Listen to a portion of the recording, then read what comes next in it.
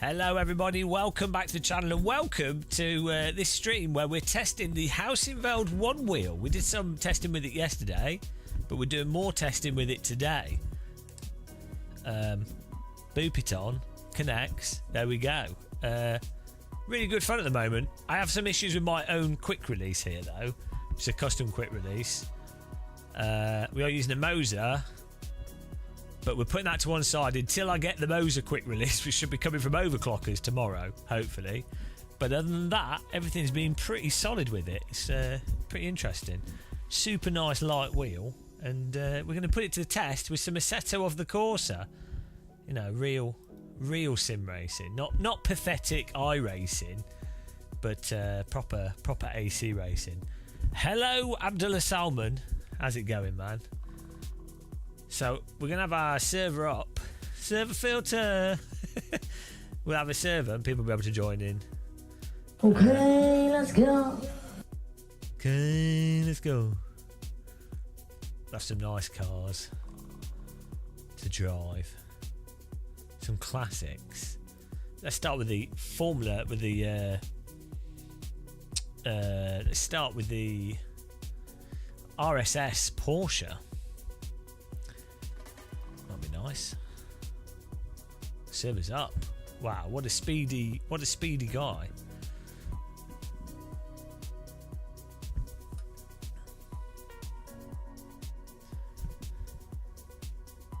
All these buttons, everything.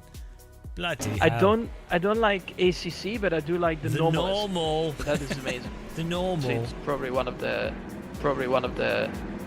well, one of the, or not the best simulation to practice, like even F1 or GT mods. It's really good. Nice. The normal.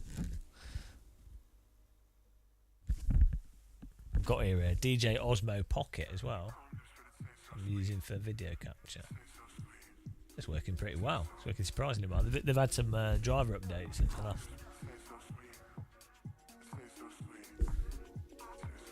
Since I last used it. Don't know if his battery will last, but hey ho. Right. Make that a bit bigger actually.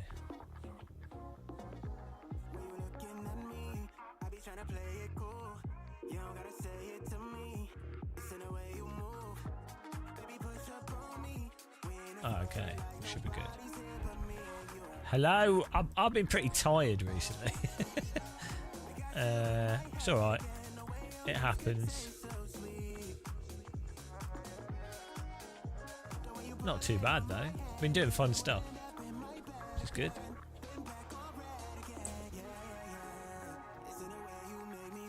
Right.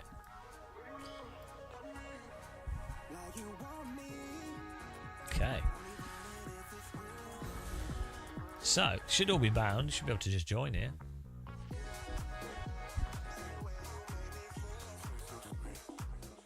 We can always change settings if we need to. 32 slots. Madness.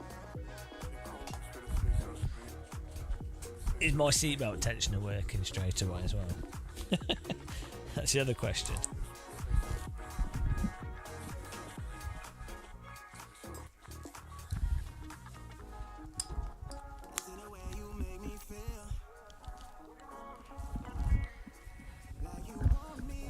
Oh no! Everyone's got ADHD. It's the best thing to have.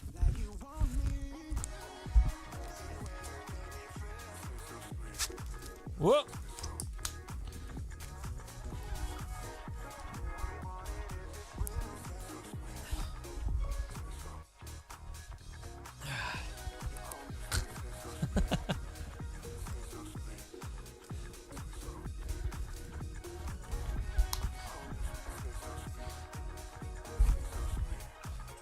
We're locked in.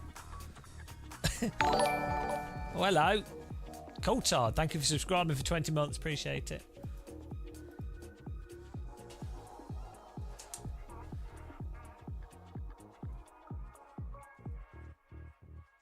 Okay, I have no game audio. Why do I have no game audio? Seatbelt tension is working now. But why do I have no game audio?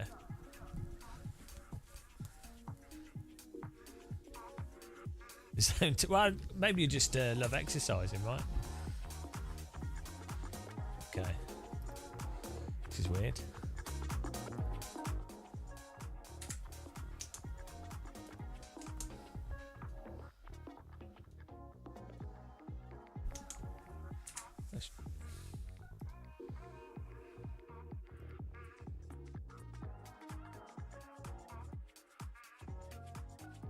Ah, that's why.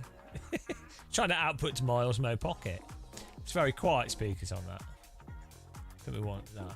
Speakers, I think it is. Ah, look at this. Good old Windows. Thanks, Windows. You can always count on Windows to do that. Oh, my fish is loose, guy.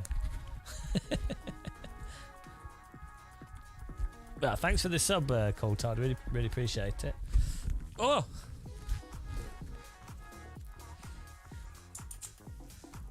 Oh! Right, here we go. Was SimHub working? I think it was working. Right, let's see if we actually get audio this time. There we go.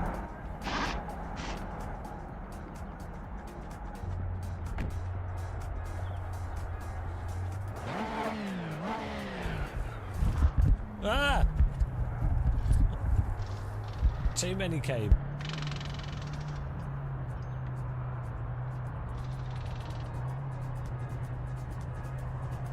Hello? There we go.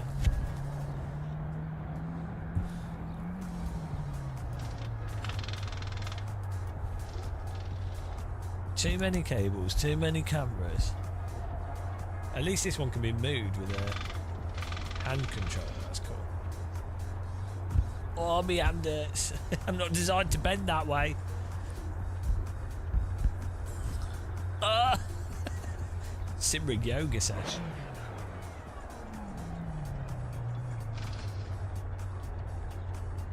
No, I'm probably going to let my racing lapse again. Just don't enjoy it. Woo!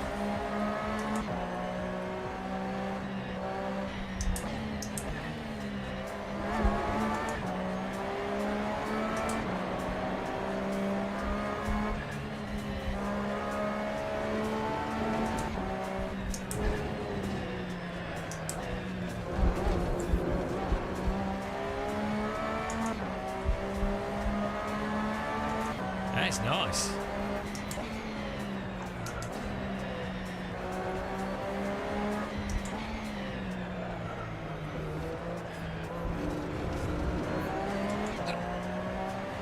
I look a bit tense. I'm being squished by my sim rig.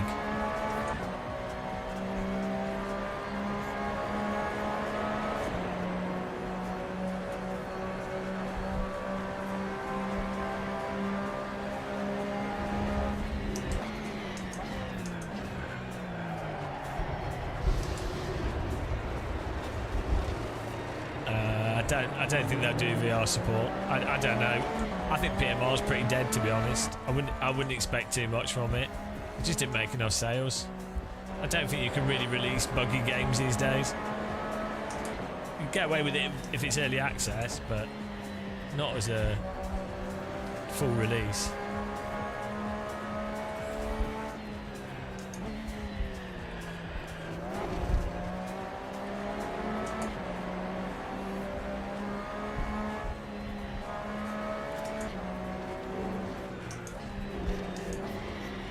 Yeah, but I mean, if you've got a bug, it's less risky. It's less risky if your game's buggy.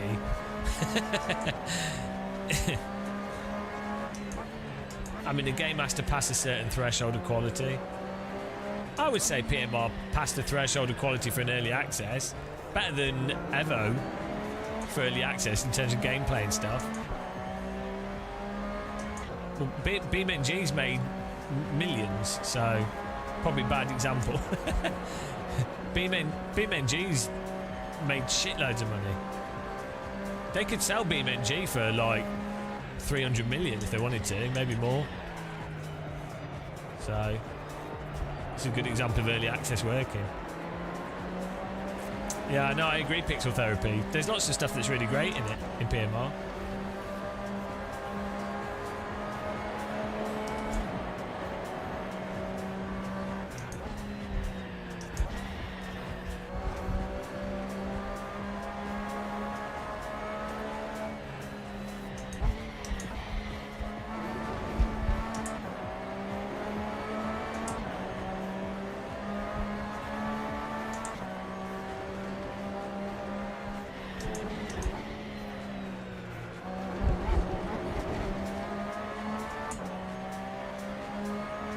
Oh, we've got someone on the server here.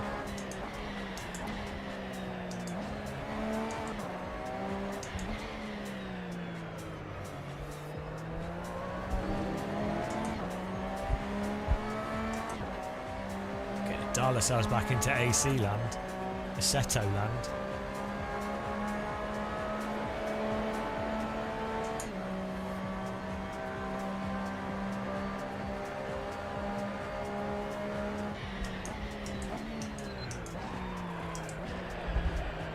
Really easy to lock this car up in AC.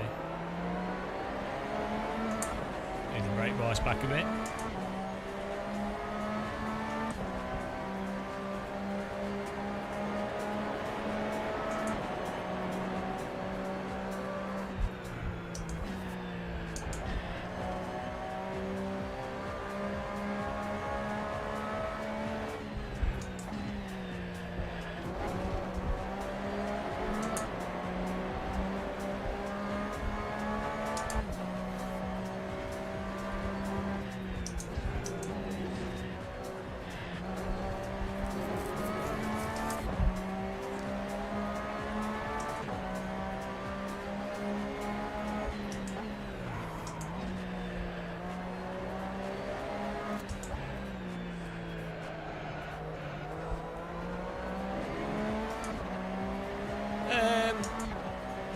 I wouldn't say I'm sold on Simucube's link hub, but sending force feedback data over a network makes sense. That's how they've done it in flight sim for 30 years. So having that as an option with simulator wheels is a good idea. I think getting companies to push for it for some kind of standardised thing could be nice.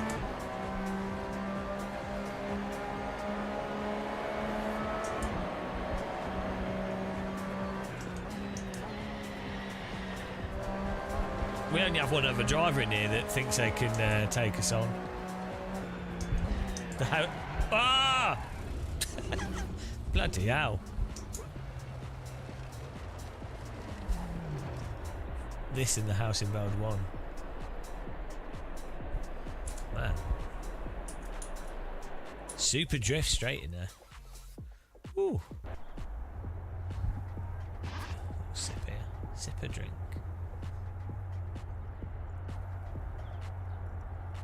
It's still T in lowercase.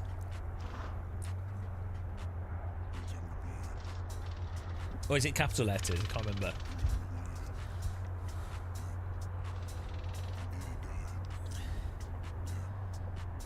Yeah, no, I said that. I was talking with the Simucube guys. It's like, I think they have to support the... Oh, here we go. We never set up on. They have to support the telemetry stuff with all their wheels. There's no reason why they can't. You know. It's all just software.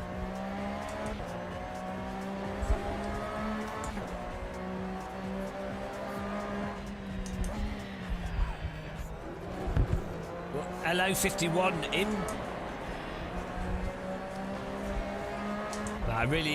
So I'm using a custom quick release with this wheelbase at the moment, and it's got a tiny bit of play on it. It's definitely the quick release, the custom quick release. So I've ordered a Moser one, and hopefully that doesn't have the issue.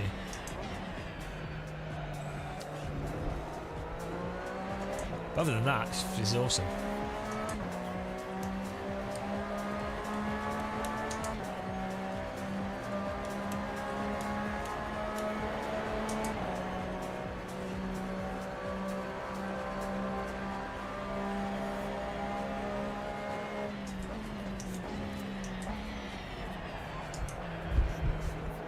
Brakes on this car are really sensitive to, like, the zone before locking up is very narrow. It's a GTE.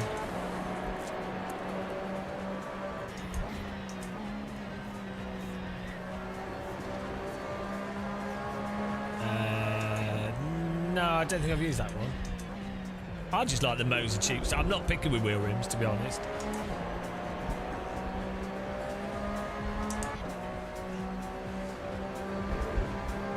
I like, generally speaking, 270 centimetre and light,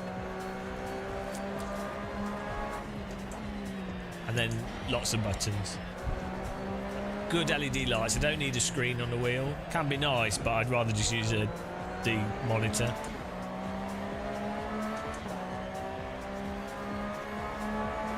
I'm sure they. Yeah, well,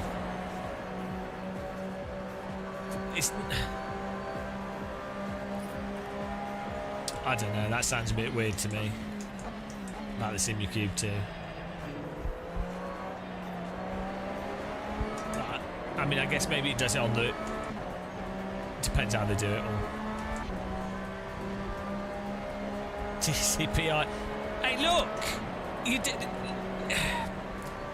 Do use TCP/IP, right? Bloody hell! You use like TCP/IP and UDP at the same time. So like you use TCP/IP for the initial connection and the initial handshake, and then UDP because UDP doesn't have as much error checking, I don't think, or. I don't think it's like as regimented, so it's more about just getting the data to another location as quick as possible. So UDP is what's used for the force feedback. Yeah, well, there you go. So you know. So you know that they use TCP/IP initially. Wow. Off to the gulag.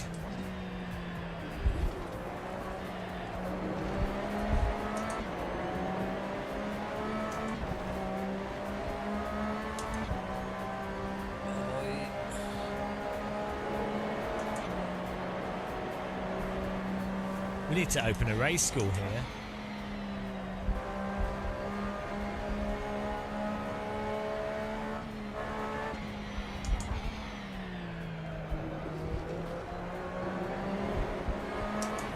I'm not saying that they only... I don't know why you're being so obtuse with it.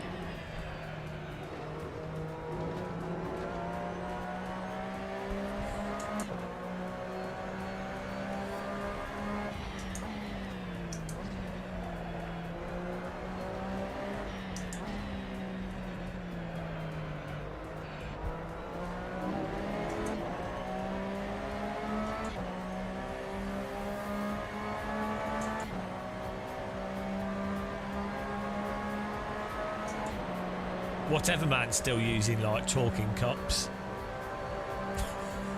Hello? Hello?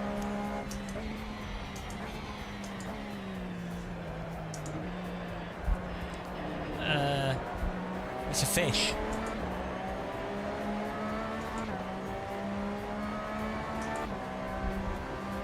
Oh, look at these lap times, guys. I think we can get into the 118s.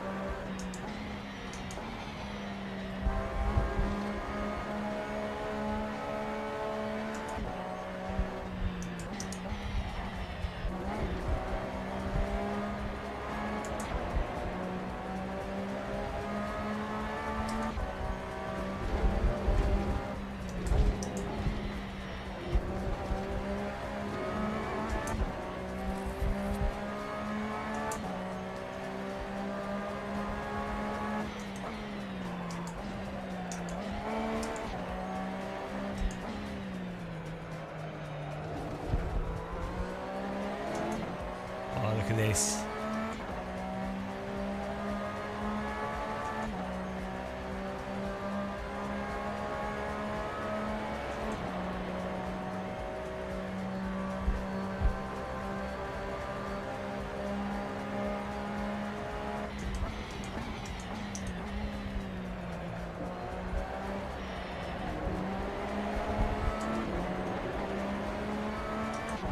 Oh, it's way faster.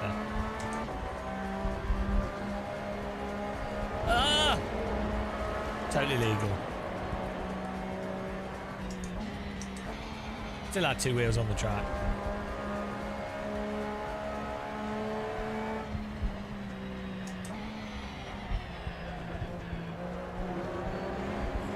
Yeah. Should just sell everything and get a glider.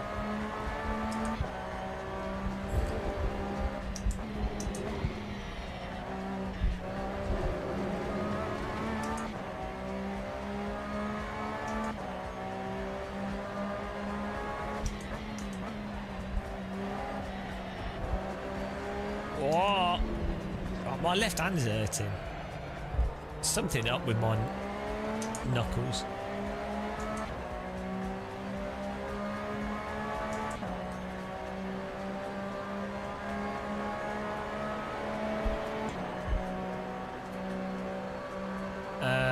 It doesn't work. This quick release has problems. It's my first thoughts. We've got a Moser one arriving soon, so I might just send this one back. There's an NRG one that might be worth trying as well. Like, it works, but there's a little bit of play to it.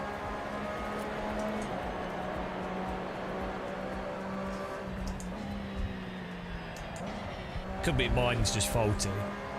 But I think I could probably fix it, but I'd rather just return it. But it works fine now. I can tell what it's that's causing the issue. The Heusinkveld adapter and Heusinkveld stuff's out, like so solid. That's not moving.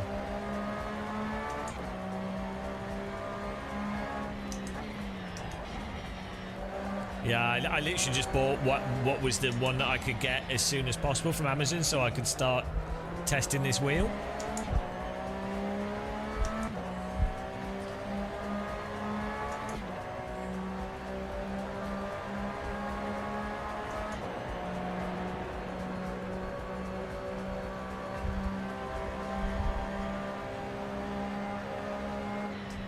It's got this wheel on the back of it as this nice like location for your index finger to rest, which is really nice. They could put another 2 buttons there, it'd be amazing.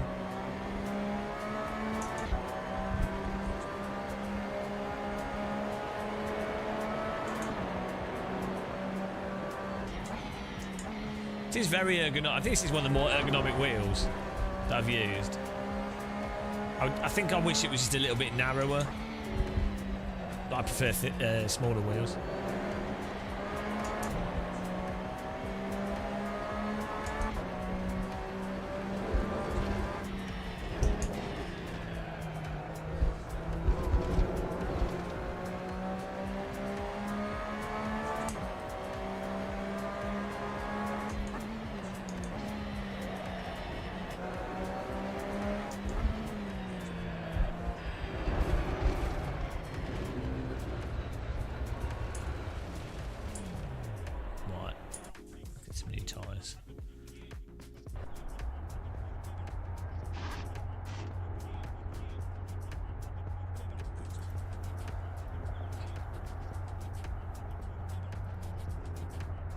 Oh, let's do a slick soft lap. It is nice. It feels very Sega-like to me.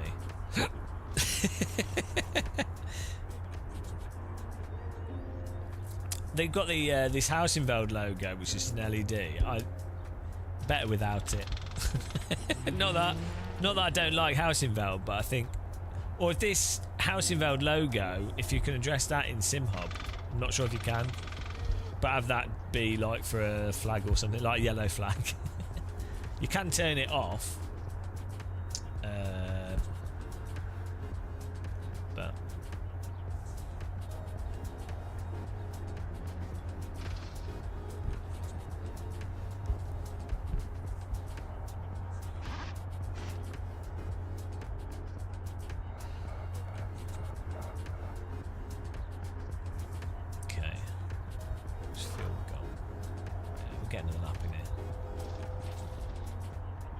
What's this?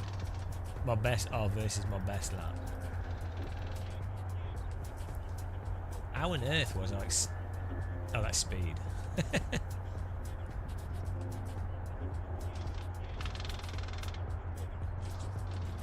Yeah, look at that, just braking less into T1.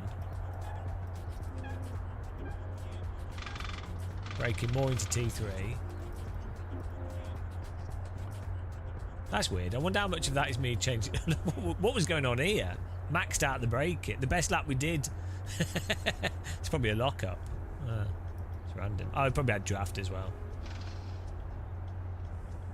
It is central. Oh, the camera's at an angle, so it might look a bit off.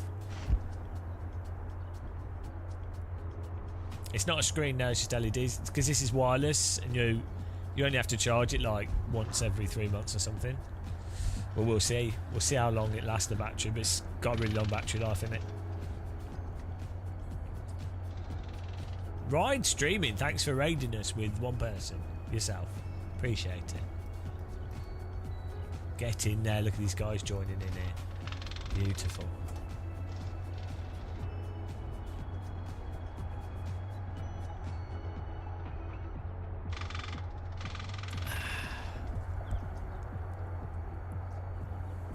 Oh man, I've been so exhausted recently. I think when I went to Maastricht, I triggered the chronic fatigue a bit. I was so tired when I was there.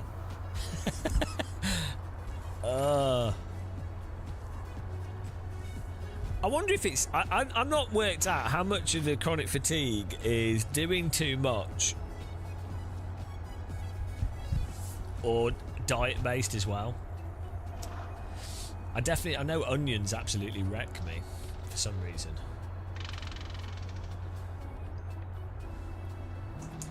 But yeah, it's weird.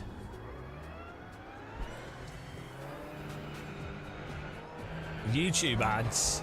Well, yeah, it's dumb that if you're a channel member, you still get ads on YouTube.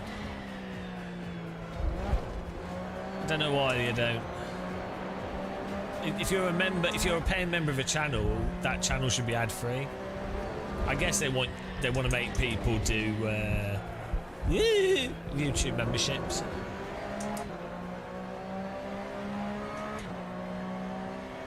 Lack of German Duna, yeah, possibly. Normally it's just if I do too much activity for one day, then that's it. No, it can last like 2 weeks. It's weird. Literally just walking too much one day can cause it. It's so weird.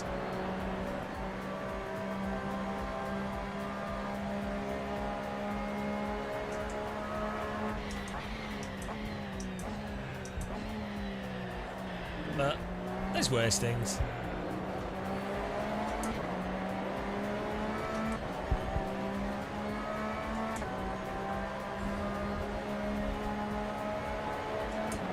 The problem is I'm trying not to be a fatty as well, so I'm not eating biscuits. I'm only eating healthy stuff. So that doesn't help, because a good bit of biscuit perks you right up. What I'm eating at the moment is we had hello H3Gs. We had 4 days of chili, really nice chili. Just eating chili every day for breakfast and dinner, amazing.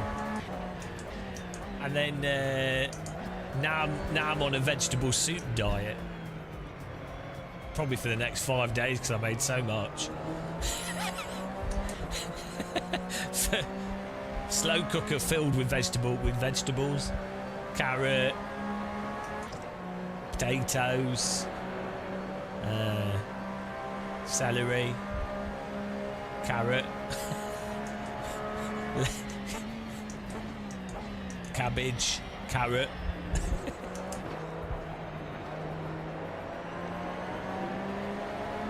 I like vegetable soup. The mistake I made last time is I made the vegetable soup with red cabbage, and it looked and it tasted weird. I've learnt that lesson. I have noticed though, vegetable soup, I'm not hungry.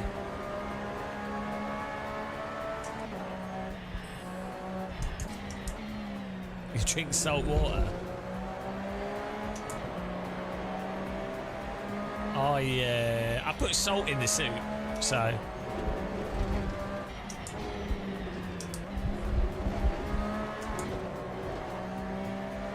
Yeah, you need a fish on the seatbelt gets you better slip angle. That's why it's on the right hand side.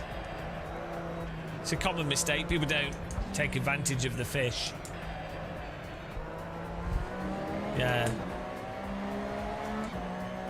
Yeah, no.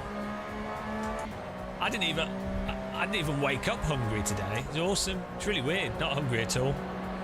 Yeah, lots of fibre and yeah, it's good for you. Also, I eat porridge with Greek yogurt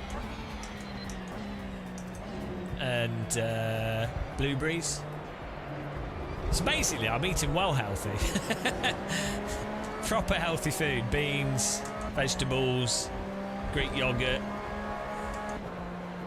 Pretty good. But you feel good, but I don't think you don't have particularly. I don't feel particularly energised from it. I don't feel de-energised either, though. The diet of a Buddhist. Perfect for Buddhism.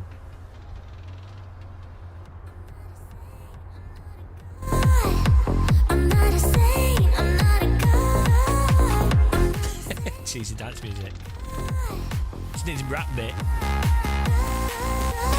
Here we go, everybody go slow. Put your hands in the air, wave your hands, here we go. Sounds like a scooter track. Everybody's clubbing in London. Everybody is having fun. Everybody is drinking beer. Everybody is out for the weekend. Proper scooter track. Oh, you'd have to go. Everybody, let's hear you scream!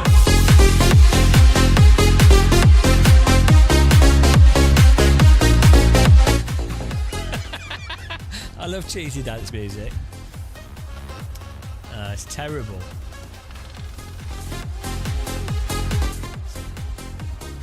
Everybody, TCP, IP. Plug your routers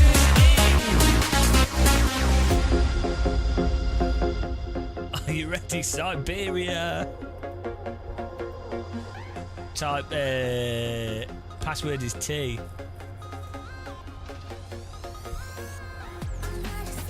I could do a better job. I'd do well good fireworks. I would blow the wheel up. That'd be well spectacular. Right.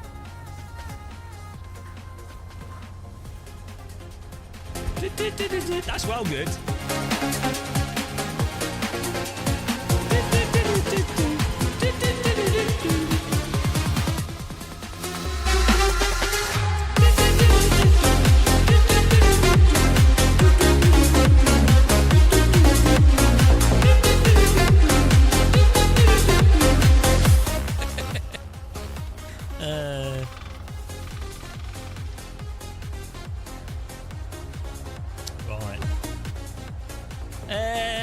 I'm making some techno, but I'm not happy with anything yet.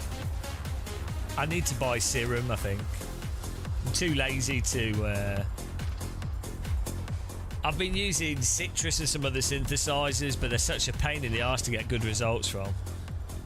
So I might destroy the bank account and buy Serum for like £250. Oh no, there's another synthesizer you can get for free. I forgot what it's called, but people are saying it's better than Serum now.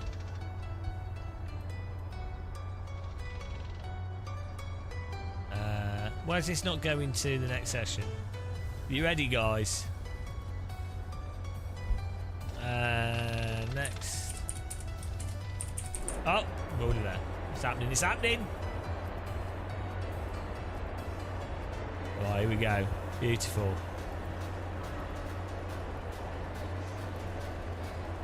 Medium tyres, I think we need for this. I'm going to put a bit of extra fuel in.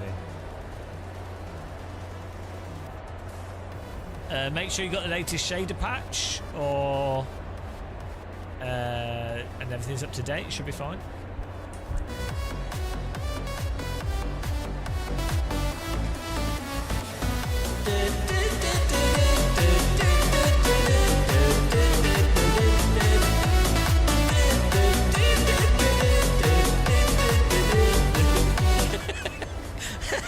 Dance music's so stupid, it's amazing.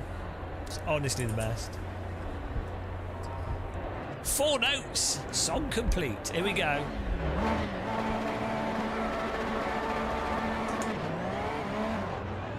Okay, I'll give that a go.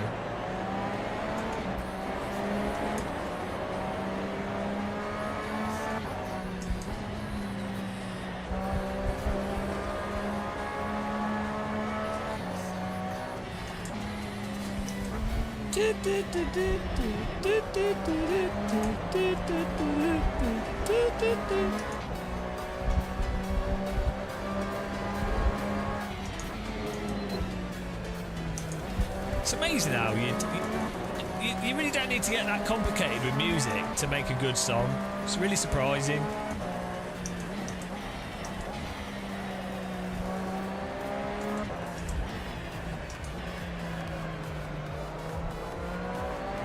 I found an awesome Turkish song last night.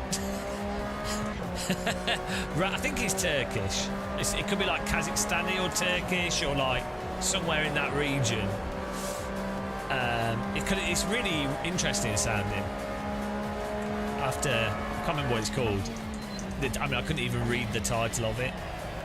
But it's kind of sounds a bit like Swedish folk singing, but mixed with sort of Turkish.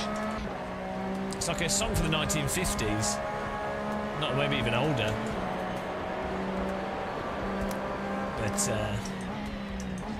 you know, polka songs. Is that Polish? That's polka's Polish, right?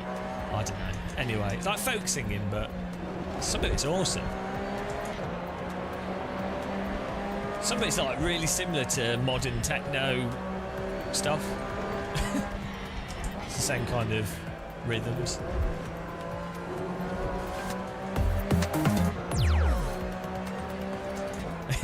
Mongolian throat singing. Do you know that? Do you remember that original Mongolian throat singing song that got really famous, where it's like the guy and the girl, and they're by like some river with ice in the background, and he's like,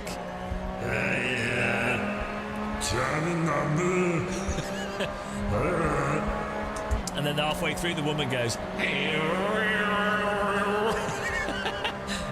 it's really good. To be fair, what else are you going to do if you're Mongolian? Your string instruments would freeze. You're like, let's keep warm, let's hum a song. You can't join in the race. You should be able to join next race. It's only in 10 minutes. Just too busy poning everybody at the moment. We need some faster drivers in here.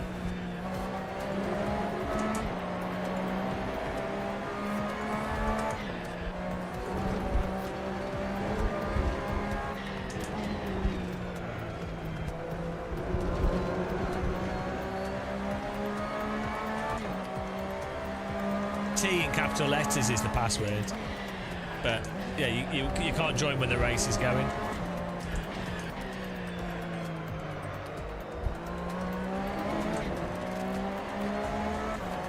Oh, Sim Racers trying to catch me. Password is it's been T for like a decade. It's not changed.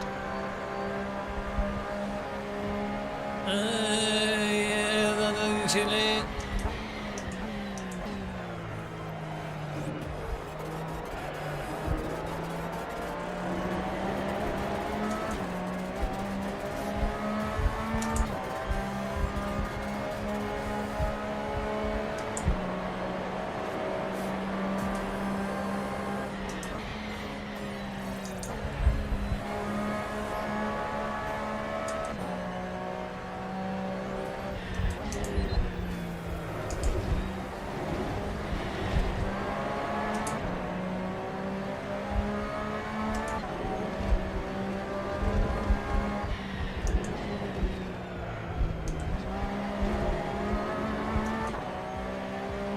my left hand is being ridiculous.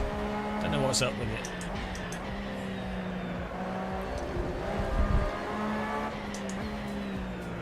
Might need to change the angle of my wheel.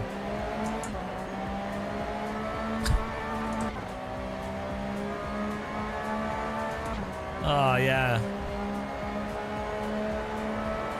Le Punt Ultimate. It's, you know, the real name of that game is Le Moron's Ultimate, right?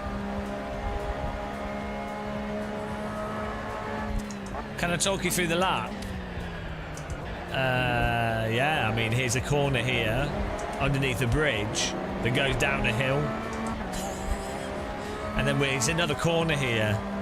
Do you want me to do it like they do on the TV? And across the start-finish line we go into a tight, fast T1. You've got to carry the speed through here, trail braking.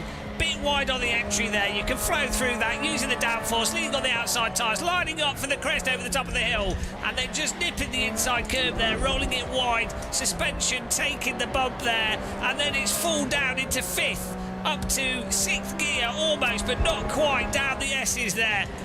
Braking, knock the inside corner, run it wide over into the outside part of the track there. As we go into 5th gear, 6th gear, and then quickly down 2, 4, 3, 2, 3 into 2nd gear, lining it up. It's all about the exit here for the long straight, and there we go, right onto the power, and this is where drafting would come into play if there was a car near us, but they're not, underneath the Motul Bridge.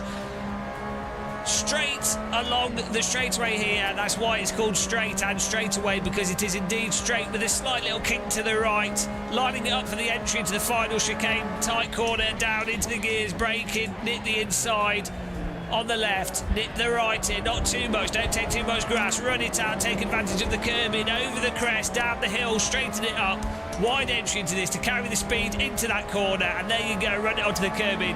That is a lap of Road Atlanta.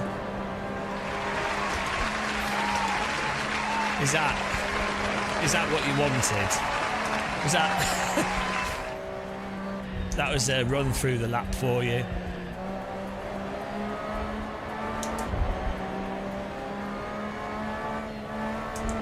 That's the depression of commentary.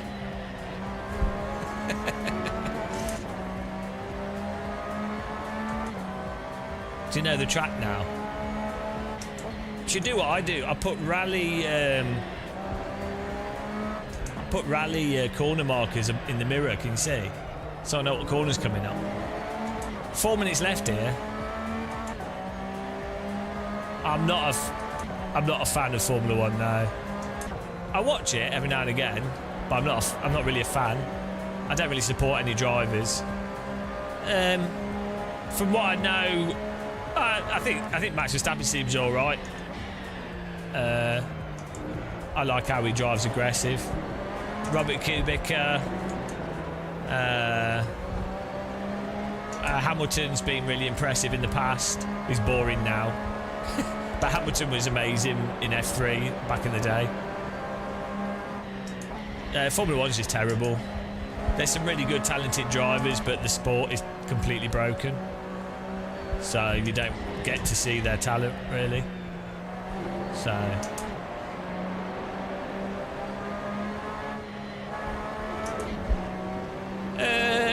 no, Max isn't a bully. He just drives properly. Like you're better off being aggressive. It gives you more. You're more statistically more likely to win out if you're aggressive. Gives you an additional advantage. It's like poker. If you represent having the higher cards, it makes people think that you're always going to play the higher cards. It works in motorsport as well.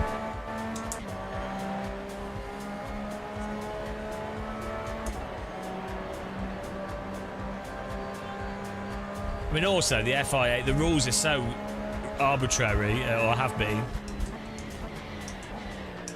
Yeah.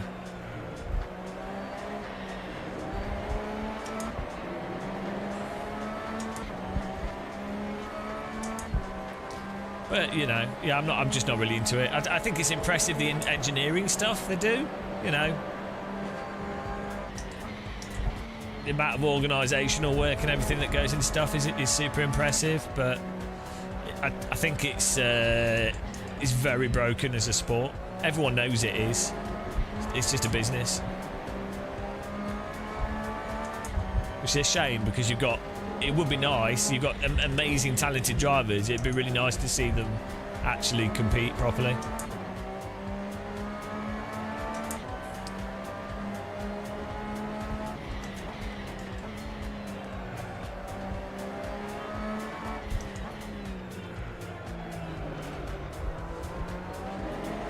Well, no. If something's not punished by the stewards, that's the rules.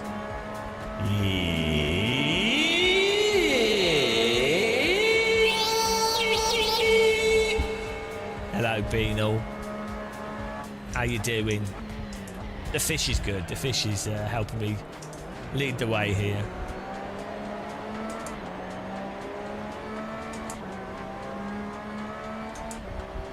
Absolute fish bonanza.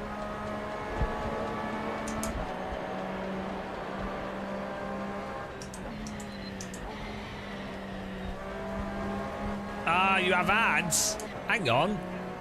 Why do you have ads? You didn't have ads.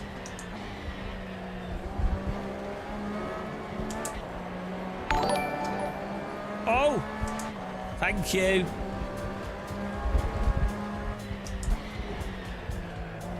Why did it just do the default alert? Dankeschön.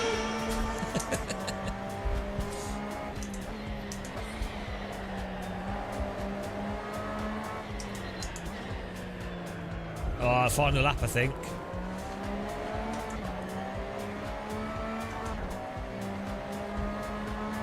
There we go.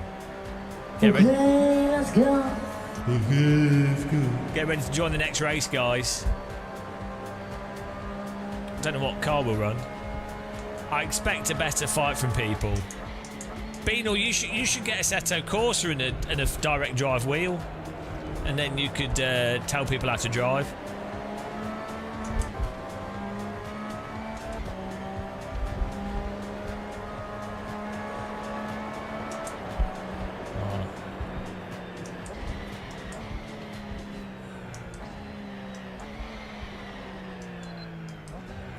Where the tech? Where the tech? Ah.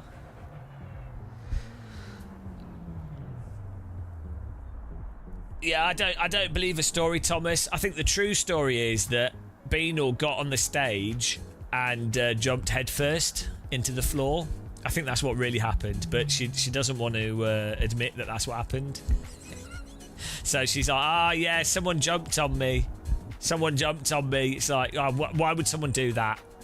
Why would you do it? Don't make any sense, does it? she climbed up the edge of the stage, all the way up to where the lights were, and all the lights were falling off, and the singers were like, ah, get off the stage! She's climbing up. She's hanging off it, and then she dived head first into the floor. And for legal reasons, had to say that someone jumped on her. True story. Oh, results. Here we go. Well done myself. Thank you. I actually have a trophy. I should put it by the rig so every time we win, I can bring my trophy out. I got a trophy for beating Daniel Morad. It was totally stupid, but it's obviously pure skill. Sim Racing Room second. Christopher Dory third. Why is third Brown? Super Drift fourth. Section 59 fifth. Kagori sixth. Loki seventh. Terroval eighth. Let's get another server up here. Good racing there, though, guys. Wheel was nice. Ah, but there's something wrong with my left hand. Maybe I need to do more. Maybe I need to do more climbing or something. There's something wrong with my wrist. It's all broken. Right, here we go, Sarah. I'm hot, and you're not. Are you ready? I think we should do... I know what we should do. Oh, here we go. I've got a good one. I saw these cars in Maastricht. They sound shit, but they drive nice. I can't spell them though. Oh no. This is an AC car.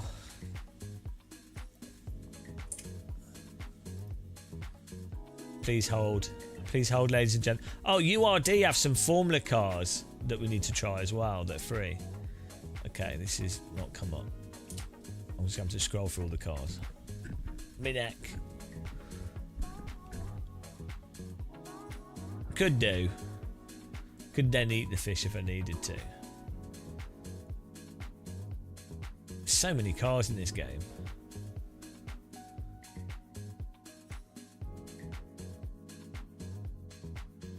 Ah, no. What do they call it? Hang on. What do they call it? Let's see.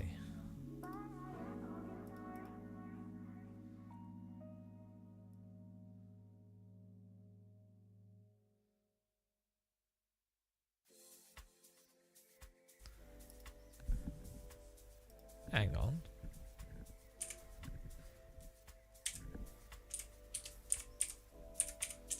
Ah, that's weird. It didn't come up the first time I searched for it.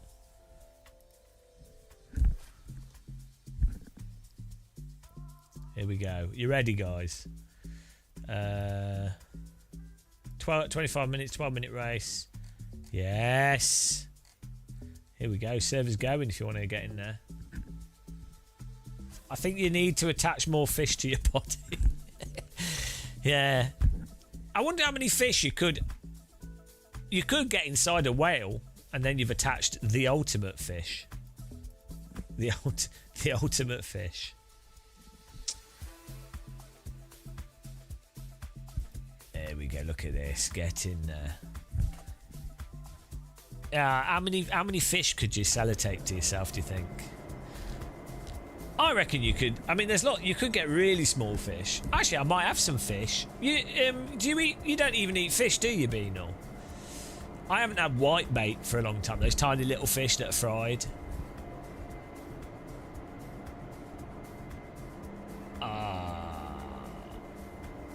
I mean, I'm eating vegetable soup at the moment, so I think I still need to eat fish. Oh no! I tell you what, I was watching the other day. Was sea cucumber. Eating sea cucumber. Because I used to swim a lot in the sea, and you see sea cucumbers. I don't. Do you know sea cucumbers? You guys in chat all know sea cucumbers, right? They're mental. Like if you pick them up, they like squirt water at you when you take them out of the sea. They go, and then their internal organs come out. And they're like. Bleh. Yeah, basically, and but you apparently you can eat them. I didn't know, but then some people only eat the reproductive organs or like the eggs and stuff, and but you can eat the skin of them as well, like the muscle.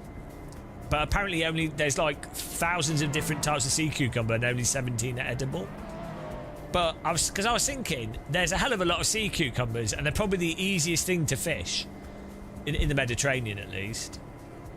So I'm surprised it would make, and also apparently they taste a bit like octopus, and given that octopus are actually intelligent, I don't think a sea cucumber is particularly, I think it's pretty low down on the intelligence level. So if you were going to eat something like the sea cucumber is borderline a plant.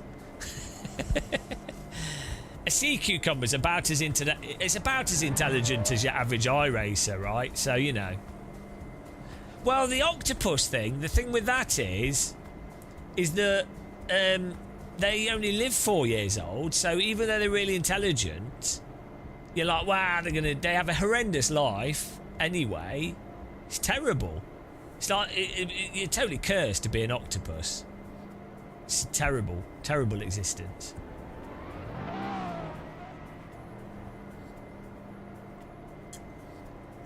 So,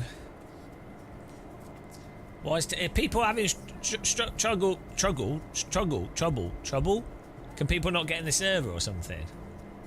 Or is it alright?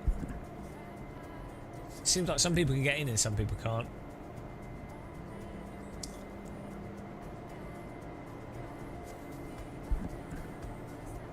Hopefully it's working. Whew. Yeah. But then, like, chicken's terrible. And, yeah. I'm not really a big fan of seafood, but sometimes I feel like eating a fish. What can you do? You just did 11 minutes to complete Taurus Nordschleife with a Ferrari F40. Well, you might want to brush up on your skills a bit. That's embarrassing. Tell you what I was thinking of doing, which I think could be a fun idea, is I might try and get some aliens to set some lap times in AC, but I'll have to coax them away from the terrible sims of iRacing, ACC and Evo, and coax them into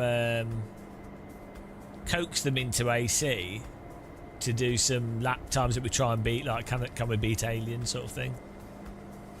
Has anyone got a setup for this car?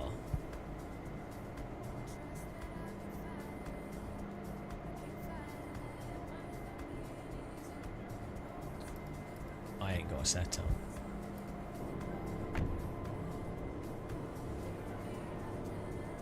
Where's setup? Where's the setup thing?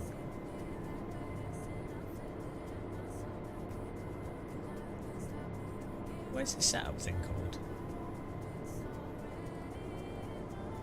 Oh, here we go.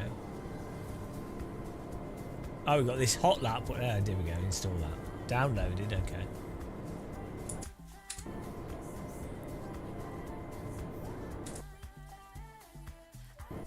Oh, here we go. Hang on. Is YouTube disconnected from my chat app here? Ah, hang on. It's got to restart chat. Keeps breaking. Please hold.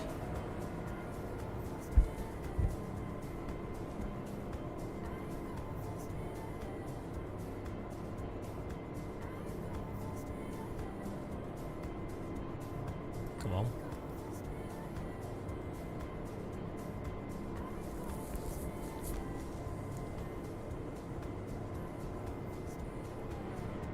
Here we go.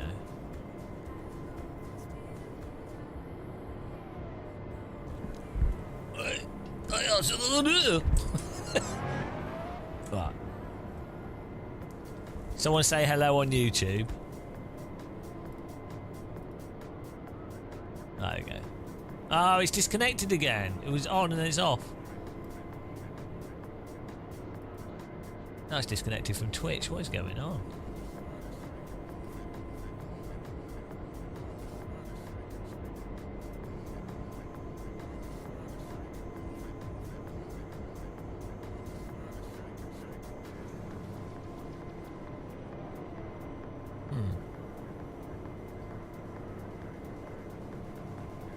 Is this not working?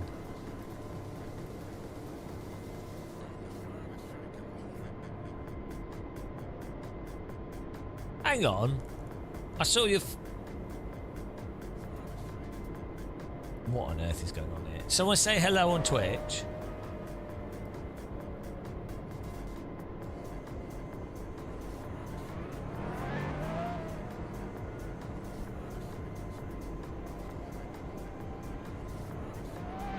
Well, that's... it says it now. Someone say hello on YouTube.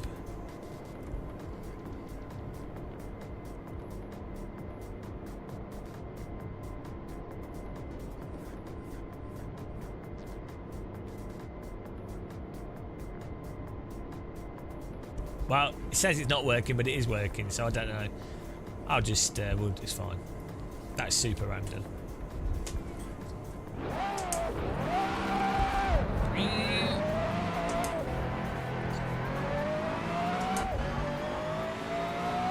This spaceship.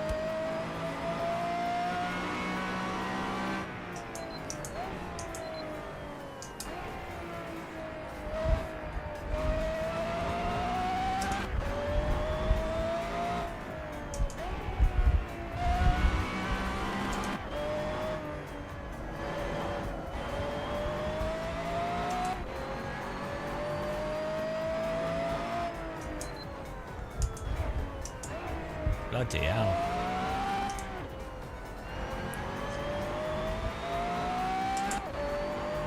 Too much force feedback from my weak arms. You see cucumber and you're proud of it.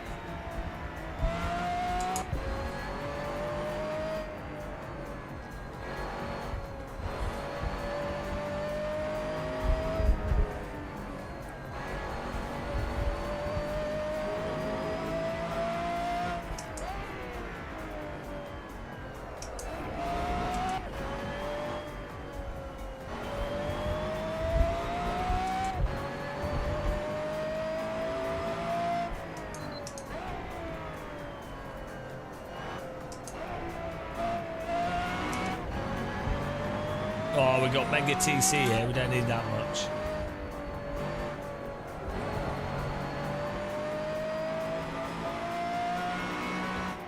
Oh, it's my TC setting. Got too many wheels. Too many rotary coats, this one. Oh, here we go. Here we go. Beautiful. Beautiful.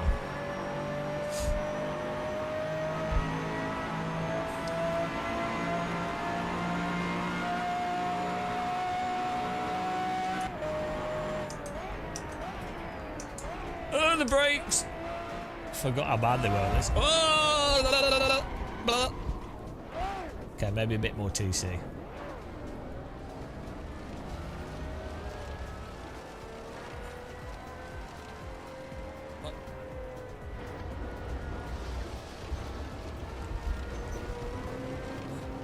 Hello, the pilot. How's oh, I won't say what you're doing. How's the flying been going?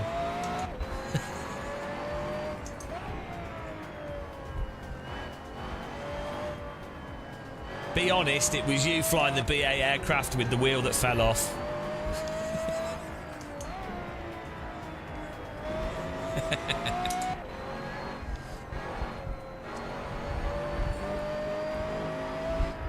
I do find it a bit worrying that we have actual commercial pilots watching this channel. That is somewhat disturbing because, you know, I do have a little bit of a fear of flying on commercial jets, and the idea that someone that's in charge of an aircraft voluntarily loads this live streaming channel, that is terrifying, to be honest.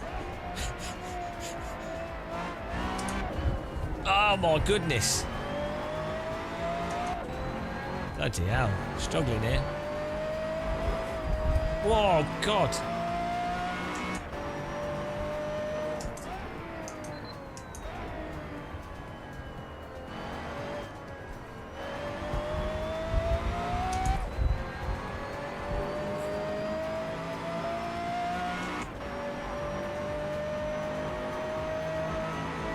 Warm water destinations.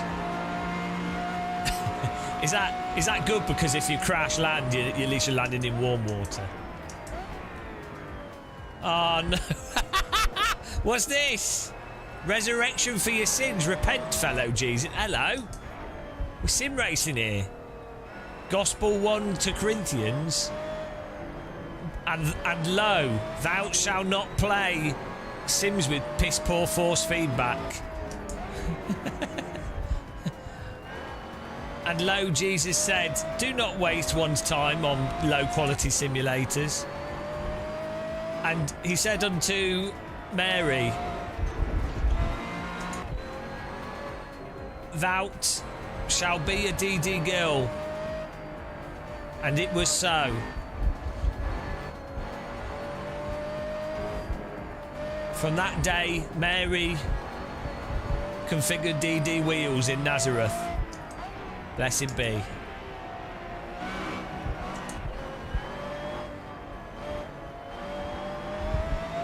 I did. Yeah, I bought a few supercars. I bought Lewis Hamilton replica helmet that was only 20,000 euros. So dumb.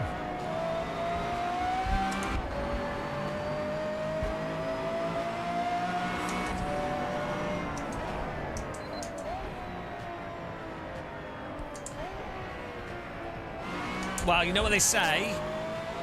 Give a man a fish, and he won't be hungry for one day. Put a fish on a man's seatbelt tensioner, and he will sim race for life. That's, you know.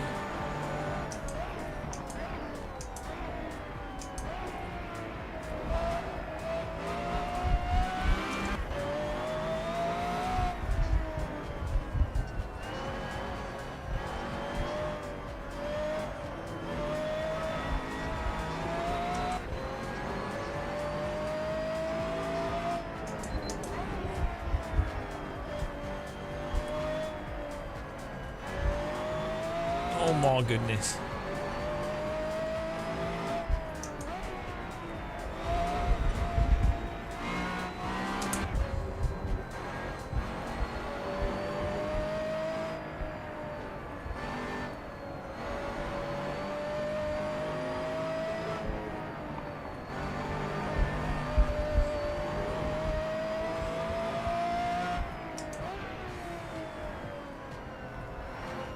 This car's very active.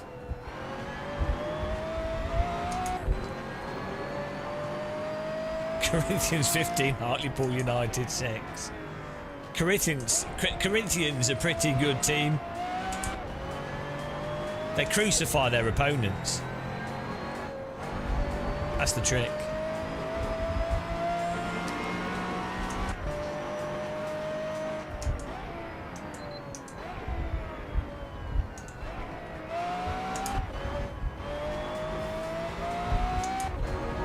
Oh, hello, blessed be.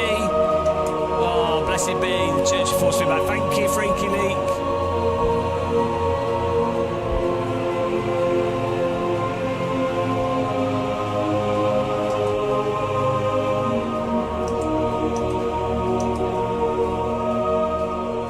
Blessed be.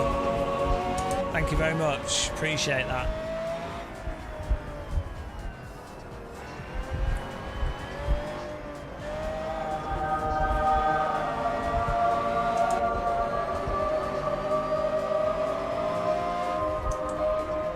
So,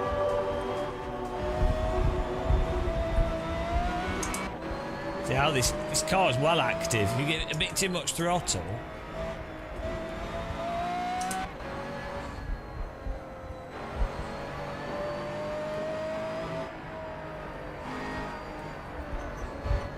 I don't remember it being this slidey before.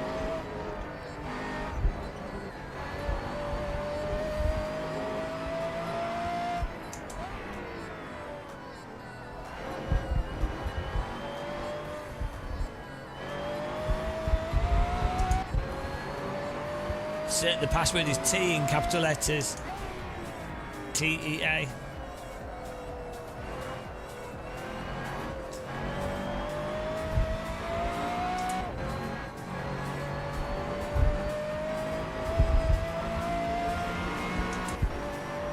Yeah, I'll try and make it big. The reason why it's big is because of the follow alert. Oh, it's for people with poor eyesight. We're really disability friendly here. The graphic's so big that it actually causes your monitor to stick out, so those of you that are blind can feel the subscriber alert. It's like a braille image. That's how considerate I am. You know, just amazing really what we do here. It's one of the few great sim racing channels to watch whilst blind. This. I even offer, we even have wheelchair access. Hang on, my LED lights are not working on this car. Oh, they are? Hang on. The rev lights are, oh no, they are working. It's just low revs, okay. Have you got a setup, Thomas? Adam. Can you share the set, please? Share the setup. Give us a shut up. Shut up, share. Shem, the shut up. It's also the most realistic. On the third day the Holy DD did ship, he who was lost found again, and lo, his wrists were broken. Peace be upon him. Blessed be. Get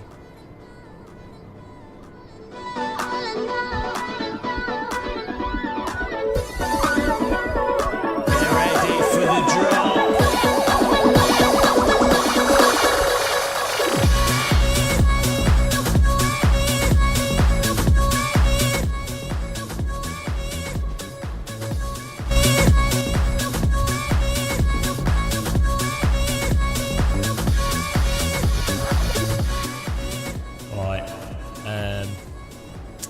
Setup.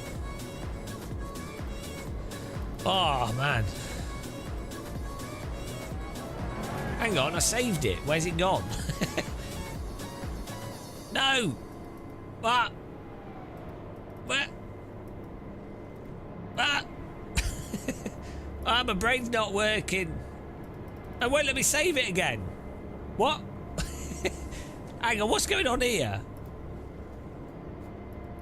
Oh, load. There you go. Oh, it's for saving, that's why. That makes sense. We're learning, guys. How long have I got till the race here? Looks ugly. I can't help that. I was born this way.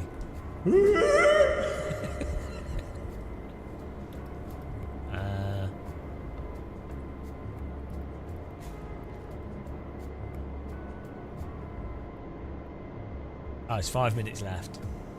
I'm gonna...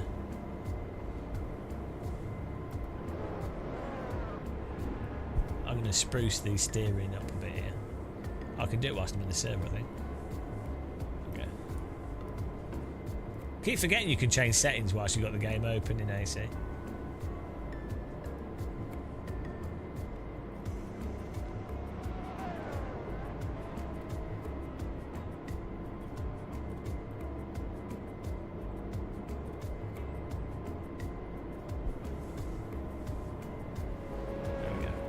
Magnify it a little bit.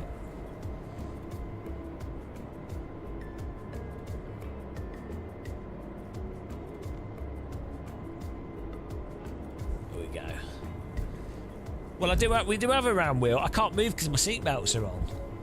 Okay, let's We go. actually have a. This is a D wheel on this car. We actually have a D wheel. Dreams. We got a D wheel. We need to try it out. But then I have to rebind everything.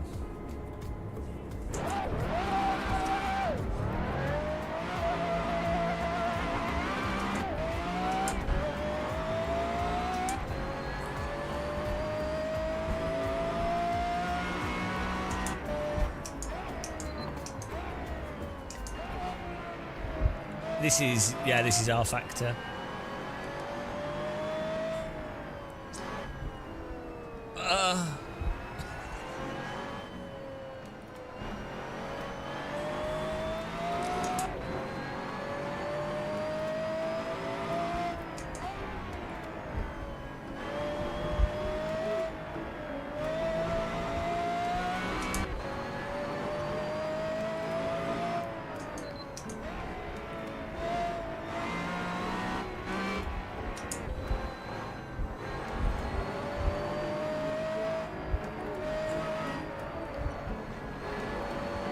You have blocked all the crap. You can't have blocked my nose though. My nose is sponsored by Moser.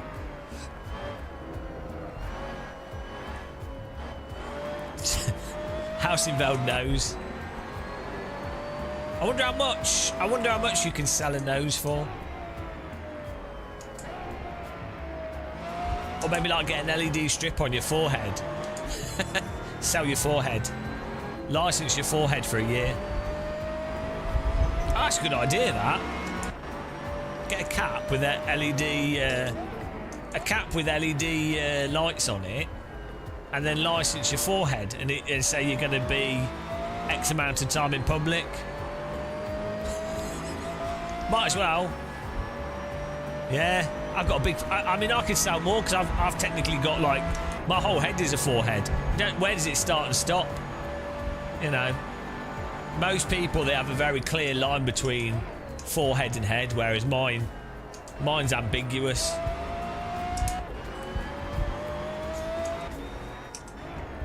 It's debatable.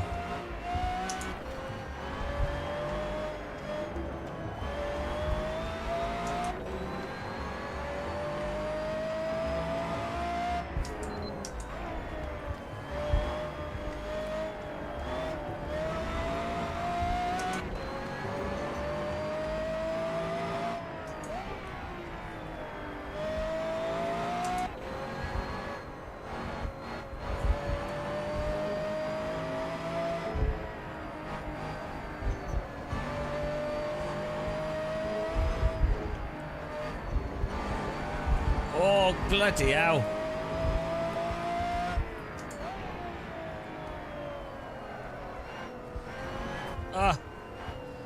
What is wrong with me? I can't drive anymore.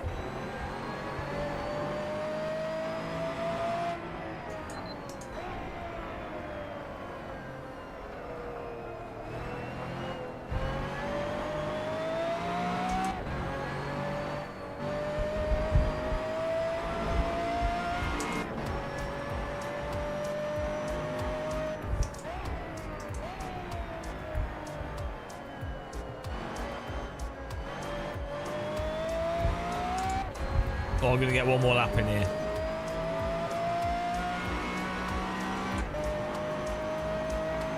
How are you doing 46s? Have I got too much? I've got 20 litres of fuel in my car. That's obviously the issue.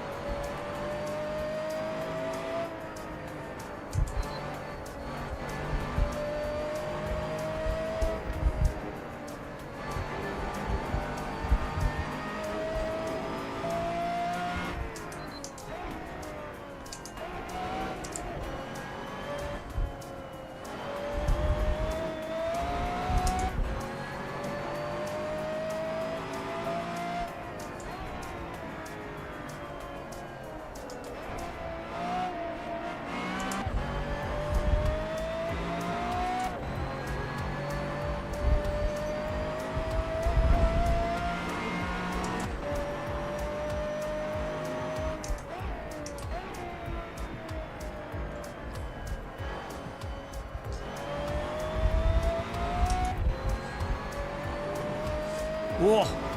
I mean, that was a better lap.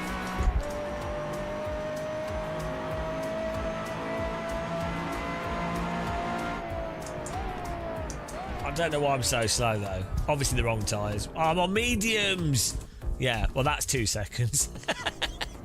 Bloody scammed. Tyre scammed. Absolute filth. Should have had the soft tyres. I don't know. I think this... Will the softs last in the race?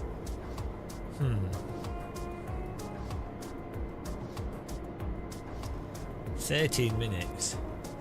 Oh, shut up, Adam. It was definitely the tyres. It was definitely the tyres. Did I even load the setup? Yeah, I did. I'm just terrible. Oh, no. I need to quit sim racing, guys. It's all ridiculous. It's all...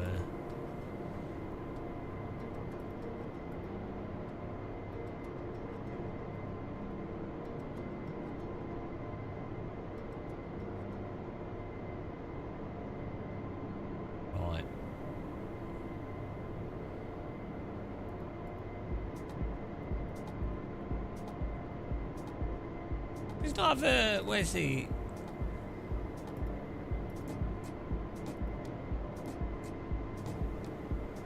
Where's the diff? Oh, I didn't have a diff on this.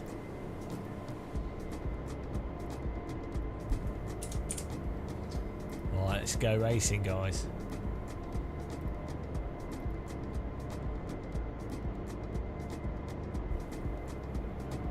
Who doesn't like to tweak a setup? It's like, yeah, it's good fun.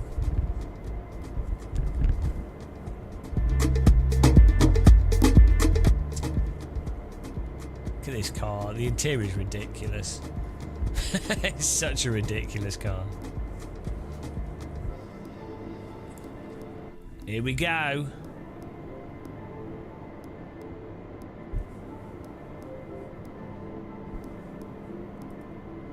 What can we change on Sim Hub here?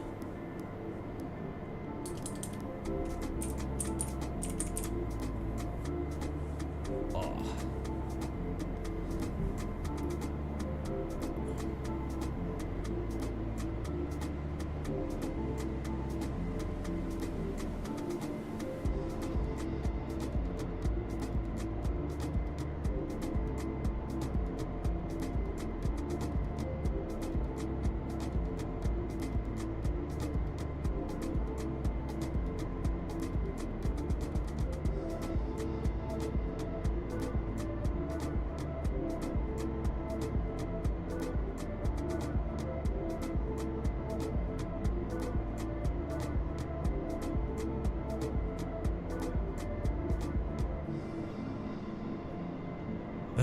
The fire button?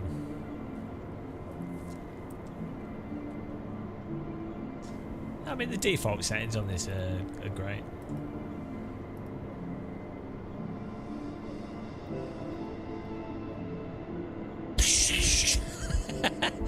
It's weird that there's no cover on this at all, because that's like a few £1,000 if you push that button. Maybe not. Maybe like, I don't know. You'd have to replace the fire extinguisher. What's that? £300? Cleaning it is like a day if it's just in the engine. But it's probably in the cockpit as well. So yeah, it's probably like it's probably even more than that. Although there's no fabric in this, so maybe that makes it easier. Yeah, that's a very expensive button to push. So do not push that button. Alright, well thanks for popping in. He-Man and the Defenders of the Universe. Here we go.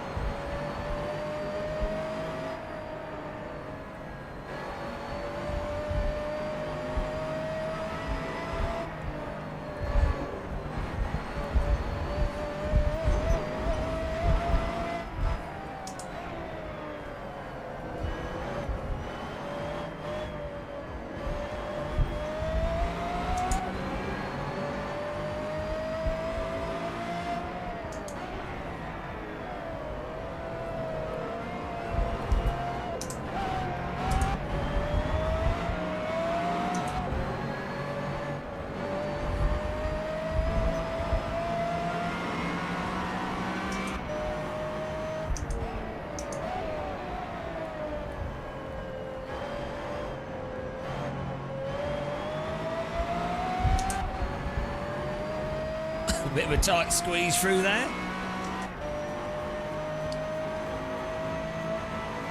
Good racing.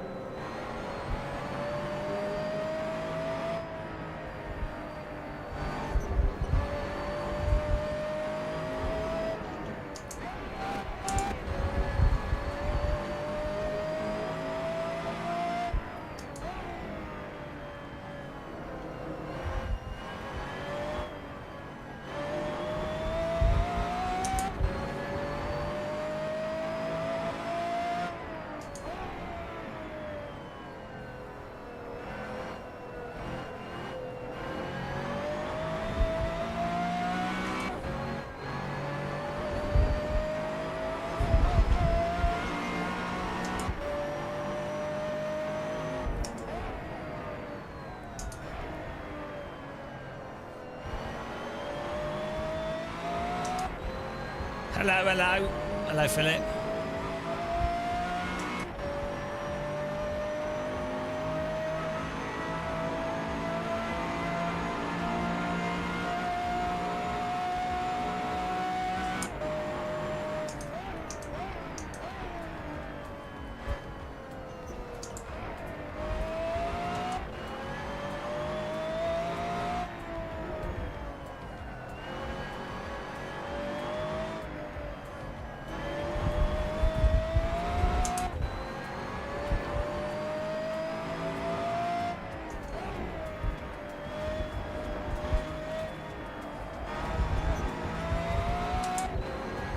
Oh, that's not a nice thing to say.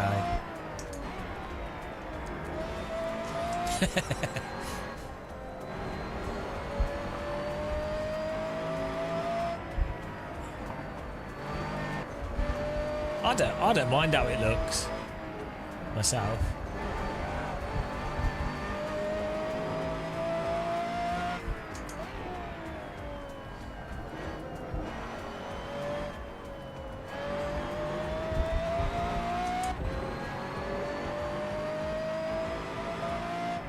I would say I think the Fanatec BMW rim is, and that's a real world one as well. I think that's the ugliest wheel rim. It looks like a play toy.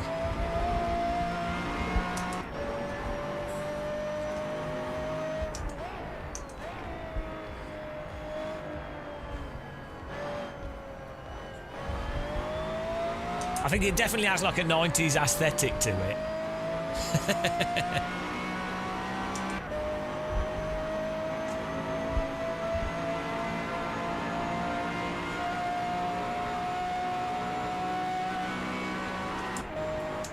Well, that's what I say about my face, my head. I might have a big round head, but it's got to hold this ginormous brain, right? Function over form. It's all very well having a nice, beautiful hair and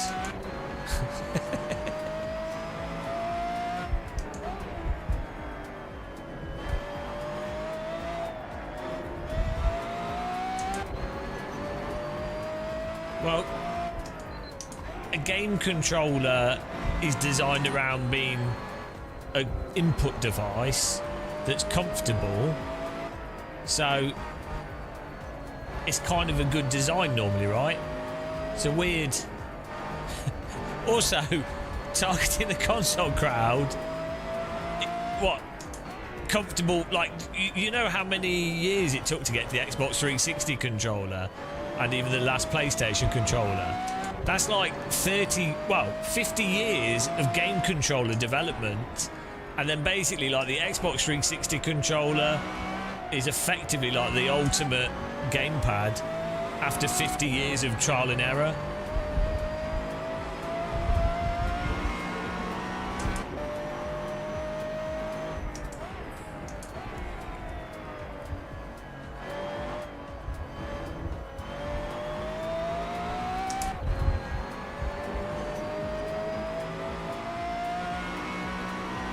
I think Thomas is using wall hacks here.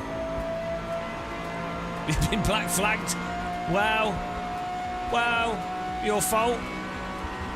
Your fault for breaking the rules. I don't set the rules. I mean, I do, but you shouldn't. You should have thought about that before assuming that you could roll before the start. That's how you end up losing. And you can't complain of that's me beating you fair and square.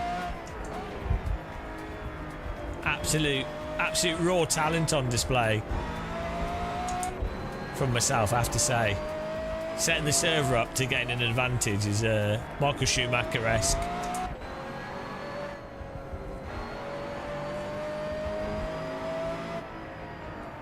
Now, Heusinkveld had that button box.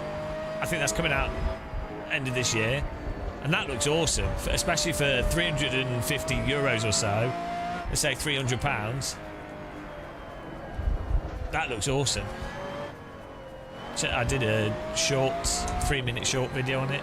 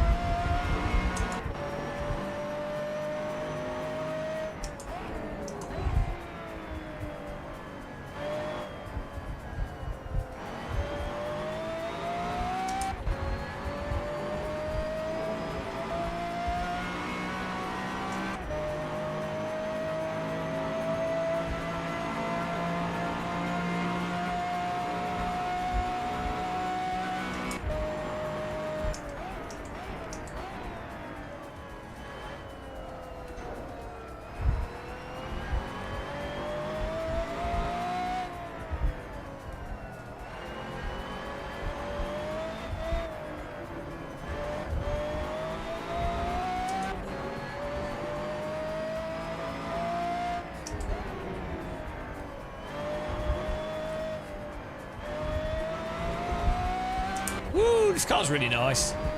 Once you get dialed into it, there's a really nice amount of slide that you need to maintain through the corners. It's like a more progressive and drawn out Radical, but sort of heavier as well. It's got that GT1 car profile to it, but then it's got systems and slightly better brakes.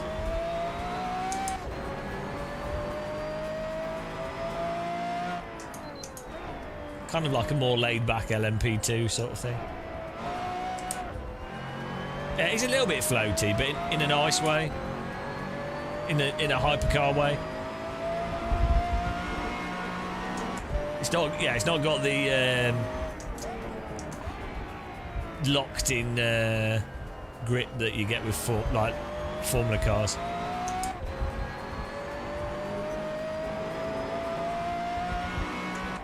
It's really good on these tracks like this: Road Atlanta, Road America, Silverstone.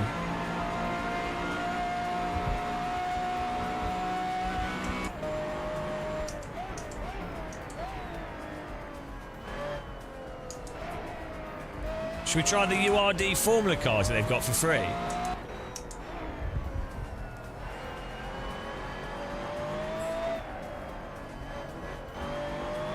Hello, Euclid. How you doing?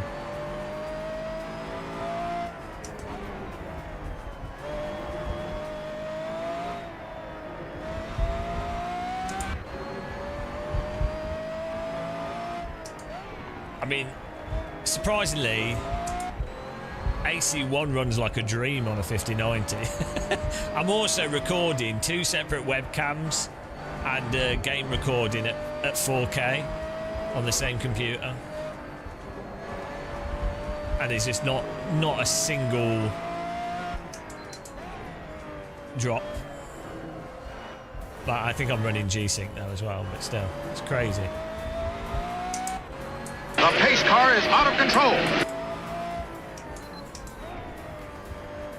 Oh, thanks for following. So 116 FPS, yeah.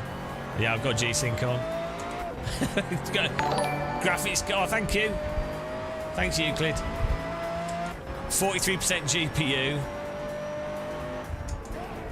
How much CPU? 26% CPU.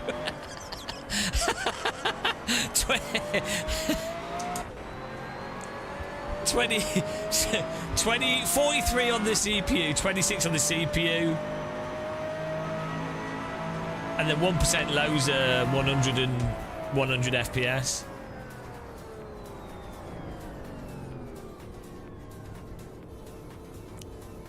Yeah, that's the thing. It's crazy. 60 degrees centigrade. PC's not even running. See, 52 on the GPU, 60 on the CPU. That's a good thing with G-Sync, actually, is that it stops you overusing your graphics cards and your CPU. So you can, if you've got a game you maxed out for your monitor, you're good, really. Right, should we get this? Should we do the URD cars? Well done, Thomas. Obviously cheating there. You know, I don't think he won that fair and square, let's be honest. What's his timetable? Oh, double tuned did a 146 flat. Bloody hell. 4/10 faster than Thomas. I was a second off the pace. Don't know what I was doing. Well done, Thomas. Double tune, Monta, section 59. Yeah, everything's maxed out, yeah. Even like beyond maxed out. What is this settings?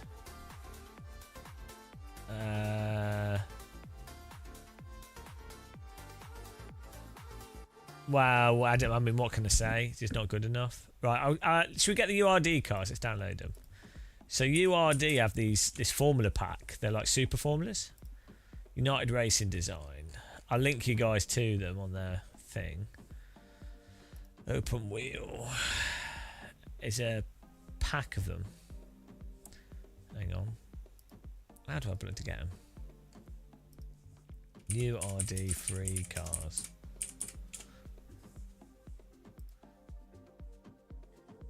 I have to go to the shop. Category, formula. Open wheel.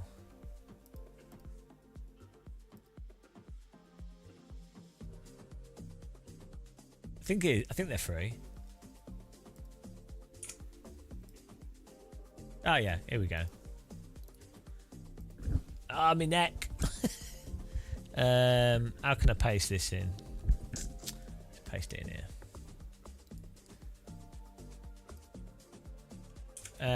I don't think I am using gamma on the steering in the brake. What do you mean? I use oh yeah, don't know why. That's weird.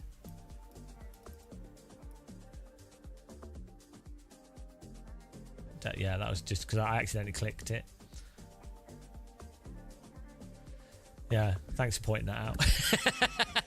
I'd accidentally clicked it. I was wondering why it was so not sensitive.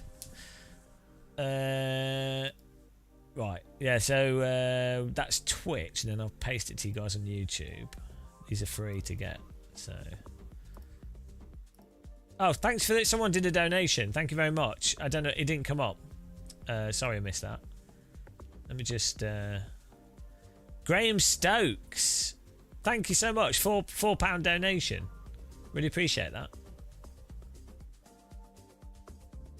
There's a sticker. Why did that not... Did it come up on the screen? I didn't... Ah, Streamlabs is broken again. Really appreciate that. That's super generous. That's dumb. I don't know why it didn't come up. That's probably why my chat's messed up as well. Like, I can see it, but it says it's not connected, so it's probably some weird bug. Right, let's get this pack. You just have to type 0 in the amount to download it.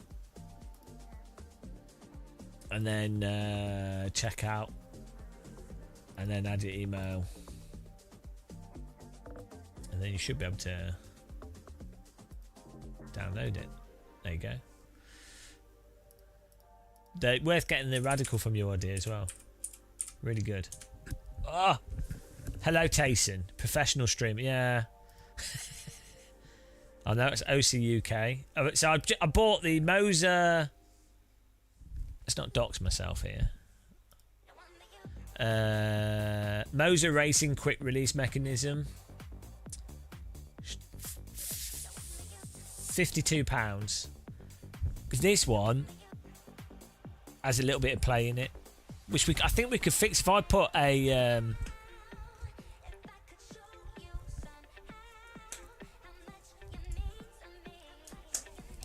I think if we put like some sort of like a rubber ring round here, because I just think it's not sitting totally flush. This should be working. It's just weird that it has a bit of play to it. It's absolutely this quick release though. It was literally the cheapest one on on Amazon. Oh no, it's slightly off it there.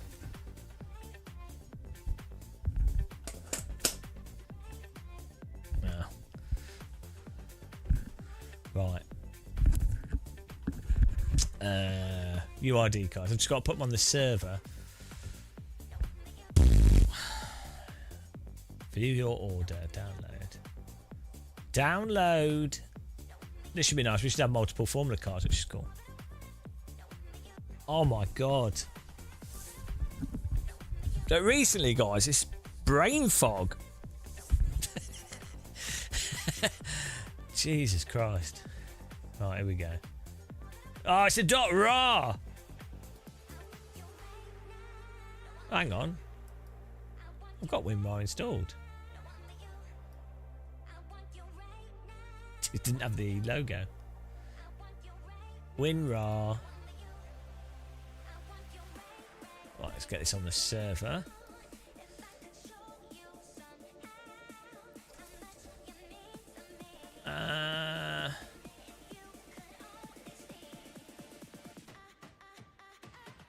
Cars. Upload. You wouldn't upload a car. Content. content.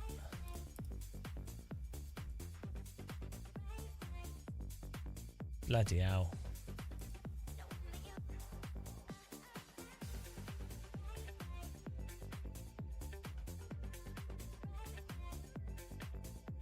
I got an oval one as well.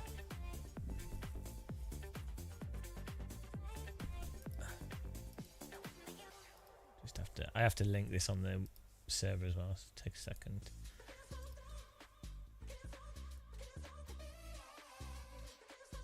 Load car. Road.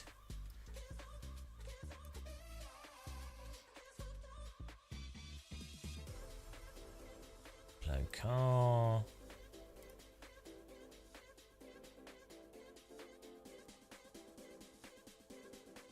Ah! Ah! Click the wrong button.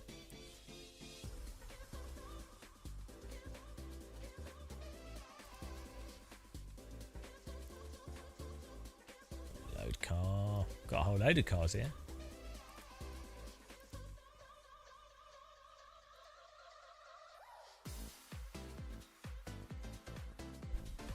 Got all the club hits playing today, guys. Is the server empty? It is right now because we're just changing. We're just changing car. I'm just uploading a bunch of cars to the server.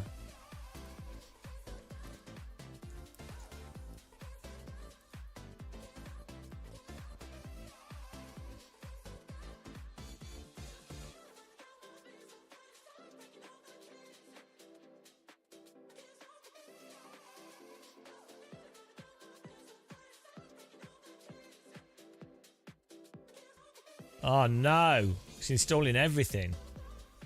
Okay.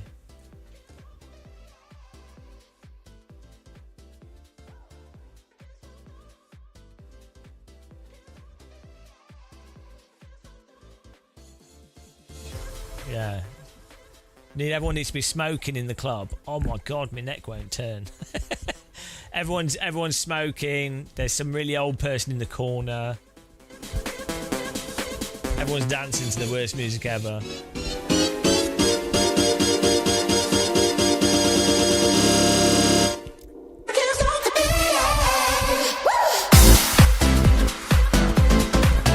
Are you having a good night, Brighton? Yes, it's 2000. The millennium is here. And we're excited for the future of the British economy. Thankfully, the Tories won't get into power and destroy the country for 14 years. Optimism. Yeah, that's what happened in the 2000s. That was the 2000s.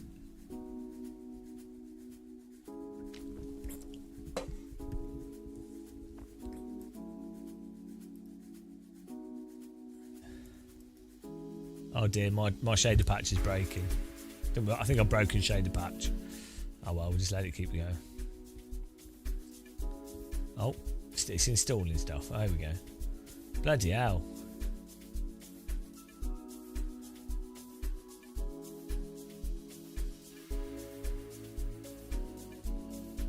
Did you miss it?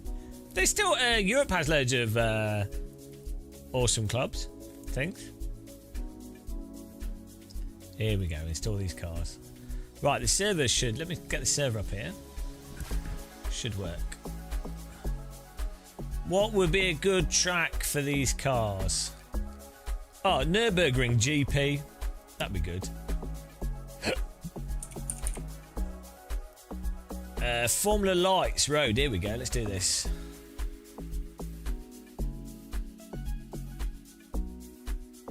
$24 people. We'll give it 25 minutes practice so people can download. 10-minute race is fine, isn't it? There we go. Let's just try that. I'll start the server and then we can always fix it if it's broken. Should be good though. UID do a bunch of good cars. They do an SR10 I haven't tried yet, but the thing is, I'm happy to get paid cars, but no one else will race them. So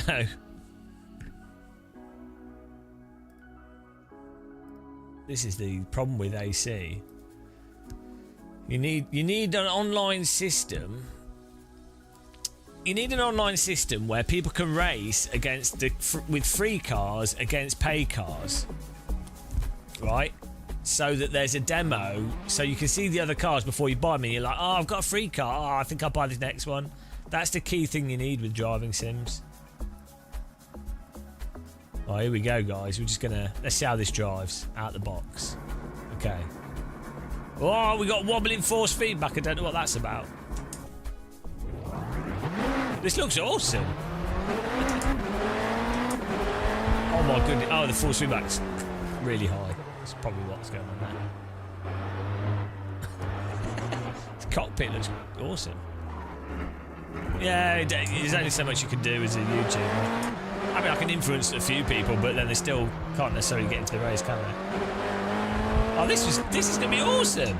I can tell already. This is perfect. You can see the wheels. It's good speed.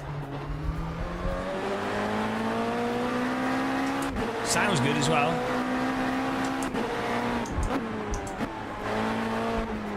Oh, this is awesome.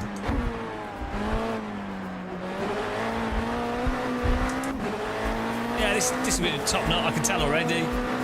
It's been good fun for racing.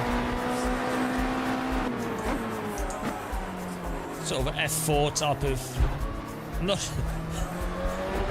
It's a little bit floaty, but.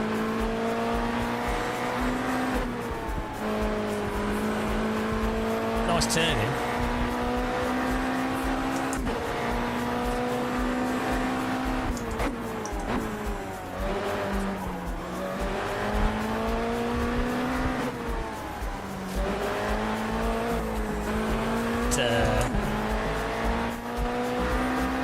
I need to add more diff power. It's a flying snot.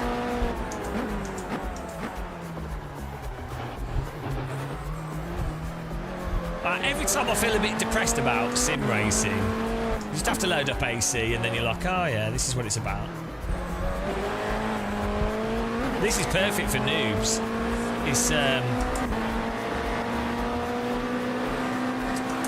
It's very progressive on the throttle, which is what a lot of noobs struggle with.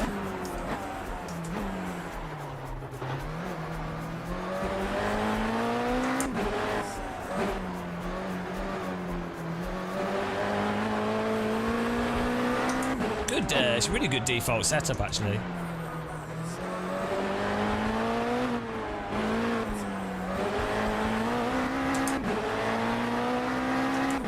It's just hilarious, AC. Like I don't like ACC, but I do like the normal. But that is amazing. It's probably one of the well, one of the or not the best simulation to practice, like even F1, GT mods. It's really good.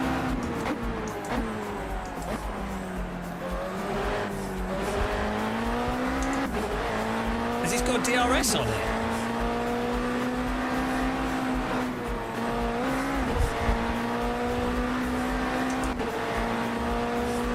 Bonjour.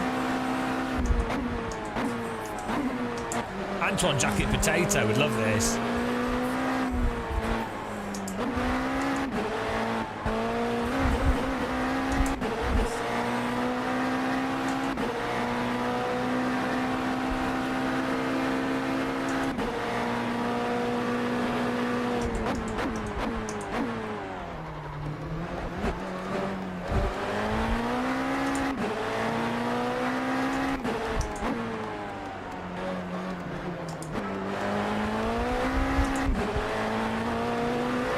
This is a really nice, easy car to drive.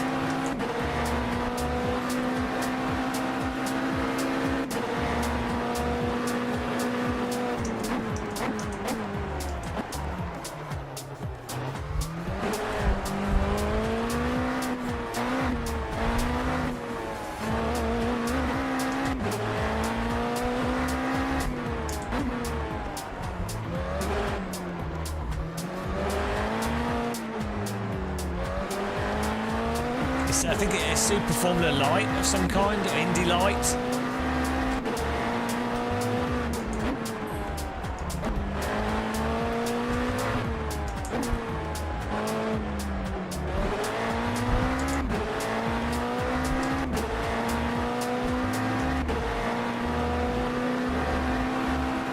This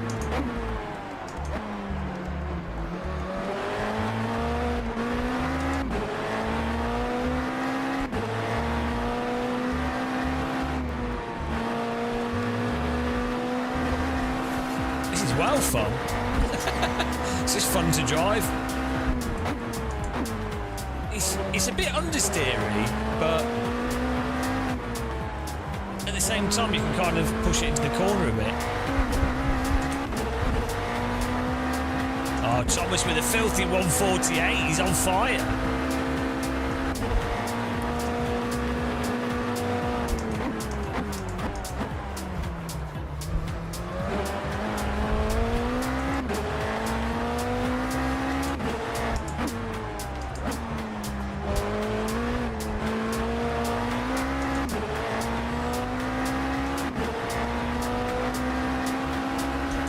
How is he doing that?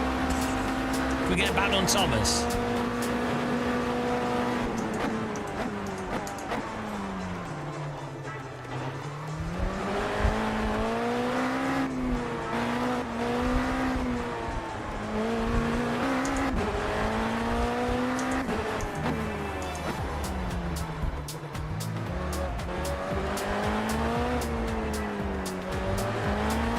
No, it's URD. United Racing Designs.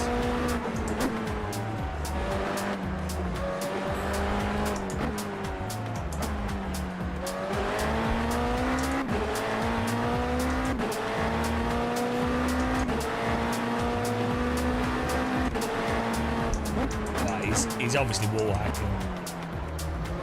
I mean, this is his own. He is driving at his own track. Gives an unfair advantage.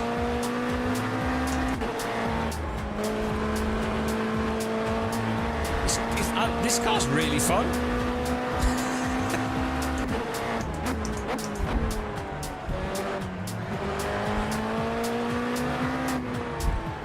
It actually has a bit of a live for speed feel to it.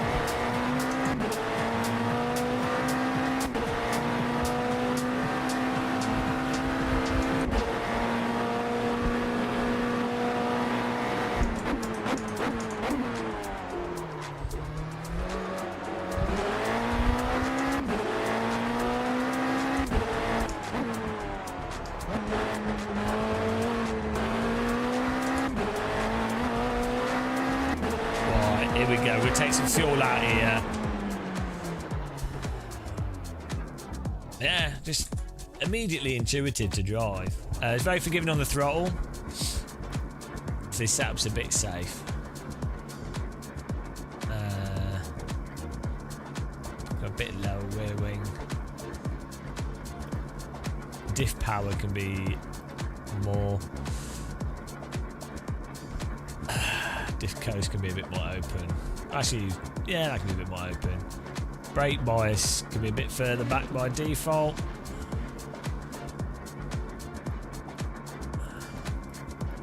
What do they put on here?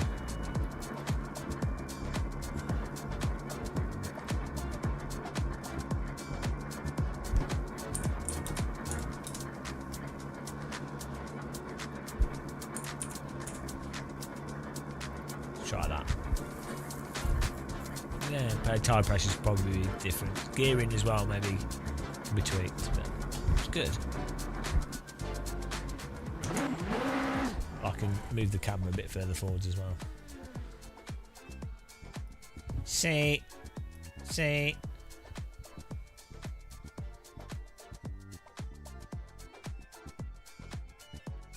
Beautiful.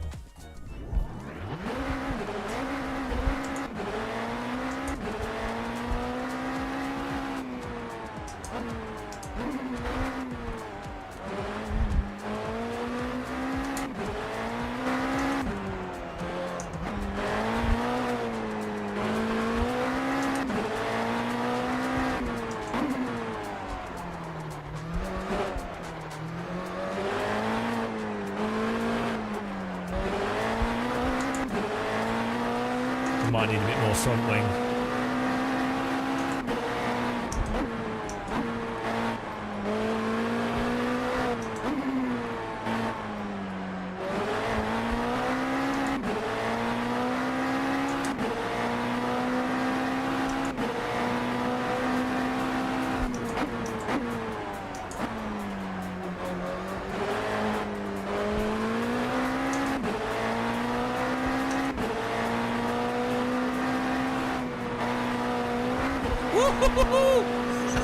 This is well fun car. Super forgiving.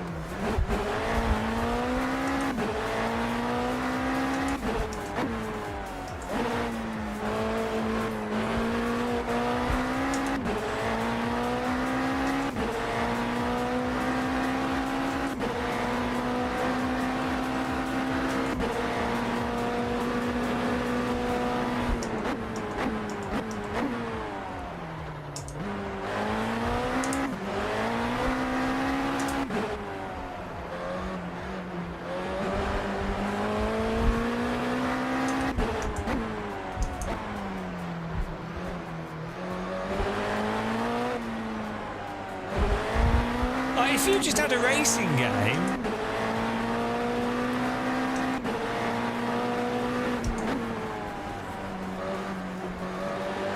oh, that's weird. You might have to type in your address twice or try in a different browser, Tayson. If this was just, if you had a racing game that just had cars that handled like this, and that's it on different tracks, it's a really fun handling car.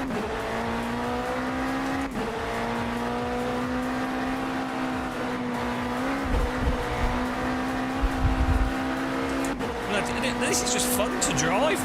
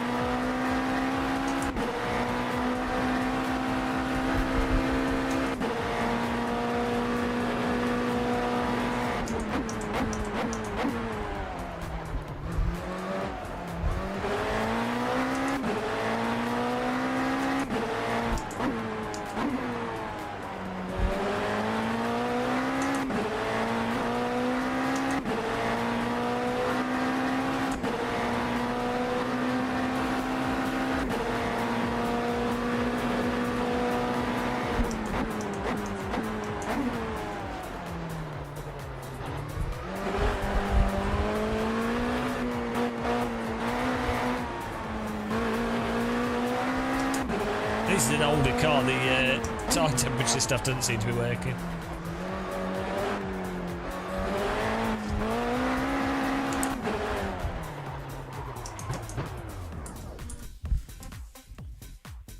Could definitely up the diff power.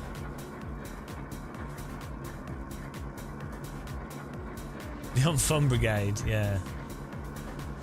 Well, they'll, you know, not realistic because it's too easy to drive and too controllable, and the grip loss is too progressive. So, you know, obviously a Simcade car.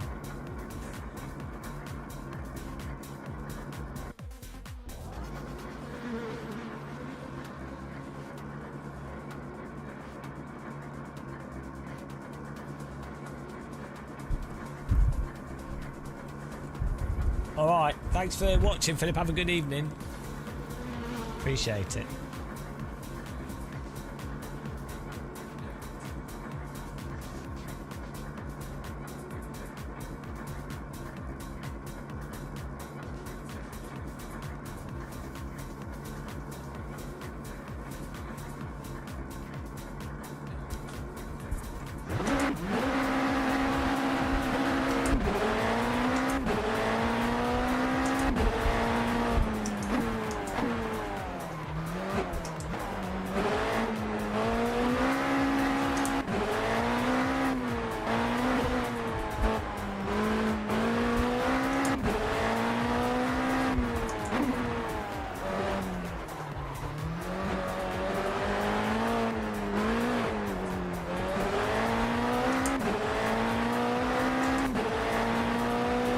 Thanks, Vito.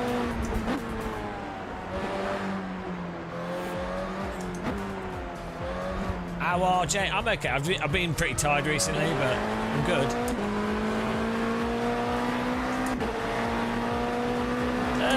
Two words. Excel spreadsheet. No, I like the wheel. We're just testing it at the moment, so I'm not really giving full feedback. We've done. I've talked about it in other videos. It's a nice wheel. It's very light. Lots of buttons. I'm liking it so far.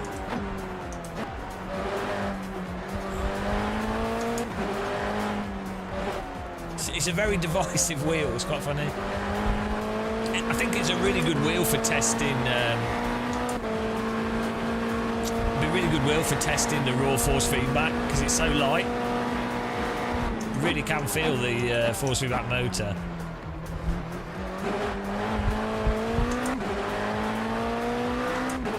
Or like, you know, you can feel the force feedback of the game very clearly through it. It's quite ergonomic as well.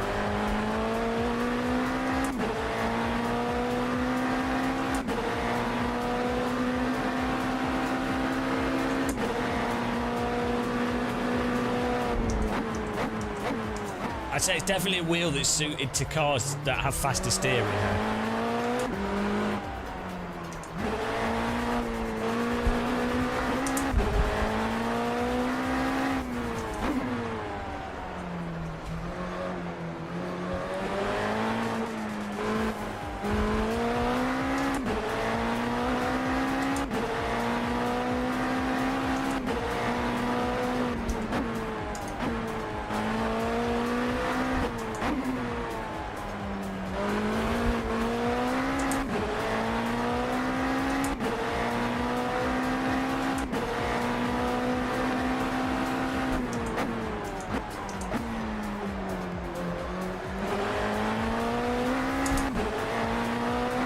I don't know. I'm not sure what's going on with these cars' tyres. It doesn't come up on the app either.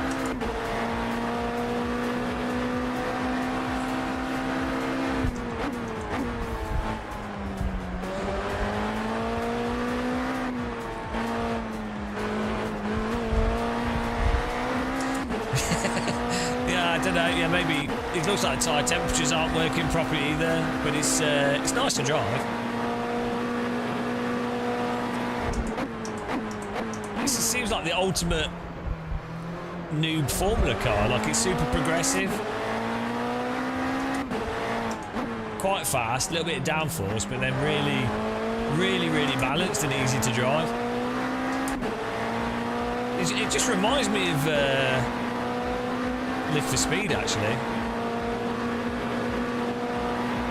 It's really weird. If someone was to say, this feels like a Live for Speed car.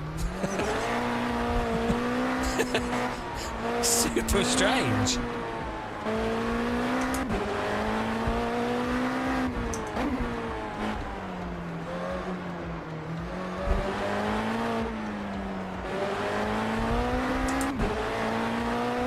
I need Thomas. I need your setup. You obviously changed everything. I think I'm not using the throttle enough, to be honest. I keep thinking the back's going to come flying out, but it doesn't.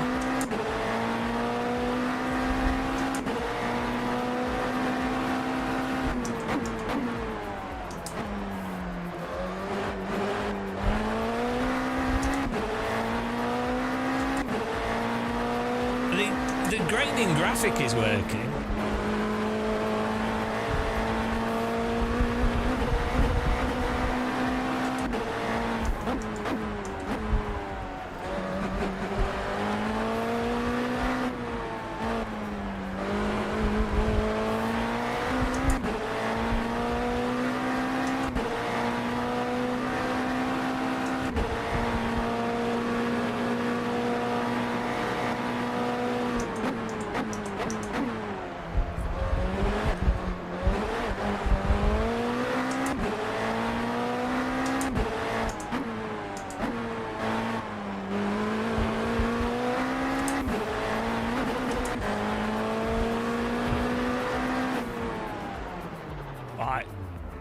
I don't know how Thomas is 2.5 seconds faster.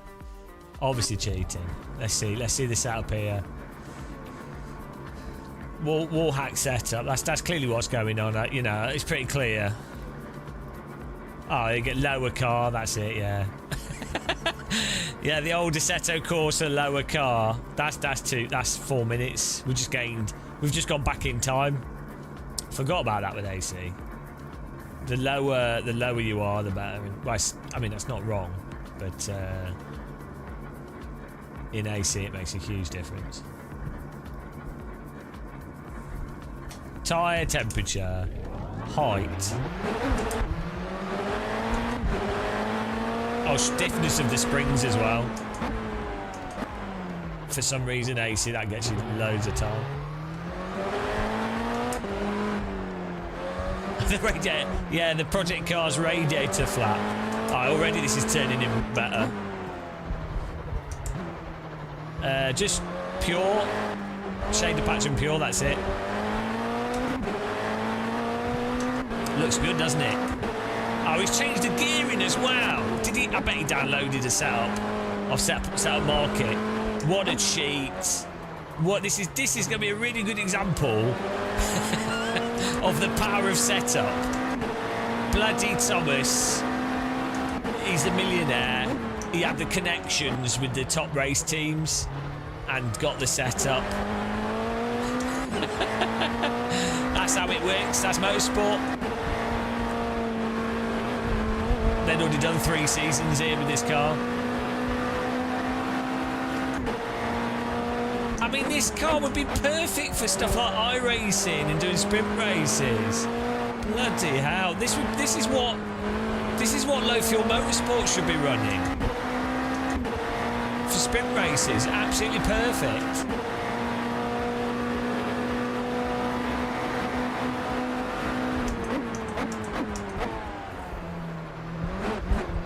I mean, they could just run a Kunos car, but...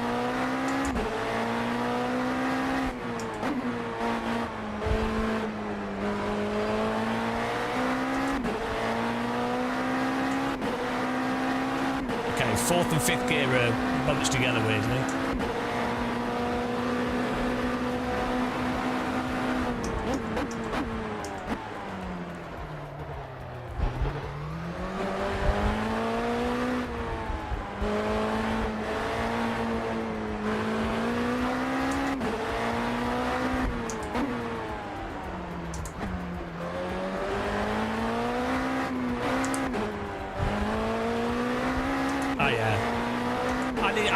We'll do more LFM on AC, to be honest. I just can't take the other sims. They're just not good enough.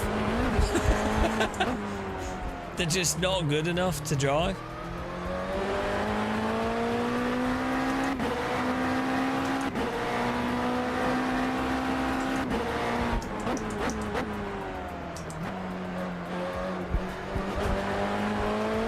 Wow. Sucked up now. Could have gone into that a lot faster.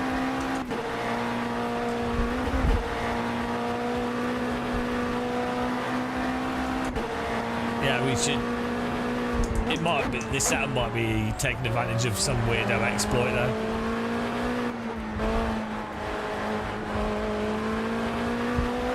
Some aspects of this mod feel a bit wonky, but it's nice to drive. Don't really matter.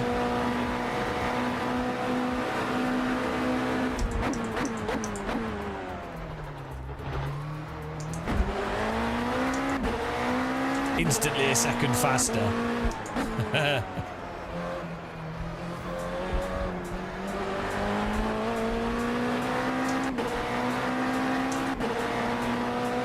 Oh, here we go, here we go.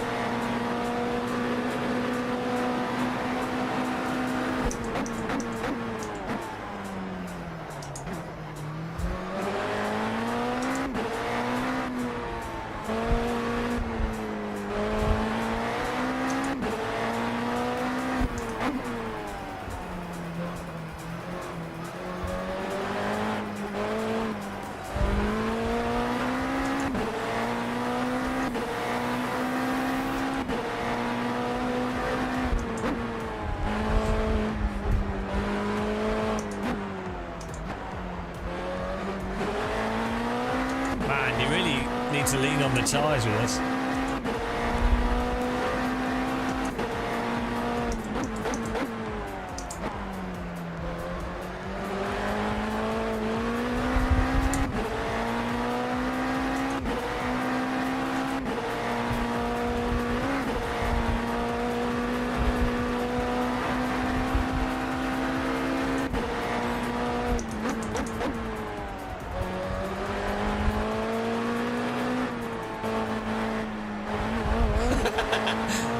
in way more than I'm expected. Yeah. It's quite fun though.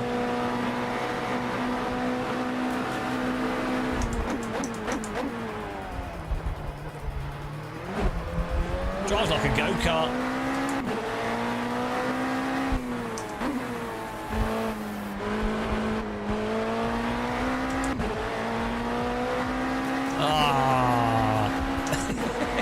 We're catching up. Yeah, that's good fun. Slide, it's slidey but grippy. Like it's a very stable slide. It's happy in the slip.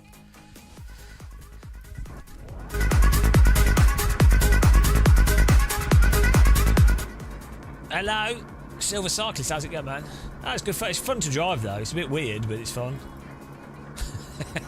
So it reminds me of Live for Speed so much. It's really strange. What's going on with the gears over this setup? What's this about here? 4th and 5th is really weird.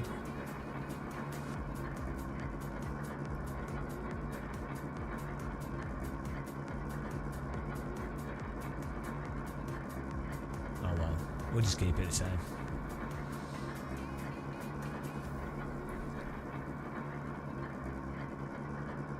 Yeah, probably just need to ramshackle it. It's more that it's 4th and 5th is like really close together, but they've probably done the setup based off the torque it gives. Share this out because that's definitely a lot faster than the default.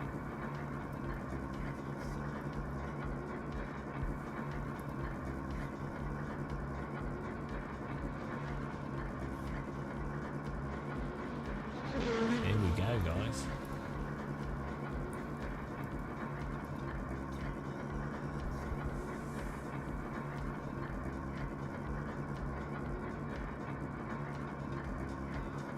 Oh, has Adam done a hack setup?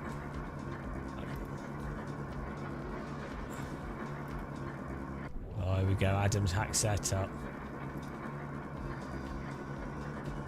Are you ready, guys? Ah, it's good fun. Why can't other Sims have this? Why? It's just the handling dynamic of balancing a car in slip. It's just LMU doesn't have it. It's just it's one directional slip that you then pull the car out of. Why not have balanceable slip where you're as you're in the direction you can adjust it properly, like not just in and out. It's like, you know, like a slight what. That's driving, I think that's driving. I think that all cars should do that to some degree. Maybe some a lot less than others. But why on earth? I wonder if it's like esports guys ruining sim racing, because as soon as you seem to have that controllable slip, there's like some BS setup stuff you can do that gets to a locked slide through every corner that's the optimal slide, and then they just do that like a robot. So they'd rather have it that you don't have the chance to balance the slip and that it's either over it or under it. Silver Cyclist, thank you very much. Welcome to Secret Society.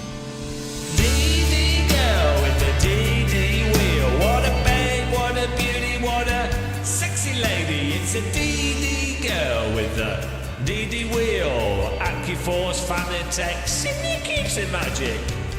DD girl. Dreamy girl, rotating in Silver Cyclist bed tonight. DD girl, what a dreamy lady in your bathtub. Everybody needs a DD girl, put a DD girl in your sim rig. Everybody wants DD girl, she's so powerful and strong, it can't do anything wrong with her settings. DD girl with a DD wheel, or the servo motor bases. It's a DD girl, dreaming girl. Thank you very much.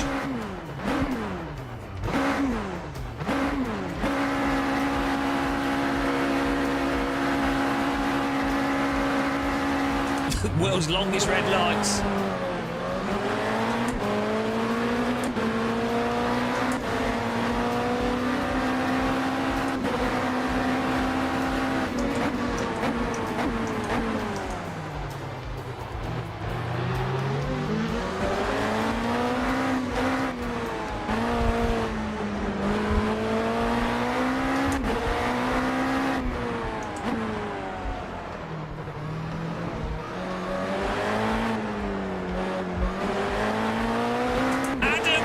To first gear. He's ruined first gear.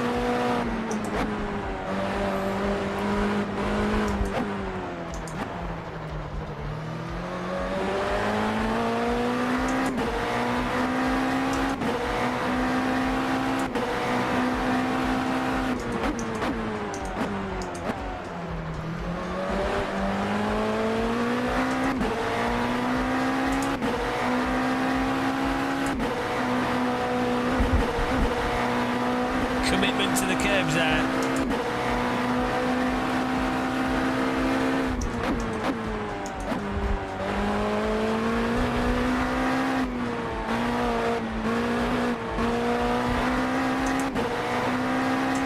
Why does AC1 have so low draft? Crazy.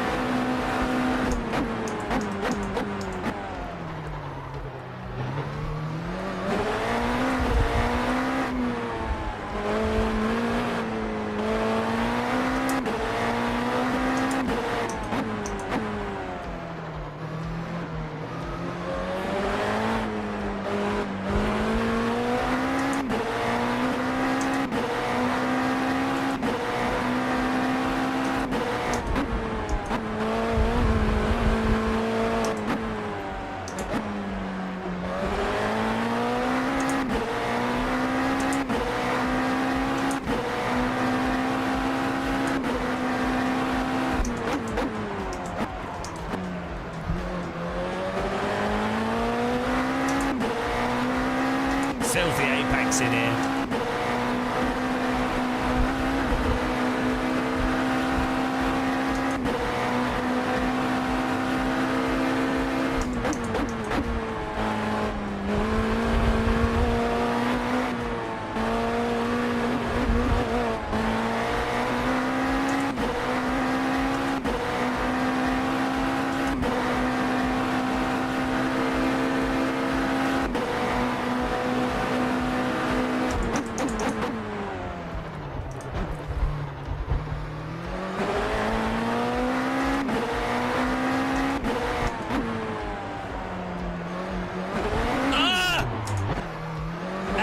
Curbing.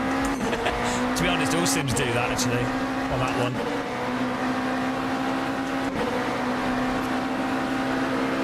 Good iRacing save there.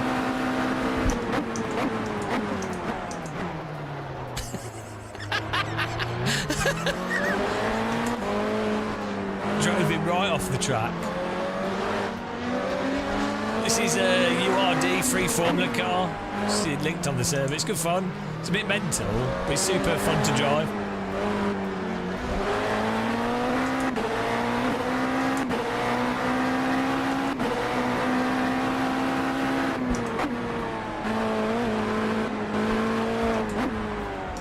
It drives like a Live for Speed car.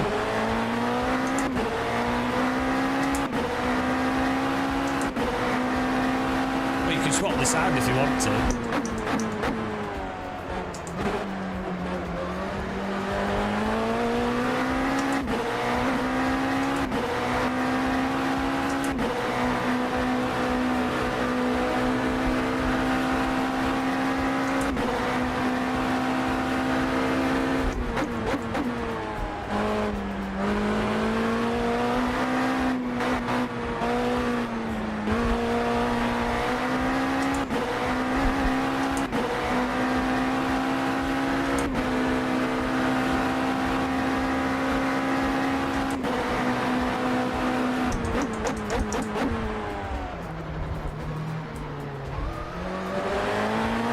should have gone for the V-Dull chicane. Oh no, the NGK. Can't remember which is the fast one. V-Dull, I think, is the fast one.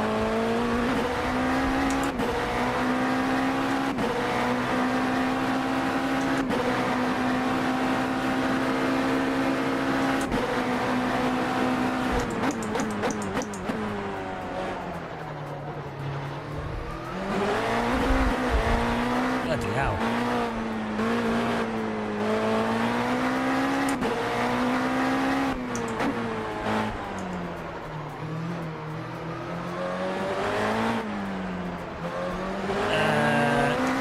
I think LMU's physics are not very good, so I don't think the force feedback app can fix it, to be honest. I think the LMU's physics are just very narrow and dull. So the force feedback just reflects that, which makes sense.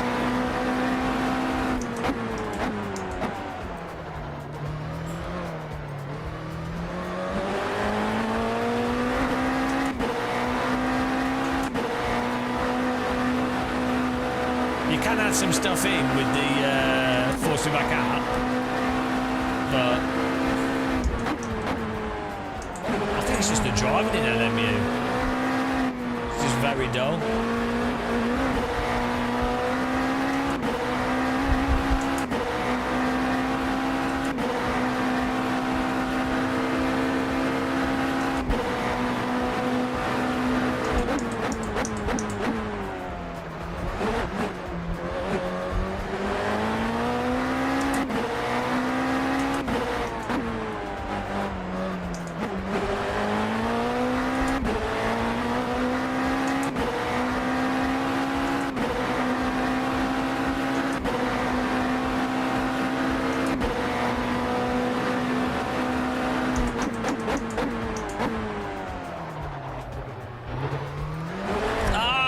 Did it again.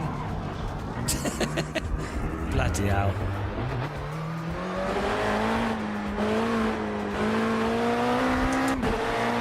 What a noob.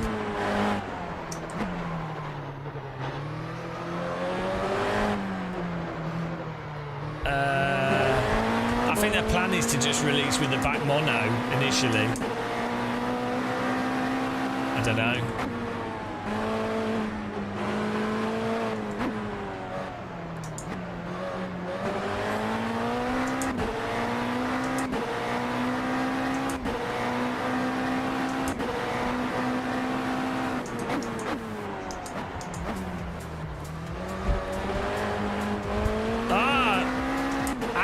Lost it! What a disaster!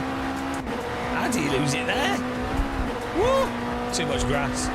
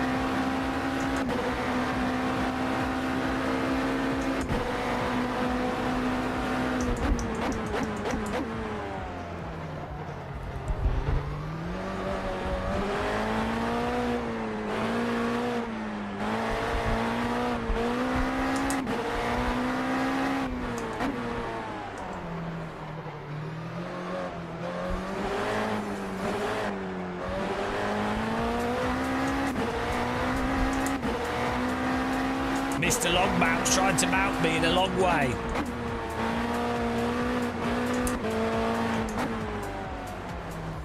No to the long mount.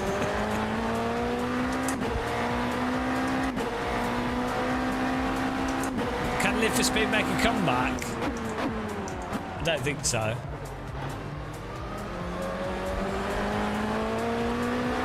It's just not mainstream enough, and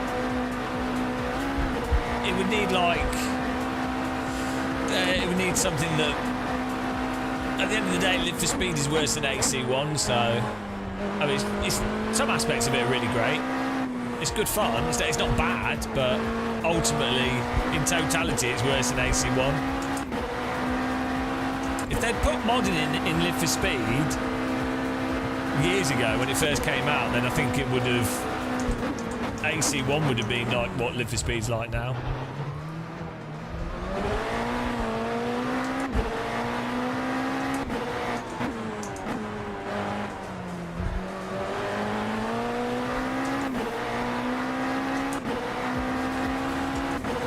What a race!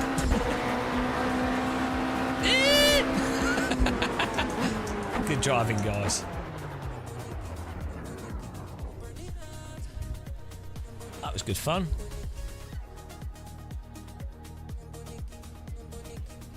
I did Race Room. Well, I mean, Race Room's not really made too much, but I mean, Race Room has the online ranking, so as an affordable way to do online rank racing, it does that better than other sims. So that's the thing, isn't it? A sim has to do something that other sims aren't offering, or do something better than other sims. So Race Room, it has different cars that you can jump in and do online rank racing with for cheap. So that's why people play it. Live for Speed, I mean, I think I prefer the physics in Live for Speed. And oh, good donut move. Yeah, physics are great in Live for Speed, and it's nice, but at the end of the day, it drives worse, generally speaking, than AC, and has less content and worse graphics, and doesn't have the ranked racing that AC has. I mean, the autocross and drifting is better in Live for Speed, but yeah. So I just don't. It's too hard for noobs to get into as well. I mean, AC1 is too hard, but AC1 has everything available, so people will then do it. All right, let me get another server up here. What needs to happen is someone just needs to make a sim that's at a level of physics that Live for Speed has, AC has, with netcode like LMU, and then just a basic online ranking thing with MX5s, you know, whatever. But oh well. Oh well. Probably won't happen. Basically, I think what needs to happen really is that iRacing fix their physics, and then that's it. But they don't seem to care, so they just don't seem to care.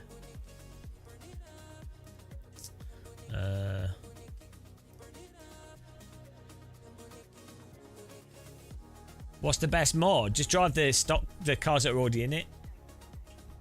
Loads of good cars in AC. Hello, B-Take B. I think I'm hungry. I can't tell. Hungry for a win. We need to find a car. What's a good Formula car that's built into AC? Or like a not too fast.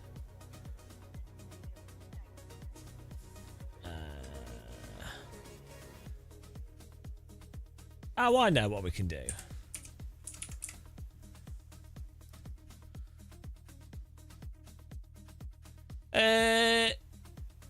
The sticker idea, yeah.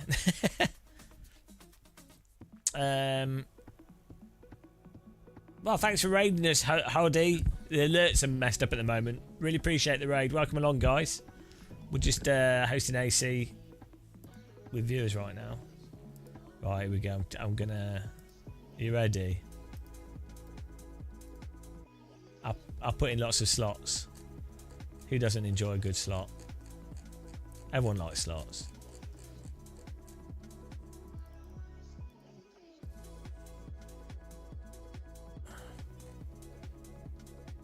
What wheelbase? It's Heusinkveld sell a quick release adapter, so you should be able to use it with anything that allows for custom wheelbases.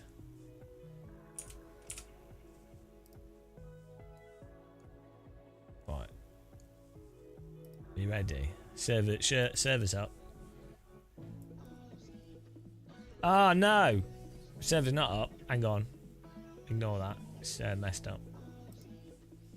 That's weird.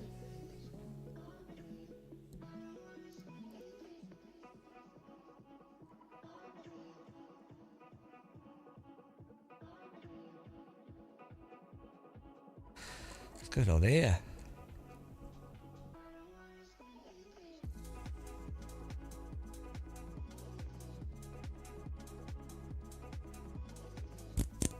This is weird.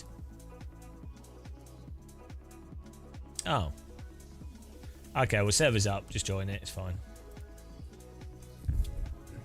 Should still work.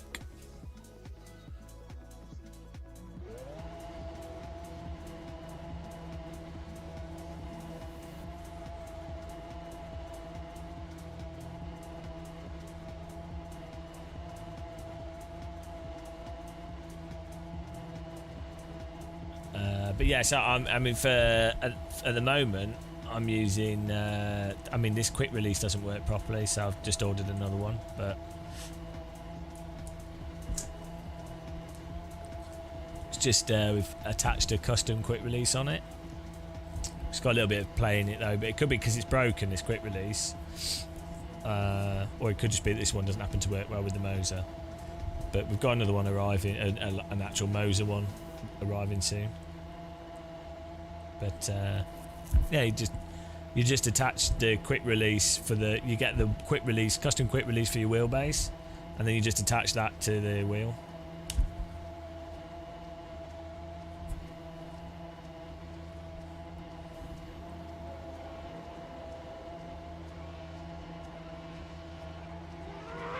Alright, it could be that I haven't tightened this up properly as well.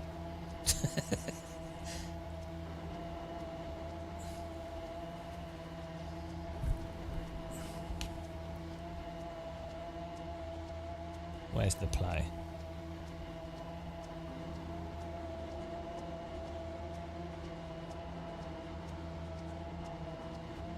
Oh, maybe I need to tighten this up more as well.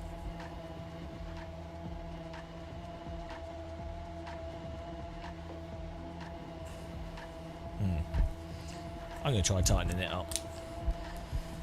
It's weird, it's like there's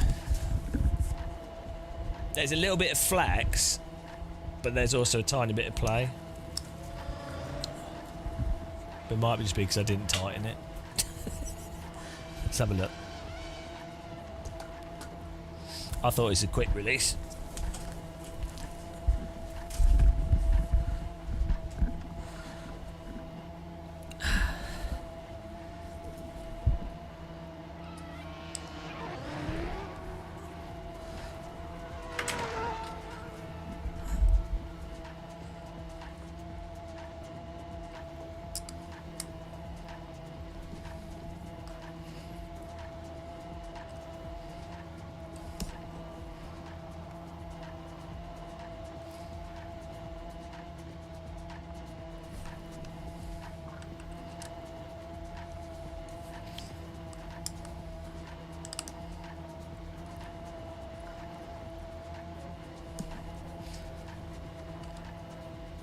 Not quite sure how this could have play in it though.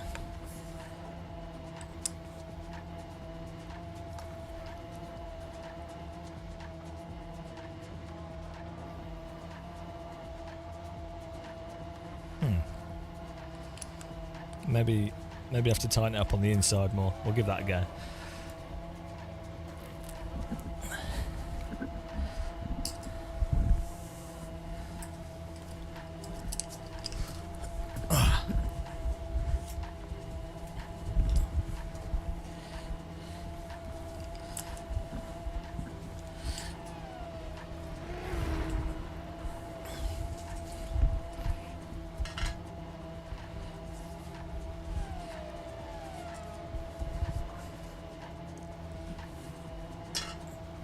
Problem is,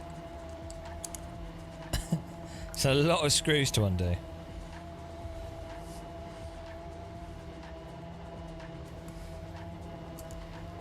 And I still need to buy a cheapo electronic screwdriver.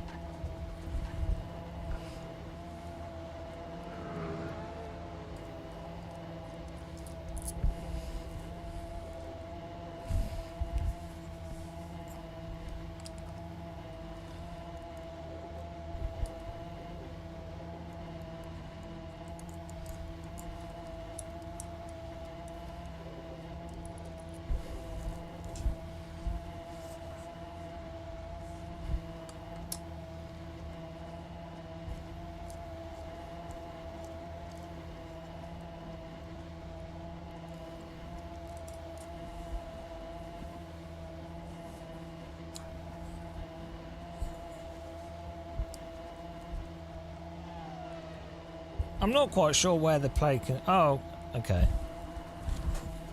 Definitely this could be tighter. Yeah. There you go. I think they recommend like 4 Newton meters of tightening. Should probably tighten from one side to the other side.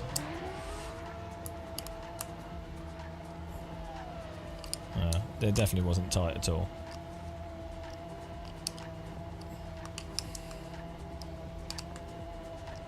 Huge error.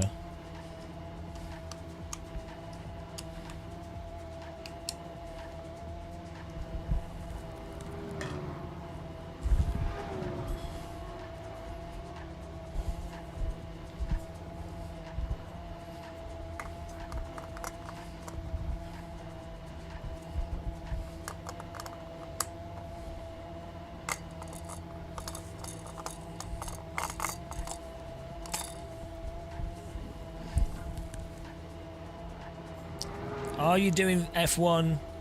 We're doing a mixture of stuff.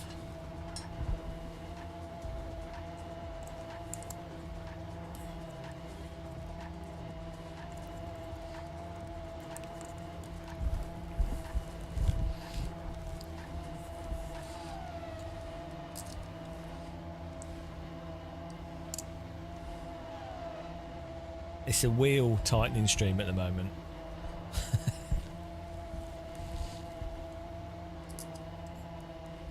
My shaft's loose. This happens. If you play with your shaft too hard, it can loosen up. Right.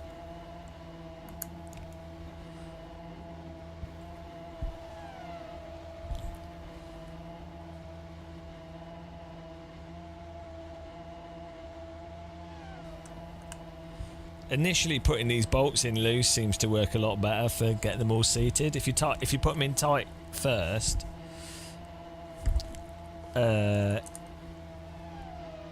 sometimes one of them can end up being awkward. Because I think it's it's best to get him seated.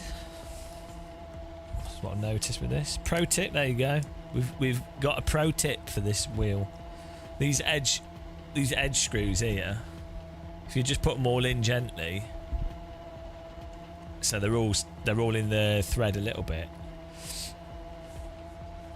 rather than tightening one. I think when you tighten one, it puts a bit of a torque on it, and then that can make them a little bit off angle, and then you end up cross-threading the future ones. Probably people that do this sort of stuff, or like actually are not idiots, probably already know that. But I'm an idiot, so.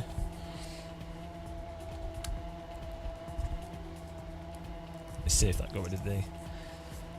I mean, it will still have the flex from the length of it, but it will stop the that initial looseness.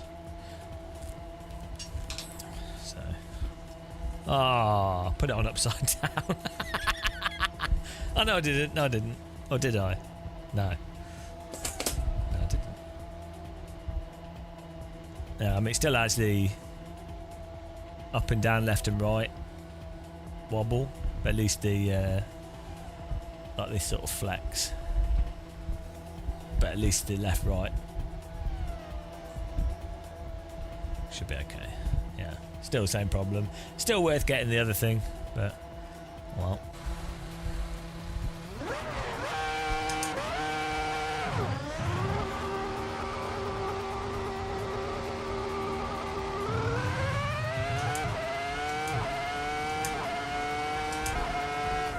Oh, my seatbelts!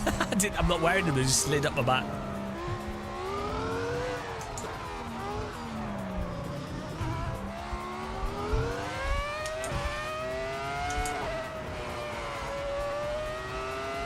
Oh no, I need to get DCS set up, but nobody cares about it to watch. Also, it's bloody expensive. I'm only interested in World War II planes as well. I know DCS has some really good ones, but I need to try that. I'm waiting for that the new IL2 Korea. I think that'll be really good.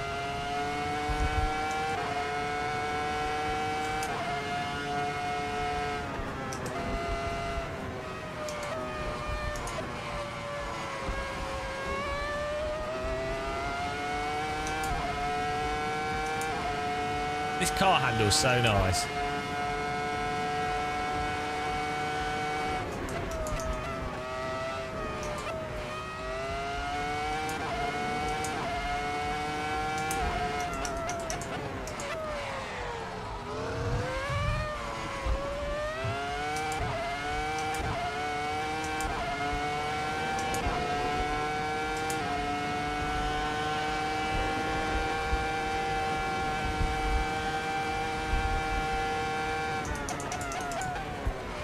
Whoa! Merry Christmas.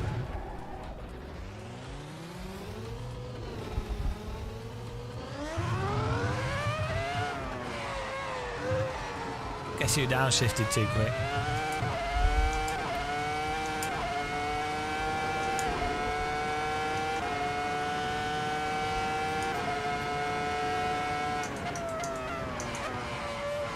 Yeah, well, it's more that you don't need to grip it. It's quite, you can hold onto it quite loosely, and the ergonomics of it are really quite nice.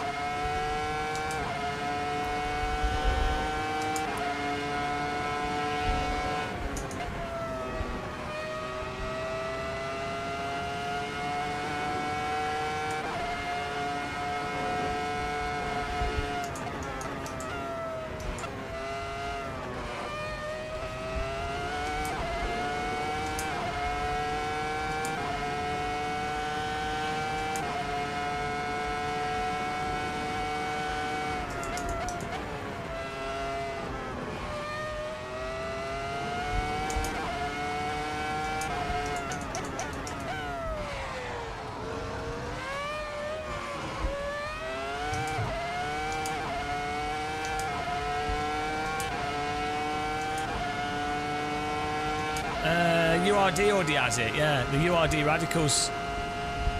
Oh, that's. Yeah. URD already has the Radical. We race it all the time. It's basically the same.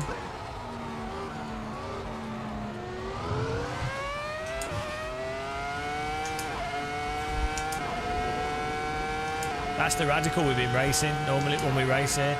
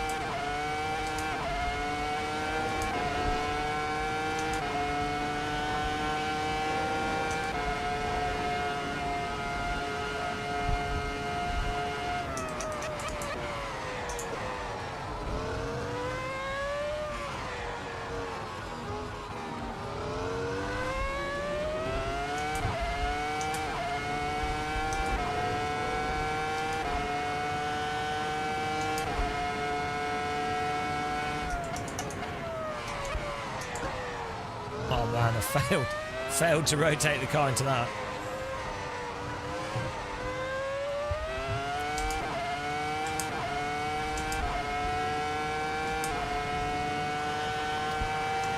Yeah, the Mercedes is really good as well. Yeah.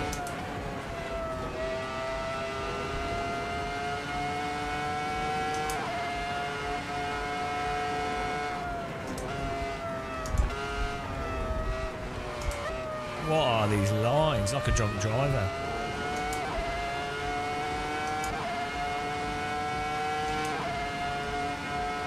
Yeah, DCS have been trying to do gameplay stuff for decades, but they've got that.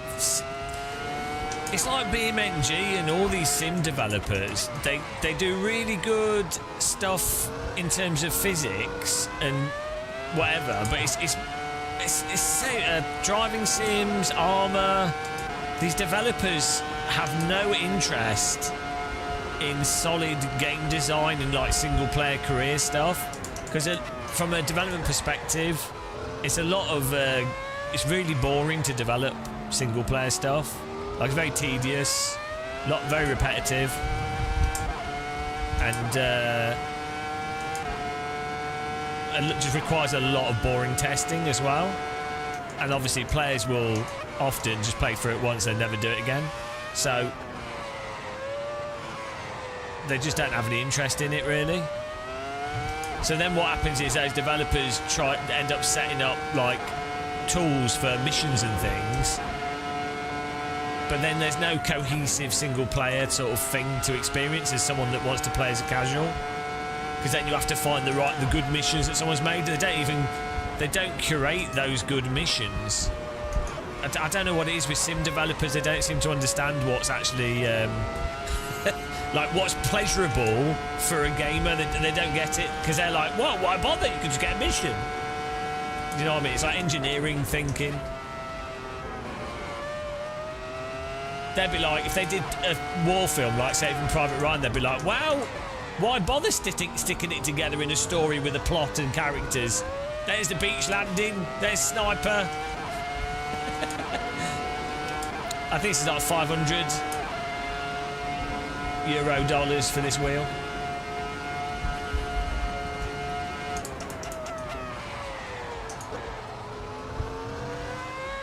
It's not the cheapest of wheels, but for the features and the fact that it's wireless, is it's a good value wheel in the sense of what the features it has, but it'll be quite divisive in terms of how it looks and feels. It has like a lot of buttons on it.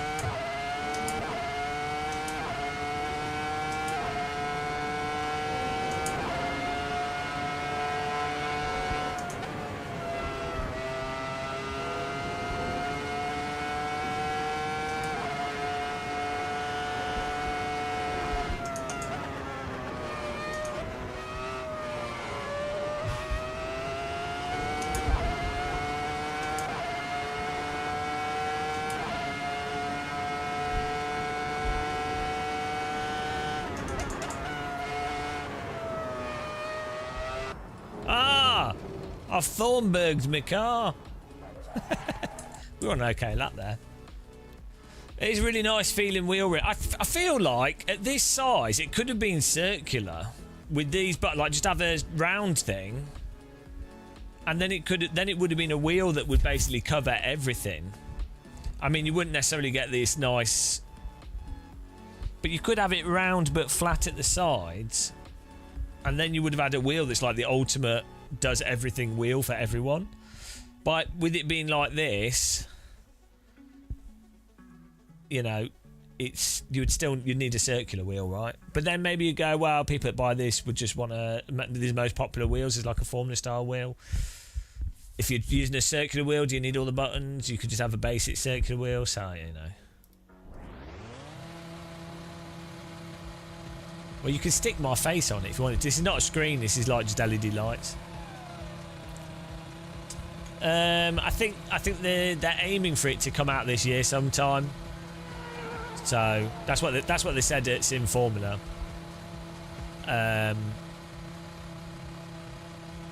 So maybe next year. But no, it's less. I think it's less complicated than a wheel rim in many ways. I could be wrong, but I mean, a wheel rim has to be very strong and do a whole bunch of other stuff. So I think it's less complex, and they've already got. Yeah, I think they'll imagine. I'd imagine because it was a prototype at Sim Formula, but it looks really good. That button, but 100%, I would. The Heusinkveld button box, I would buy myself. This, I don't know if I'd buy this wheel rim myself. I mean, this is from the perspective of me as a... I mean, I probably wouldn't. I'd buy, like, the cheapest. I'd just buy whatever the cheapest thing is. Like, the Moser... I'm super pragmatic when it comes to sim equipment, so I'd... like the Fanatec McLaren wheel rim, the Moser KS, that's the kind of thing I would buy, and I'd be totally happy with it. Because it does the job.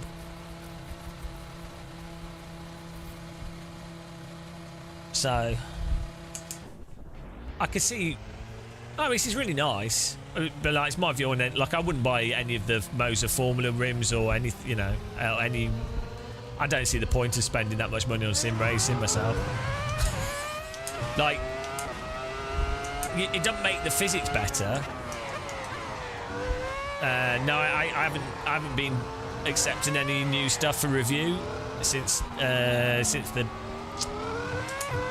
seat belt tensioner.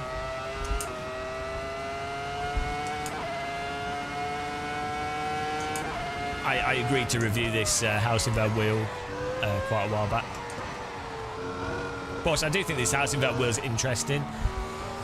I don't think that KS wheel is that interesting. I think it's good, but hopefully I'll get a mess around with it at a trade show. There's nothing particularly novel about it, so you know. Well, might get one eventually. And then once we've got the review of this done.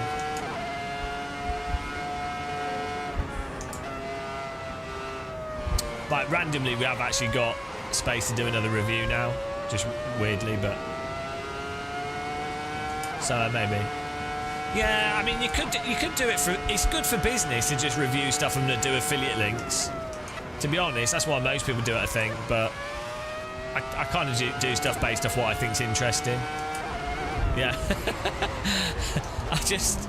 I do need to make more money, really. I think sim racing's a bit shit, really. Not AC, but all these sims like LMU, iRacing, you know, that's what everyone's playing, and they're shit. So what's the point of having this?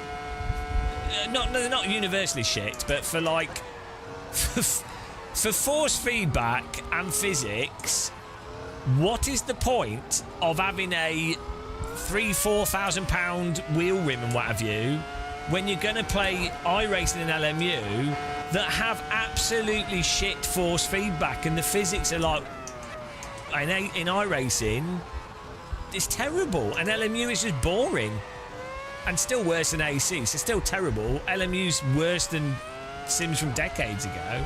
So what's the point of, like, I mean, I guess a motion rig's nice, belt tensioner's nice, it adds, you know, it's fun, you can play it with all the sims, but I just... it just seems like pure consumerism, which is fine, it's business, people make money, I guess maybe you should just make money, you know, but I don't know, it just seems a bit soulless to me.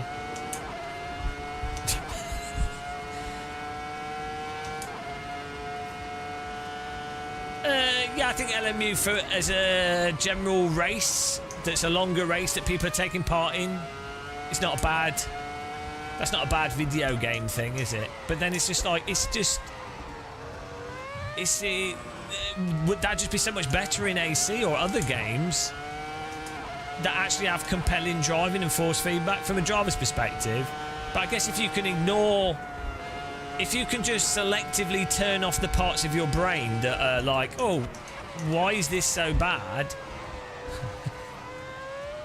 No, force feedback doesn't fix physics, so you can use custom force feedback with LMU, ACC, whatever. And iRacing, you're still trapped by how the cars actually drive. So for sure, you can make them feel nicer and less dull, and also a bit more intuitive. So that's good, but if you can't drive cars like cars, force feedback just is not going to fix the actual underlying issue. Hello, Matt, SOS.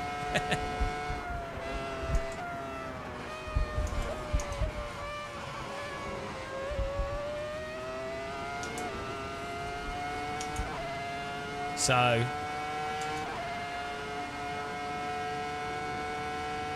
yeah, if you're totally new to it, you know, I don't think it's not fun. I mean, there's lots of worse games out there. Like, for sure, like LMU and iRacing are way better than Gran Turismo in terms of depth and, you know, quality of racing. It's just if you've played. So I was playing GTR Evolution back in 2007, and that was already miles better than what you generally get in LMU and iRacing. And then we've had AMS 1 and AC since 2014, 16 or whatever. So 10, 15 years. So in what world is it acceptable for something that's worse than something from 15 years ago for everyone to just act as if it's like... It don't make any sense. It's just bizarre. It's like intentional amnesia as well. Because a lot of people just want to do racing. They don't really care what they're racing in. It's like, oh, it's a race. But the point of a race, in my mind, is that it's a format which causes you to get the absolute most out of the handling of the vehicle. That's the point of the race. The point of the race, you can win and lose. Can you beat someone else? Well, that's fun, just beating someone or whatever. But you have to ask yourself, why are you beating them at that thing? What's the point of beating them at that thing? Like, the thing that you're doing is the important part, right? If the thing that you're doing is crap, but you're beating someone at some crap activity, it's like, okay, what was the point of doing the race? Surely the point of the race is to magnify the good activity, the fun activity. So a race magnifies good physics. but that's lost on a lot of people, you know. And then you get this aspect of competition where people do competition for competition's sake. I'm not saying that's universally bad. Like, that could be fun. It can be fun trying to get better at anything, right? But you know, and some people, you know, they don't necessarily like one sport over another sport. They just happen to be better at rowing or cycling, or they're better in their area than other people on average. So when they do a competition, they will do the competition that they're better than other people at. They might not like it more than something else. They're just better at it. So for the sake of competition and maybe winning a prestigious thing, or you know, or for business or whatever, they do that thing that they're better at and they win. Great. But ultimately, if you're not like aiming to be the world's best person at something and it's not your career to win, surely you want to be doing the fundamental activity is something you fundamentally enjoy, not just beating people. And I think as you get older, you care less about beating people. You're more like, oh, can I do better myself? And can I do better at something that's actually enjoyable, has a bit of depth to it, is interesting? That's why you're doing it, for your own self-development, your own self-competition. Because as you get older, you realise you're not going to be the best person. You're never going to be the best person. It's just physically impossible. For most people, there's only going to be one person that's the best person. So it ultimately just turns into, can you have a good time with the people that are similar skilled to you? Can you improve yourself? Can you help other people improve? That's the ultimate thing, right? Not just winning. The winning, it really doesn't matter. Like, you're trying to win, but the winning itself is just the sort of icing on the cake. It's not the cake. And yes, as you get older, and if you're outside of that, you know, you're not actually super duper competitive, it's more just having a good time. So the actual thing itself has to be good. That's lost on a lot of people with a lot of gaming activities.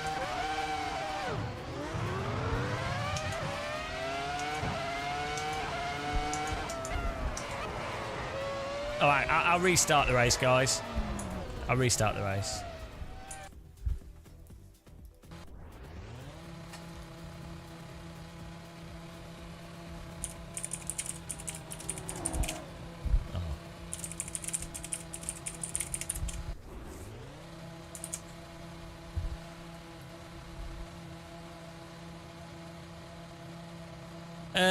Yeah, no, as I say, beating the people, your peers and people close to you, that's still good fun. It's more about you pushing yourself and having a good race with someone in driving games.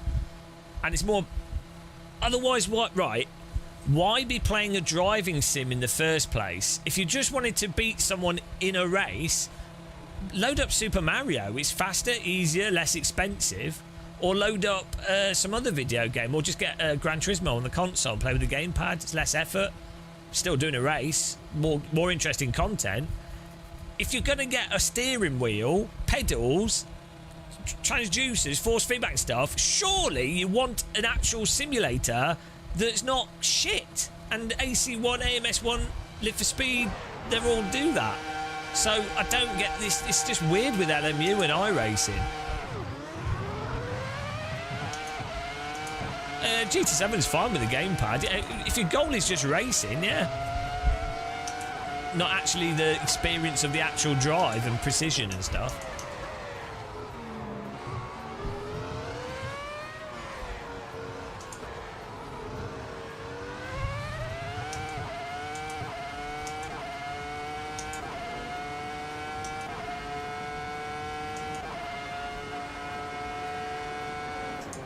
Bloody hell, I see Kirby murdering me now, trying.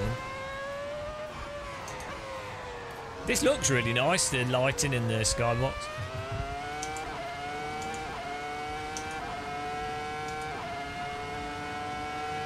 Well, GT7 is, I would say, in many ways worse with the wheel, like the force feedback and stuff's terrible. Hello. Thanks for the New Zealand dollars. Oh, what's it saying? I can't hear it.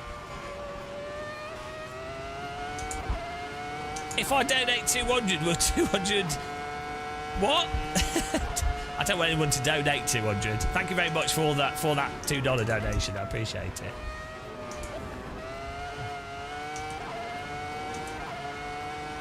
Oh yeah, the single player in GT was really... Older GTs really good.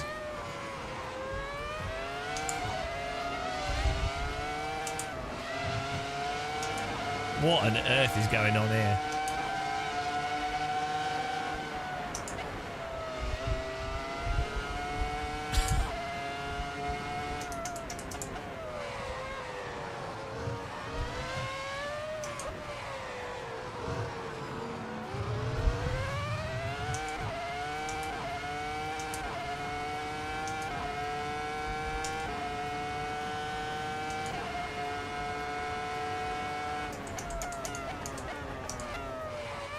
Bloody hell, I keep messing that corner up massively.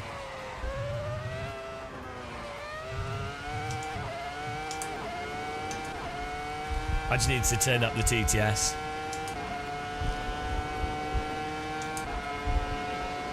Thank you very much for the donation. I appreciate it.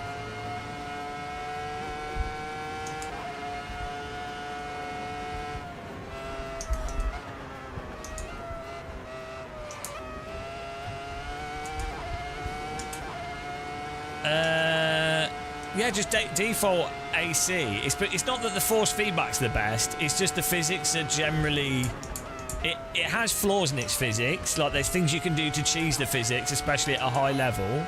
And, like, there's some engine braking. There's a whole bunch of stuff that's not perfect in AC that can be exploited, especially with open setups. Especially if you're talking, like, esports level, like top level. But it's just that the tyres are very naturally behaving. And the vehicle's naturally behaving, and the force feedback reflects that. I think, in a sense, you could argue that Marvin's app with iRacing is more detailed in some ways than AC's force feedback. No, I'm not going to watch One Piece for $200. Thank you. Bloody hell. That would take... That's like $1 per hour of torture. That's terrible. Well, it's just the tyres in AC are... It's just the way the tyres are moving the force feedback. You can get custom scripts and stuff for AC's force feedback as well. But it's mostly just the physics are good in AC. Like the same in live for speed, you then end up with more depth to the force feedback.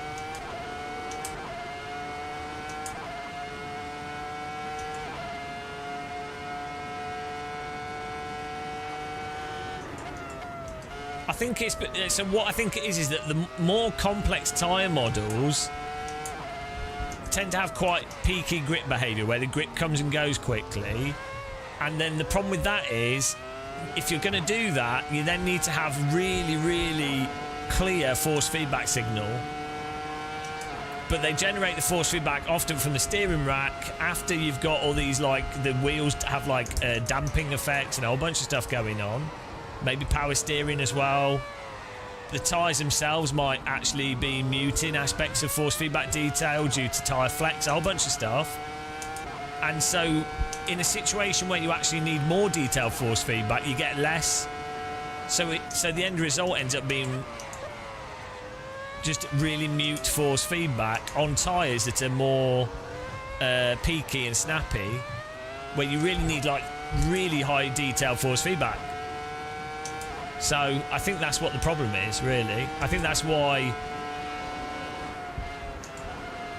LMU, ACC end up being super, super dull in the force feedback and lacking. But then also those sims don't seem to want to have, like, they don't seem to want to hold slip in a natural way.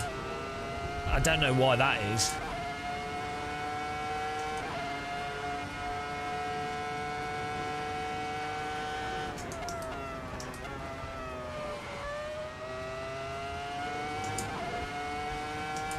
Maybe they just can't get the parameters of the tyres as such that you can't necessarily engineer the correct amount of holdable slip by just adjusting a few numbers. You have to keep updating the entire tyre, and then that changes something else. So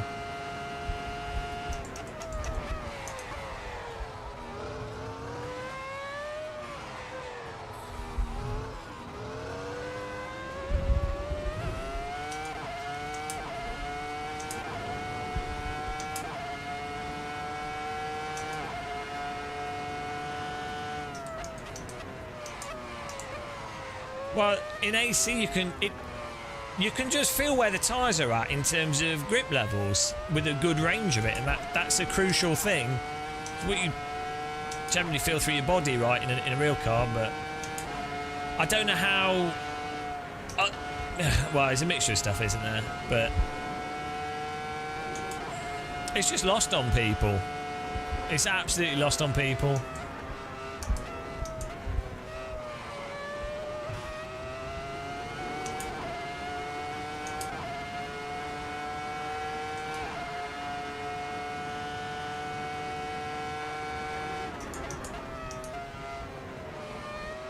I mean, you can even see the degree to which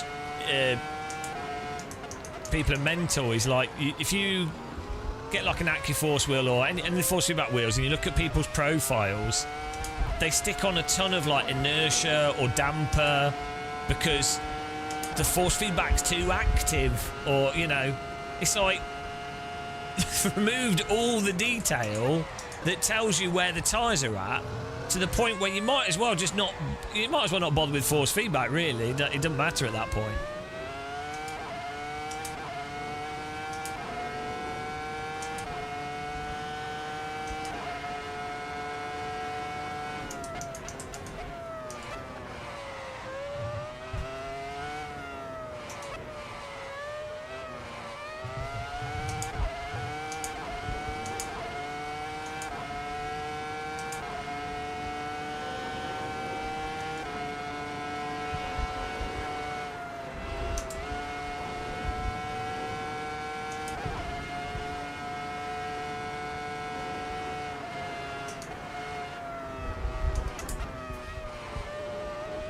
Oh, we've got mega lines there. Need another 2 laps.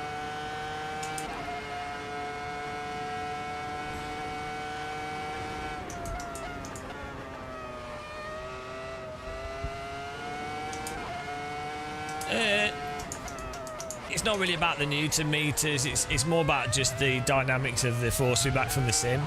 So really, like 4 Newton meters should be enough. to have enough information. You can contain in 4 Newton meters.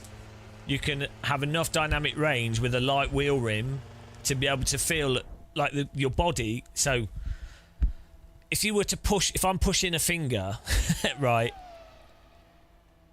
like let's say I've got my finger here and I'm pushing it with this finger, this is like from like 0.001 Newton meters.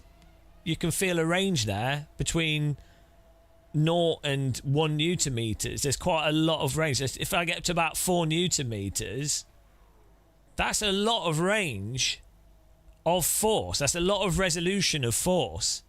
So that means you can have car is in neutral steer, so there's no force feedback, or you're loaded up through a corner pushing through Eau Rouge, that's 4 Newton meters. Then you've got all this range in between. So you really don't need it's more just a sim scaling the grip of the tyre into the available force Newton meters, and the motor itself on the DD wheel being able to have no resistance, and then that load up and load down. But it's actually the important part of a DD wheel is the fidelity of the force feedback at lower strengths, not higher strengths, in terms of telling you what's going on. So, but that's why the G25 or some of the older wheels were actually really quite good, because even though they were 2 Newton meters, the small motors could actually do a good fidelity range of force with them. So even though it was weak and not fast, whilst you're holding the wheel, you could feel the load change. That's the crucial thing. Again, most people don't know this at all or understand it whatsoever. And it's just like, oh well. Good racing, guys. That was good fun. I'm going to get some soup. We'll do another. I'll start another server and do another race. Let's do a chilled out car. That was good fun, though. Good job. Changes you made. Oh, my camera's still working and it's charging. That's fixed. We're using the DJI Pocket 3 to record on this other computer as a webcam. They don't understand me. We are using TCP/IP. Look, I don't know what your problem with that is. Simulator centres, flight sims will send the data through UDP. They might initially use TCP/IP for like initial connection, or if they're doing stuff external as well. If they're like, if you're a Boeing and you've got other computers, maybe in the vicinity or even remotely, and you're tracking the data logging, it will for sure. They will send it to they'll have a centralised system that tracks all the telemetry. But what are you on about USB? What is that? What are you on about? This is what I was saying. You didn't understand that. You didn't understand the whole thing. That box is just a converter that converts the Simucube. Takes the Simucube data from USB and then converts it into they probably use UDP. I don't know for Simucube, but they could use UDP. They could use TCP/IP, not necessarily because it will all be on the local network. But the point is, that's just that box taking that USB and converting it to a network standard so you can use it with hubs.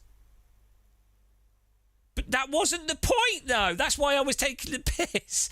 The point is that TCP/IP could be used, or any network protocol could be used within the remit, or is used in the remit of professional simulation. Hence, the point is like why Boeing probably use it.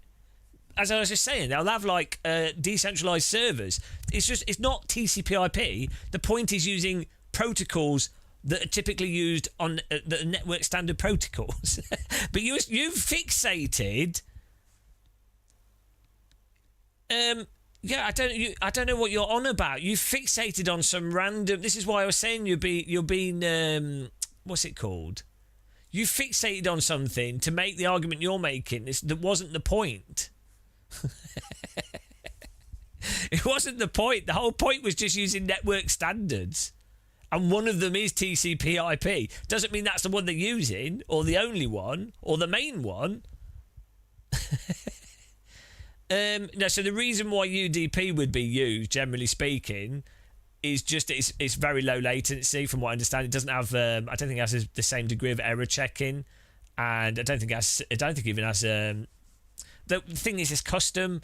There's not just one thing. It can all be custom. There's also like totally custom ways of doing stuff. So that's, you know. Yeah, but you obviously know. Yeah, you're just being pedantic. That in the context of the conversation, if you're just nitpicking the video that we did, if you're doing an interview with someone, you're having to just think up of stuff on the spot with noise whilst you're filming, making sure the shot's in frame and the audio's working. And the point is just to get the message across or try and get the other person to say stuff. So that's the main point. Sure, there's like in that conversation, it would have been better for me to say, "Oh, so this is it's just using local network protocols." Great, but if you're doing it. Imagine you being at a trade show for 12 hours, night before you've gone out as well. You're not necessarily going to do the best interviews. I'm also not good at interviews.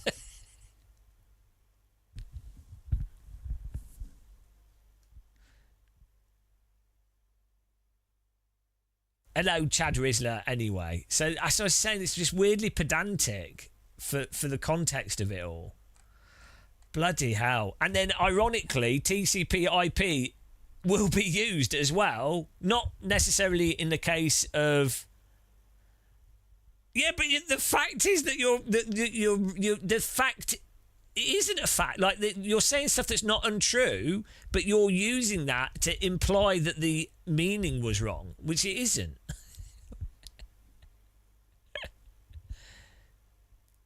Yes, but that's fine. In simulation, I've just explained it. Boeing will have off-site data computers, right? So they'll have their internal network. They will have the simulator running on a bunch of systems.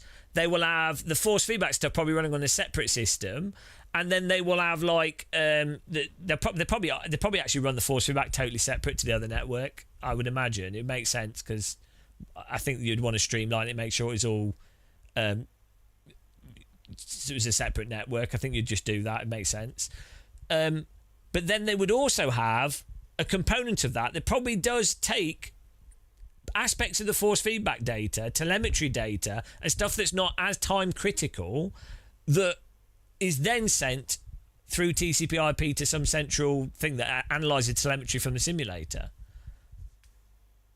So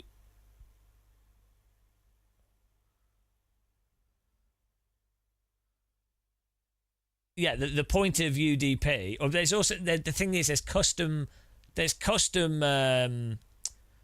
like it's not that TCP/IP is a single thing, is it? Or UDP, like there's loads of custom stuff that people do that all works with the same.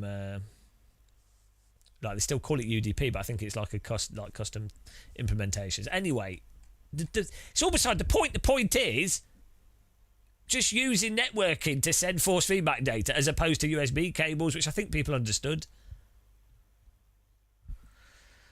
Oh dear. But the pedantorama. It's the most pointless. You see, cup of tea drinkers. Most pointless conversation ever. Bloody hell. Right, here we go. I'm setting up another server. Oh, here we go. Here we go. I need to get soup as well.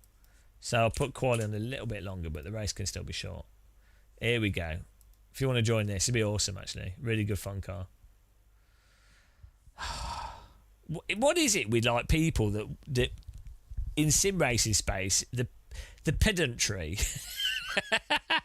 phenomenal degrees of pedantry. Who would have thought that would... Hang on. What is going on here? 32 slots, but then it's not... This is stupid. Okay. I mean, it doesn't matter. It's broken, but we're not going to have 23 people in this, are we? So it doesn't matter.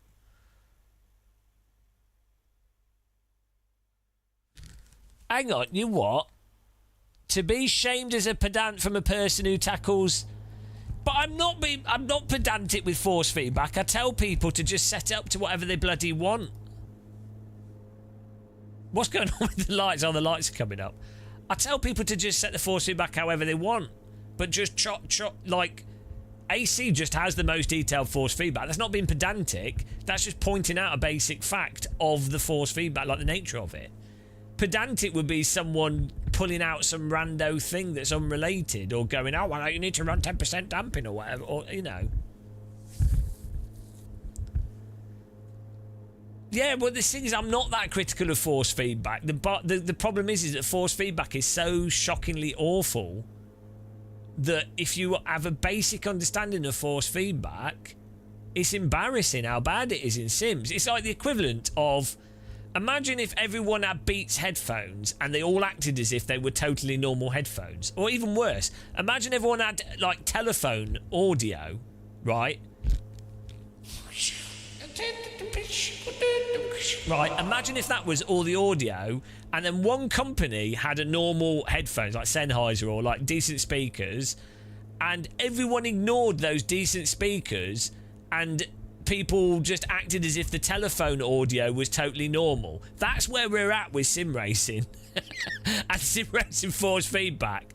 Like, it's utterly absurd. It's not splitting hairs. It's like the difference between Marvin's app and iRacing and AC, LMU, not LMU, Live for Speed, AMS1, AC, right? That force feedback compared to ACC and LMU is the equivalent difference to listening to music through a telephone versus listening to music on a budget like hi-fi, or, you know.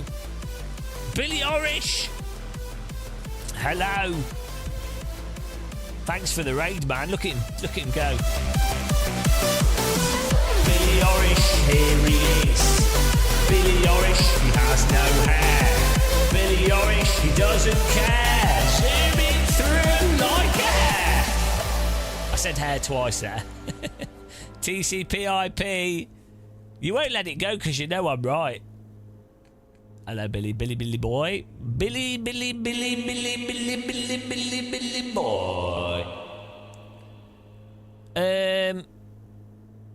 The Tatus is bland in AC for sure, yeah. It's to do with the tyres on the car though. Like, it still gives you what you need to drive from it. It still has dynamic range there. iRacing F4 has more dynamic range, but that's because the tyres are super mega sloppy. So, yeah, but as I say, Marvin's force feedback with iRacing has pretty good dynamic range to it. The issue with that is just iRacing's physics are terrible. But the force feedback, Marvin's app with iRacing gives you really dynamic force feedback. So, iRacing default, depending on your wheelbase, can be really bad. But with Marvin's app, iRacing's got good range to its force feedback. It's dynamics. There's not really much for braking, but you can fix that with Marvin's app, mostly. But the problem with iRacing is just its tyre physics are terrible. That's the issue with that. But yeah, it's not like LMU and ACC where the force feedback is absolutely useless. No, I know, I agree, whatever, man. Yeah, no, same thing happened with, yeah, exactly. Well, I'd say I think Battlefield 3 was not too bad, actually. But, yeah. People acted like the complimentary aeroplane heads, but yeah, exactly. Bloody hell.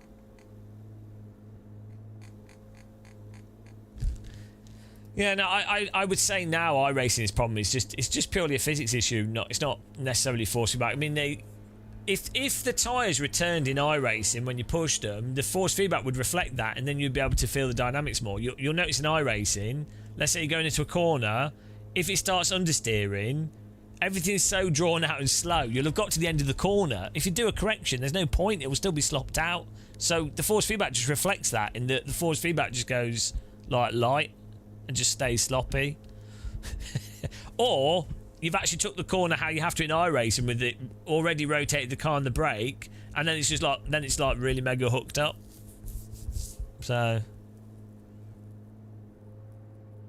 with all yours and your criticism, like why are all the top? Because it's got the competition on it. It's just got all the drivers in it. It's the only place you can find people. If you're within 2 seconds of pace, you can't find the competition in. Well, you can in LMU now if you're willing to do GT3 cars. But if you like Formula cars, there's nothing. Like even in. So I'm slow, but there's only like 2 or 3 people that when we do our races that are similar pace to me, right? And imagine the 2 or 3 people that are faster than me, like Adam. There's a few people. Thomas is a little bit faster. You know, they're not racing anyone. But on iRacing, at least they'd have cars around them, right? So that it just comes down to user numbers and competition. You know, you can use your steering wheel and your pedals and things. So it's not this. It's not even aliens. It's just people at pace. I'd say aliens are the ones that are like. So pace is normally like 1.5 seconds of like the record lap times, maybe a little bit more. Aliens are at that record lap pace or within like 0.2 of it.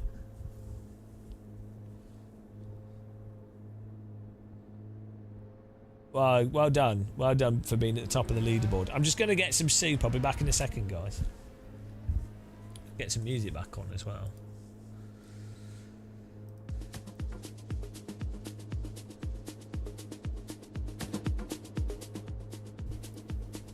But join the server. Guy in chat, if you can tell people to join the server, that'd be awesome. And give Billy Orish a follow if you haven't. He's on Twitch. Twitch him up.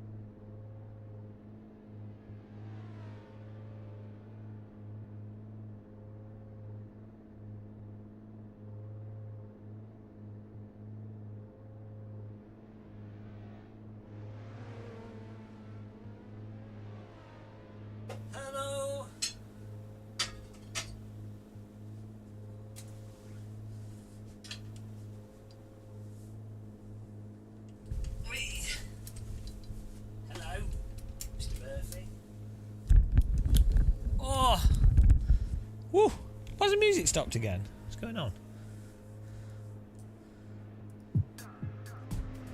It's not random.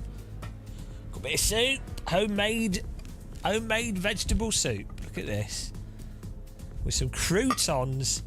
Can't go wrong with these pepper croutons. Amazing. Put some cheese on it as well.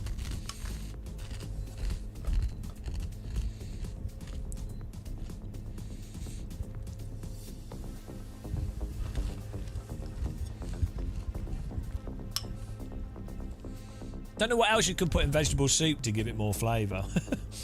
I put one onion in it. Maybe I could have put some garlic in it. Pepper's nice though.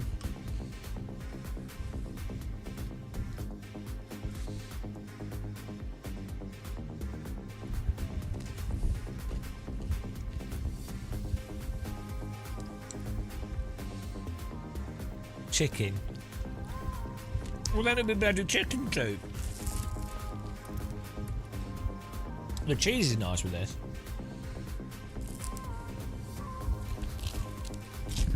I put 2 stock cubes in it.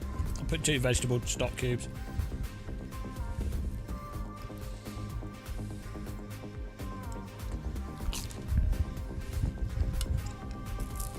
Actually, like, yeah, cheese. The cheese is really good, actually. Sometimes if you have the vegetable soups a little bit bland, it just tastes the vegetable. But then if you add like really like blue cheese or something to it, then the soup acts as like a really nice base.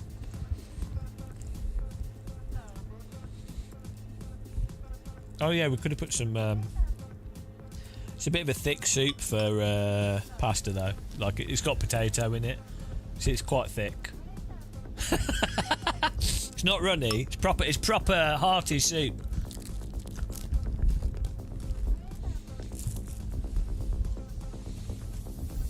Yeah, this is like full on mega soup.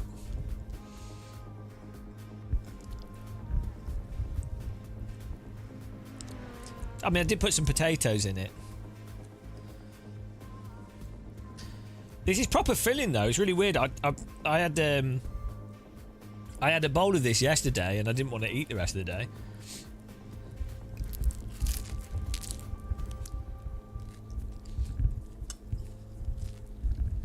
Wheel's nice, yeah. Good wheel.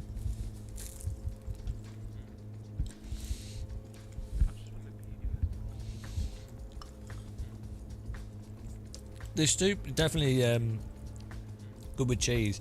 I put a shitload of celery in it. You know, I think you're only supposed to use like 2 sticks of celery, but I had like a whole. You know, when you buy celery, you get like 6 sticks together. So I just put them all in.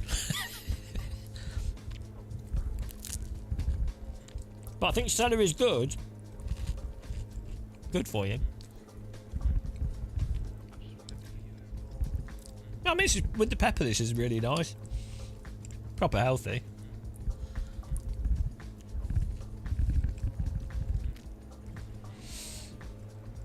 It's really weird how vegetable soup, if you buy it in the shops, is super expensive. Super. But it's like one of the cheapest things to make yourself in a slow cooker. You just get all the...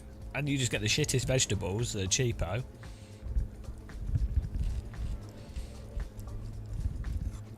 Yeah, the cheese is amazing with this. Definitely putting cheese on it next time. For some reason, the soup's making the cheese taste even stronger. It's just mild cheddar.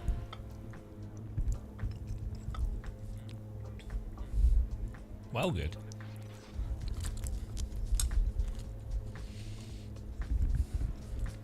I like celery. I eat celery on its own.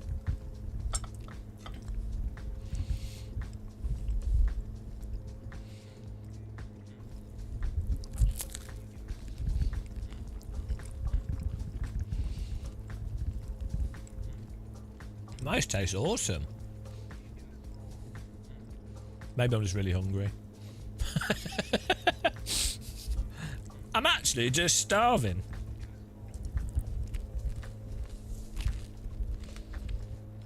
Wow, it tastes amazing. It's cheese. I think we might have discovered some kind of secret cheese vegetable soup combo here.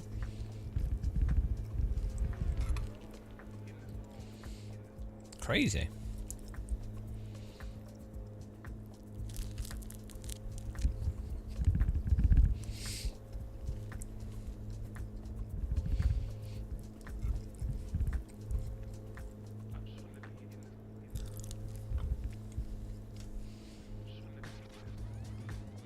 I think cucumbers has got a lot more water in it than celery.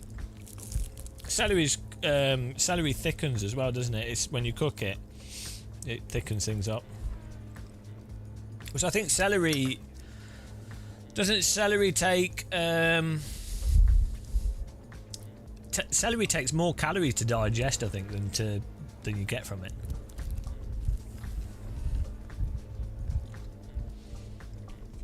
But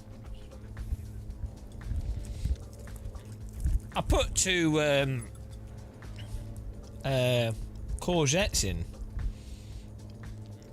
but courgettes are really expensive at the moment. I think it was like £1.20 for 2 courgettes, which is mental.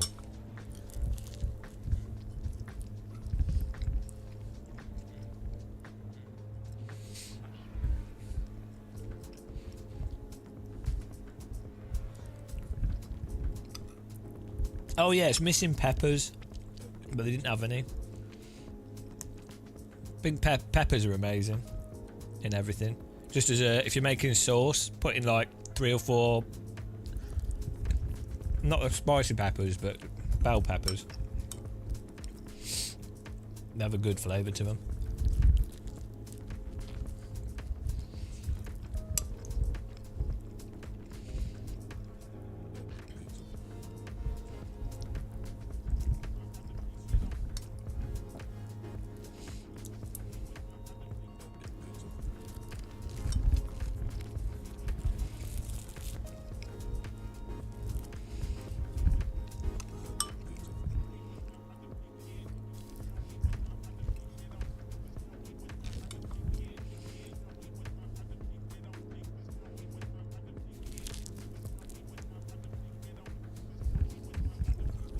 What a soup bonanza.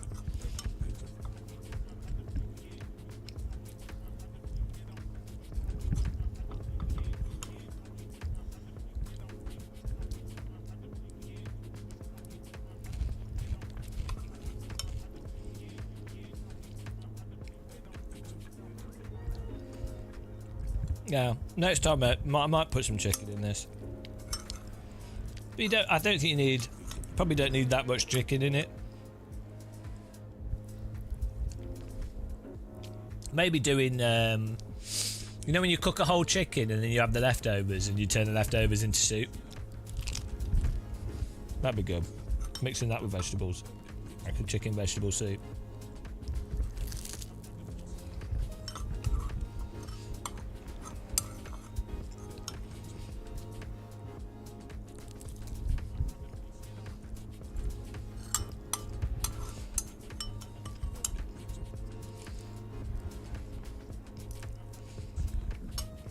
Amazing. It's well good.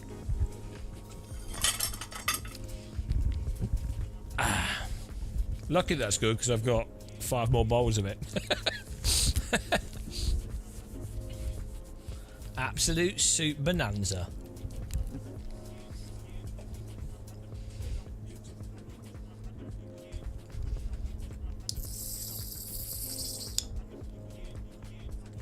Does anybody else just cook for themselves? I always do like a mega cook and then fill up loads of glass Tupperware. Oh yeah, meatball soup, that'd be good.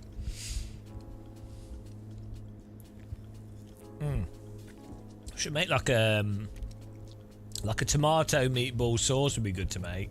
Maybe make homemade meatballs, make them really small. them in. You could put them on bread or pasta. That'd be a good sauce to have, actually.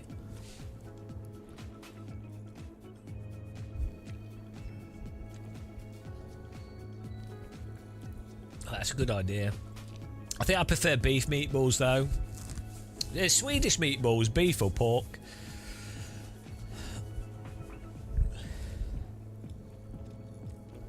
Yeah, I think I might make like a meatball sauce and then have a bunch of spaghetti, like spaghetti bolognese with meatballs, but have a bunch of them ready to go. That'd be well nice.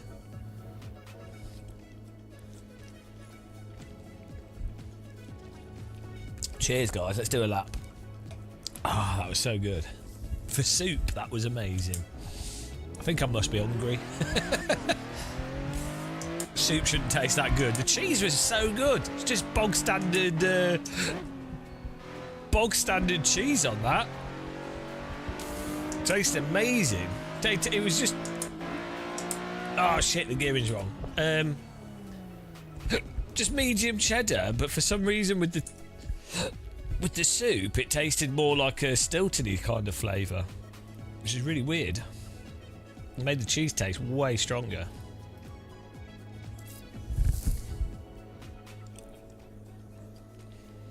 I did microwave it as well, so I guess it cooked it a bit, but...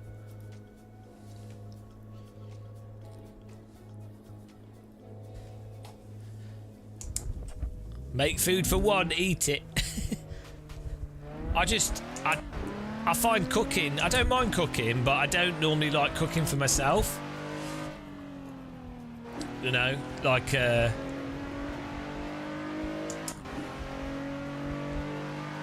just don't, I can't be bothered to cook fancy stuff for myself, so I quite like cooking a bulk. And then you only, you know, you just cook once and then you don't have to think about cooking for 3 days. Now, I'm totally happy to eat the same food 5 days in a row. Like, chili, I could eat chili every day. Make me a ribeye. Well, that's easy to make. But yeah, I wouldn't turn you down. Can't go wrong with steak. But, yeah, I could eat chili every single day. Especially if you've got some nice bread.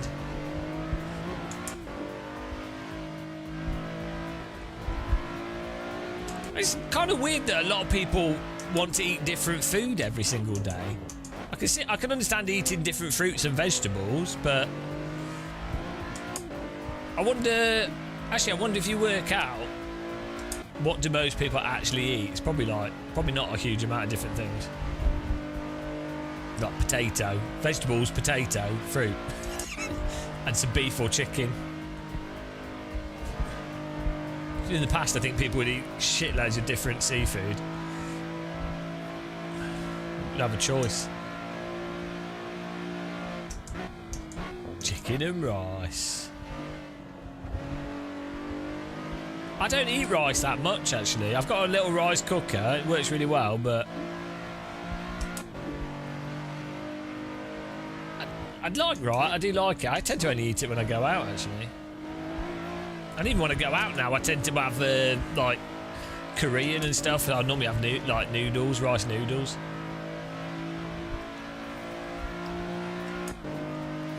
There's been loads of videos on YouTube about Peking duck. so I really want some Peking duck. I don't even like it that much. So I just saw like hundreds of videos on it. How to do your own Peking duck like a Michelin chef. To be honest, duck seems a bit wasteful, to be honest. It's got a lot of fat on it and not much meat. So I guess you can make the crispy skin so it's like pork scratching but with duck. But then unless you can use the fat, I guess your duck fat can be used in a bunch of stuff. But why are ducks so fat, actually? Is it just because for the cold or something? Yeah, they have a lot of fat on them though. I guess you can use it in gravies and things. Duck fat's really expensive to buy normally if you're just buying a tin of it.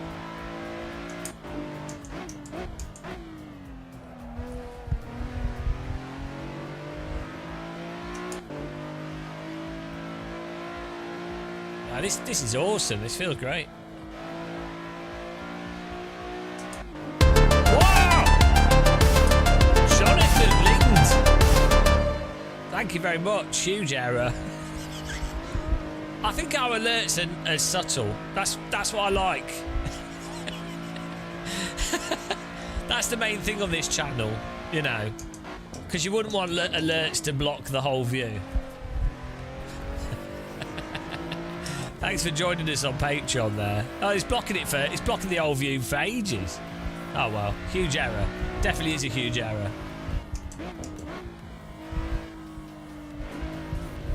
Oh no, it's broken.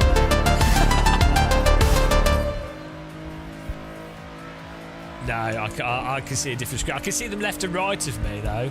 Don't think you guys. Oh, you guys can't see it.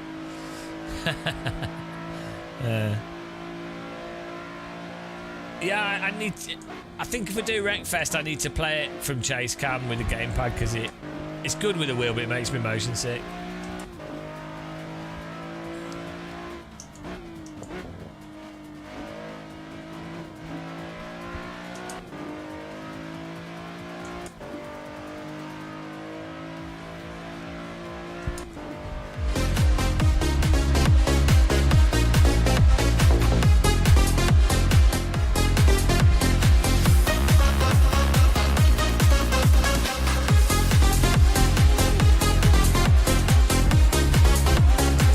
To make a song like that. Cheesy dance track.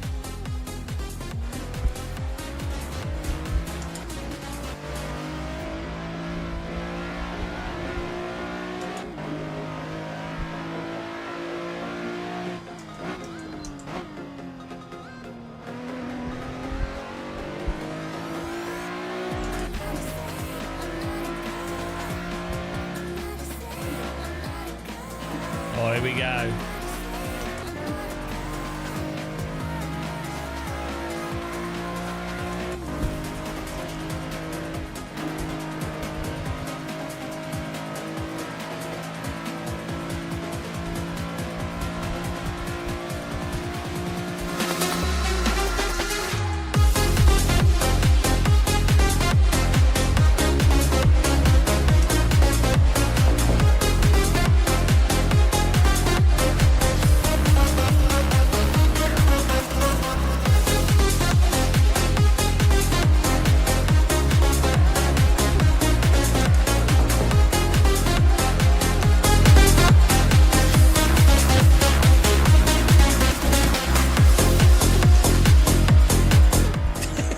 Cheesy.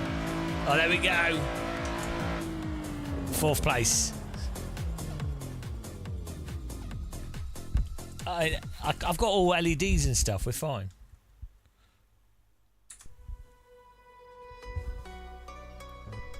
Oh, here we go.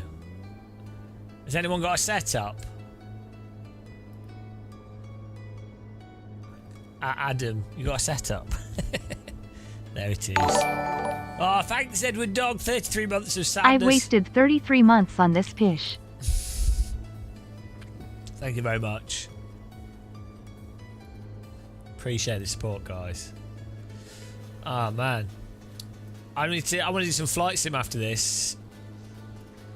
It's already midnight. Where does the time go?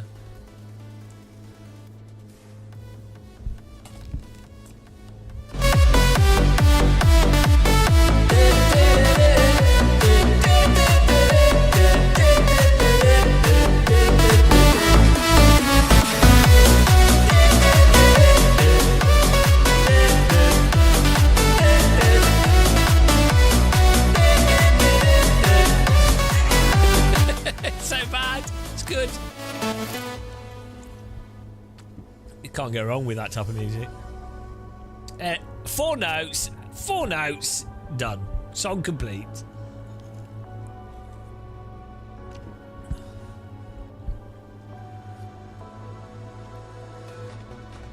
Yeah. And just as last night at 4 a.m. Have you heard? There's a techno song called Acid something. Hang on.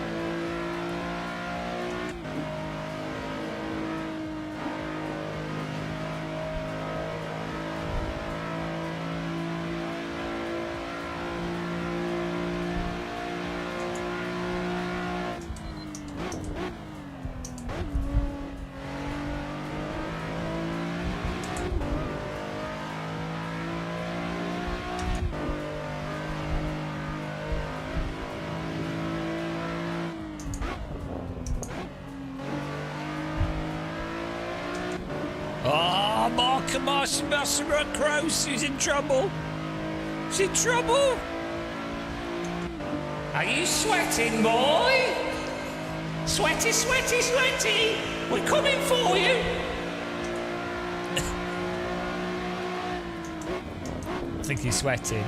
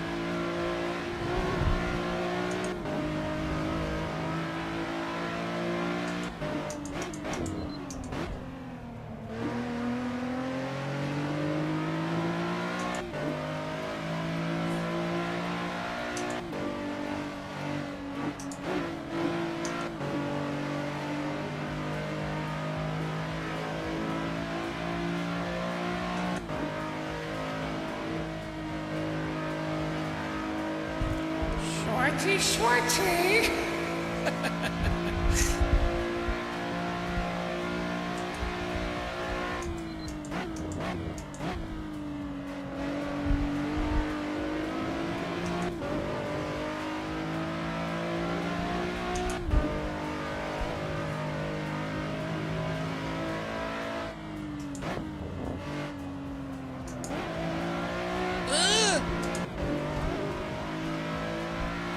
Little bit of cat steer there. No worries. Oh, I've just noticed YouTube has lower latency now on the... Can you select 2K as a resolution? Looks like there's less delay, which is good.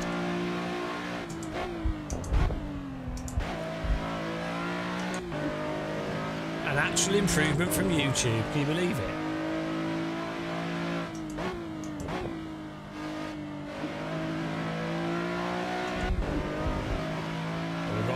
Get back on him now.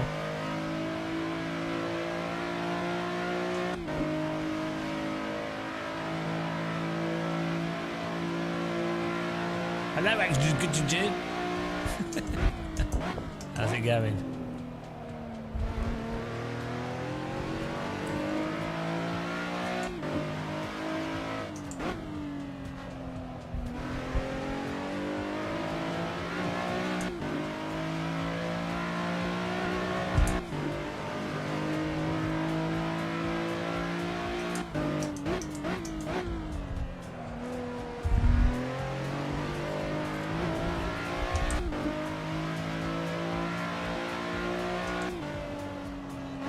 Come back! Sweaty, sweaty! Come on. We'll catch him back up. Don't worry, guys. Put some nitrous in.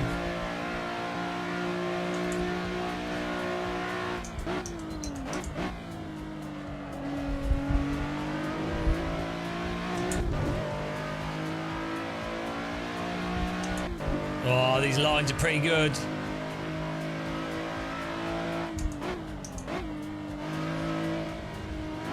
Whoa! Turbo pace.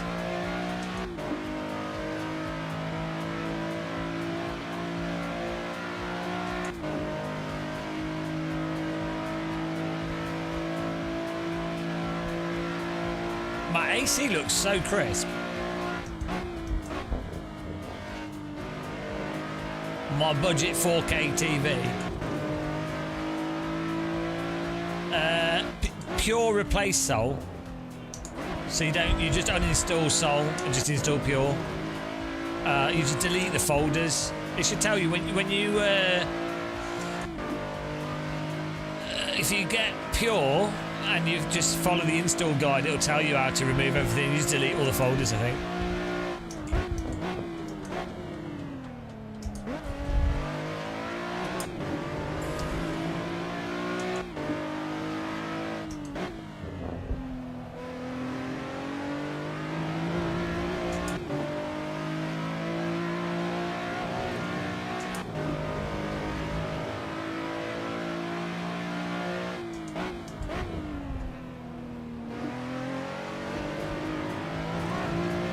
Oh, come on, we're catching a little bit. I tell myself that. This looks nice in the sunset.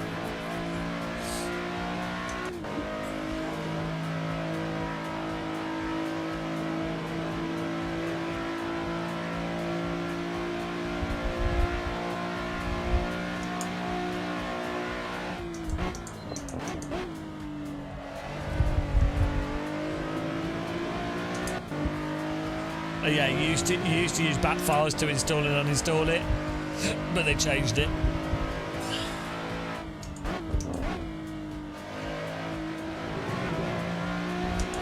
Oh, we're reeling him in slowly.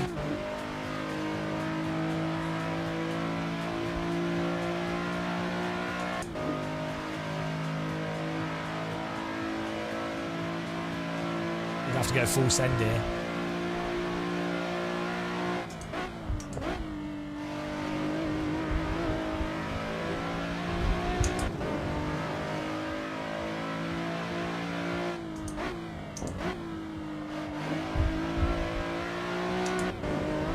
Oh, Schweizy matchy.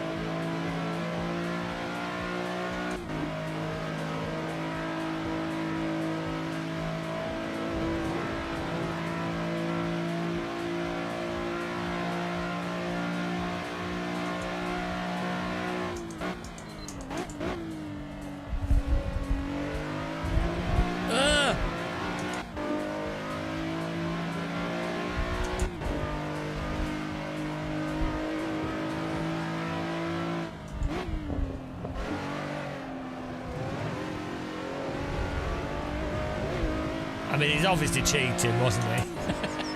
That was good racing. He kept the pace up. I couldn't close the gap. Nice driving, guys.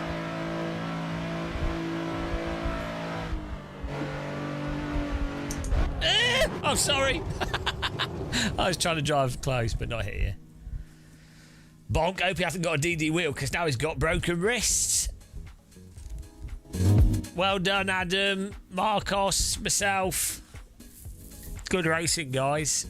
Oh, I think I might do one iRacing race with some settings now, and then I want to try something in Flight Sim. But it was good fun on AC. Appreciate everyone joining. Thank you, guys. Thanks for people supporting us as well. Helps pay for our server hosting and stuff, which is awesome. So thank you very much. That was good fun, though. We'll do some more AC soon, I think.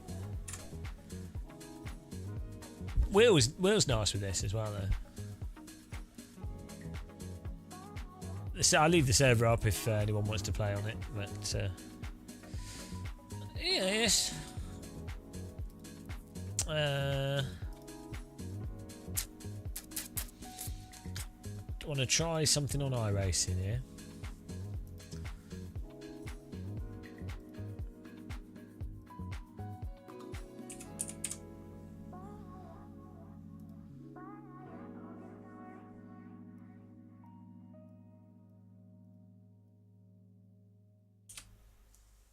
Nice. Ride Will Matty. Hello.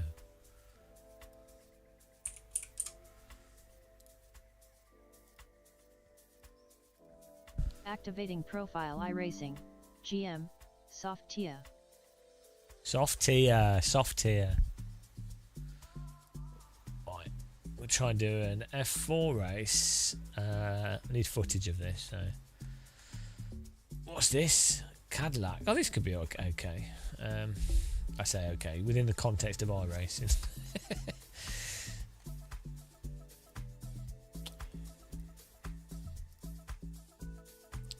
There we go. Your Marco. Which Marco? Marcio. Marco or Marcio? Oh, Marcio in the game. Okay. What's my favourite car in iRacing? I don't really like anything in iRacing. If I had to pick, they're all terrible. I don't know if I had to pick. What would I say? Maybe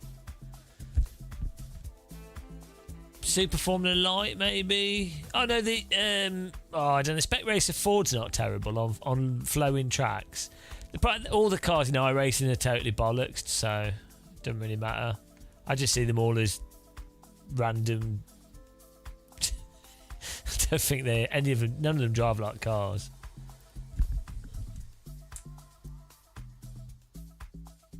It's like which is most likely to get good racing? F4, Super Formula, Formula Ford. You know. Let's frame myself a bit better here. My little square. Ah!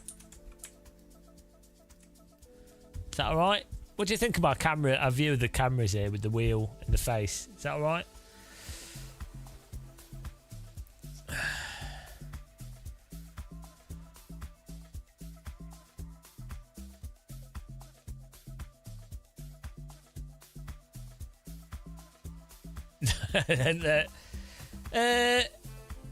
I'm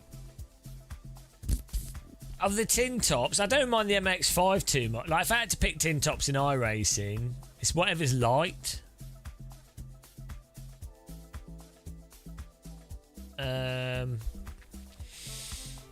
Yeah, just. Oh man, iRacing is just horrendous physics.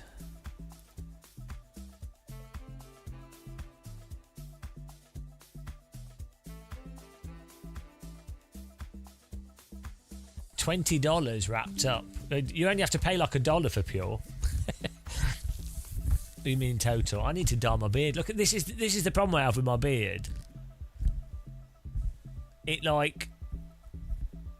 looks white on camera. It's all right in person. On camera, it's white here and white at the sides, even though it isn't.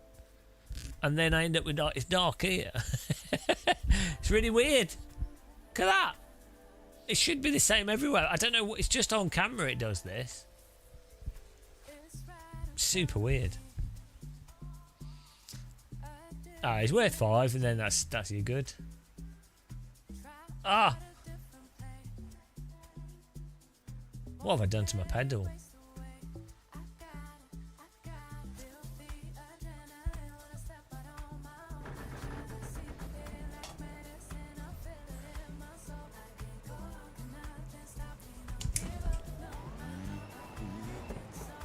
Bloody hell, what have I done to my pedal? Was I drunk when I set this up? Hello, Mose. Where's Moser gone? What is going on here? Ah.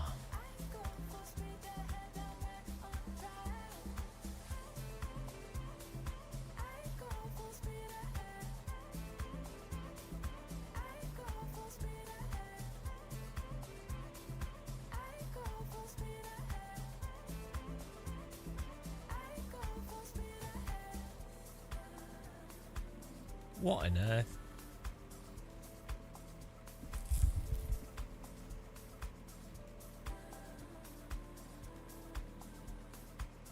Okay. What was I going to do? Oh yeah, wheel rotation.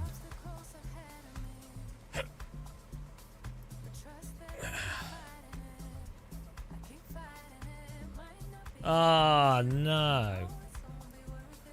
Ah.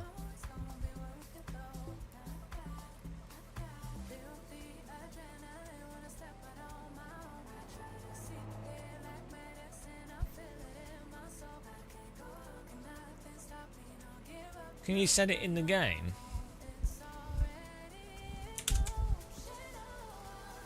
You kind of like the RX cars. Yeah, they're not too bad. I just...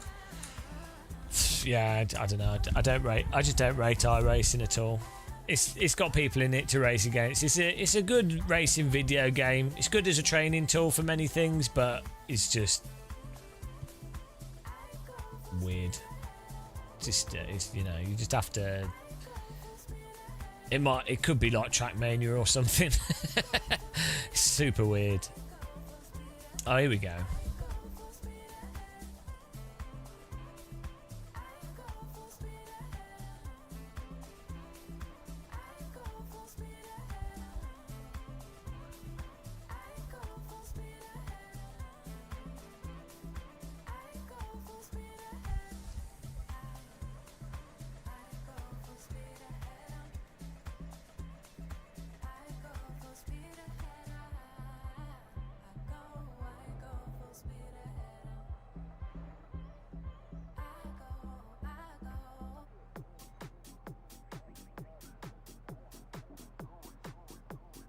Let's see if this...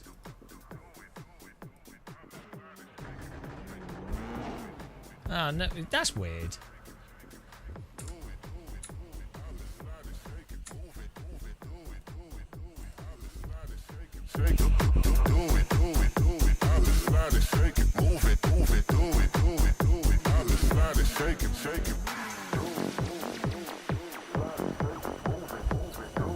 Let's try this. Oh, it's here. Here we go.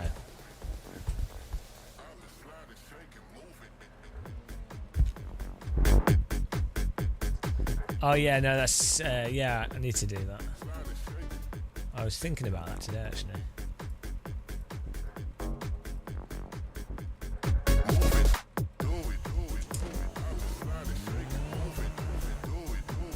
Ah, break the speed limit. Typical guy.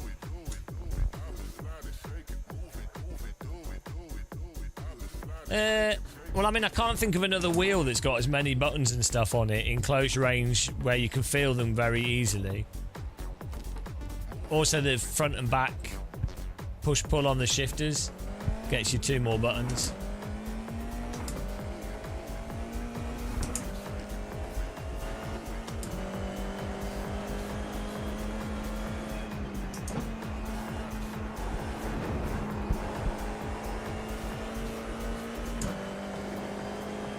Yeah, I'm just trying to put hours into it for the ergonomic aspect. I think you can't really know.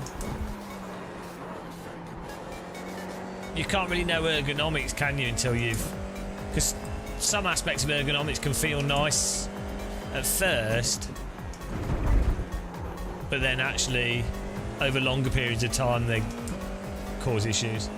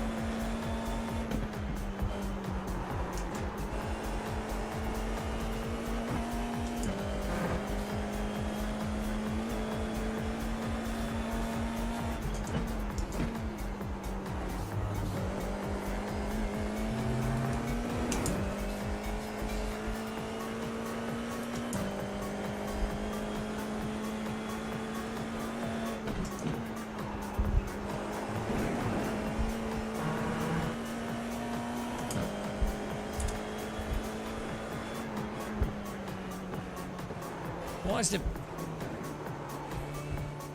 This is weird. iRacing does this thing where sometimes the brake bias won't change. Welcome back. Hope you're enjoying wasting. Good waste. I've done hardly any streaming in January because we went to Sim Formula and I was just super exhausted. I was pretty tired during it, and then afterwards is just absolutely wrecked. I wasn't sick, but like just exhausted. It wasn't too bad. I did, you know, we've done some paperwork stuff, changing over a bunch of things. So it's not all bad, but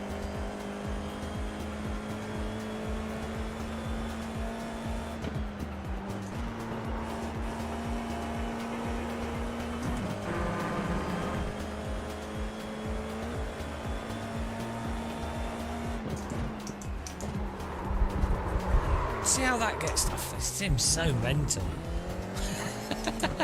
I didn't interview him in the end. No, it was Marcel Offmans was just busy all the time, and I didn't want to get in the way. They do like they were doing 2 esports things, and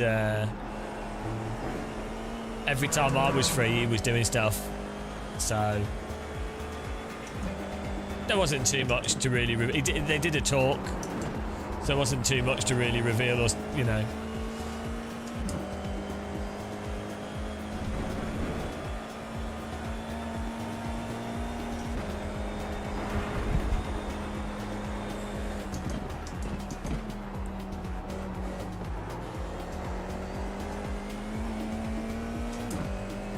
I need to turn the tyre skid sound up. That's so dumb, isn't it? That you have to turn the tyre skid sound up to avoid putting warmth into the tyres. So weird.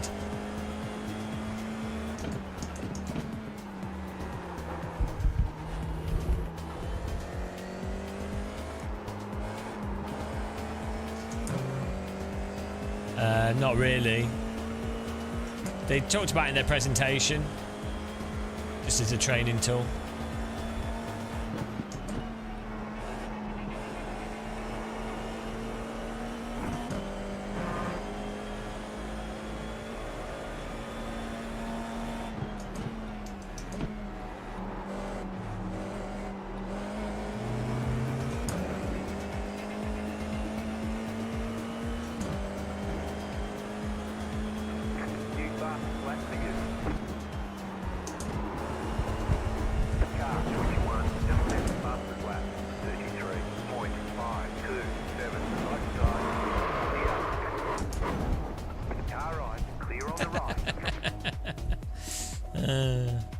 Let's turn the sound up.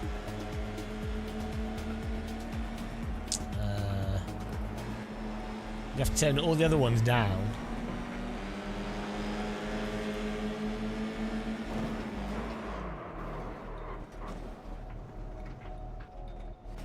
Turn all of them down so we can turn that one up.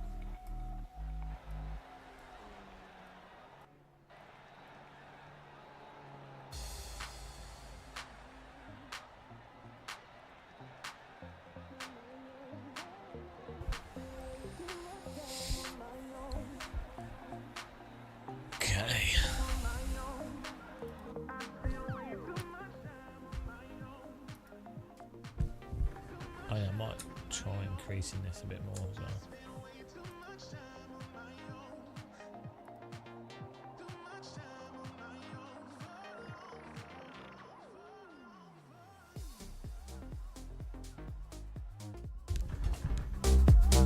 Got the club in. The pace car is out of control. Rico, thanks for following.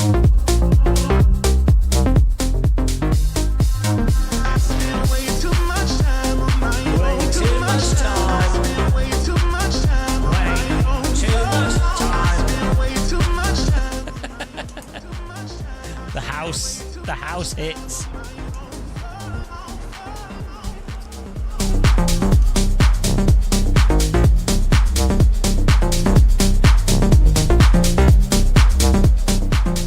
Not a bass line on that.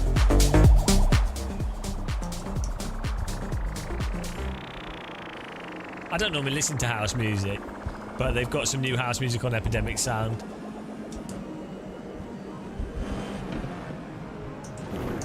So, why not? I don't know. It's probably called Way Too Much Time, I'd imagine. Way too much time. Time too much. Way too much time.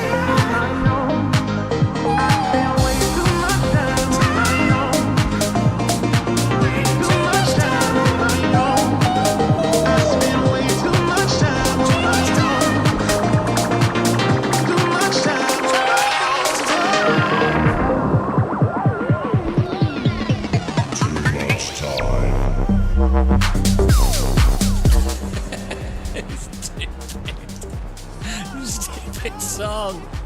Oh dear.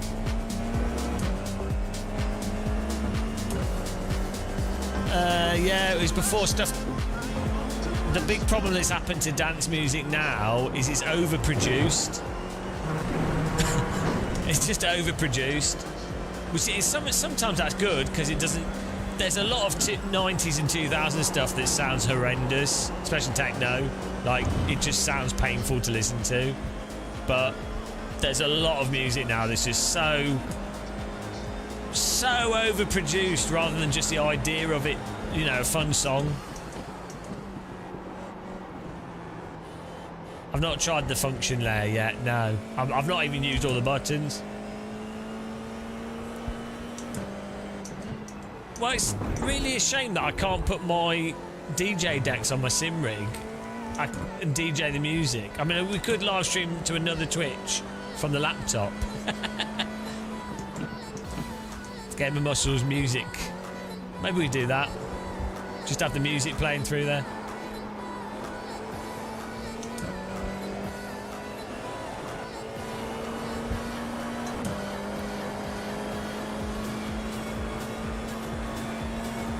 Why not add more to it? I was thinking about DJing whilst glider flying could be fun. Problem is you have to get a license for the DJ tools, and then you have to use the Twitch DJ channel.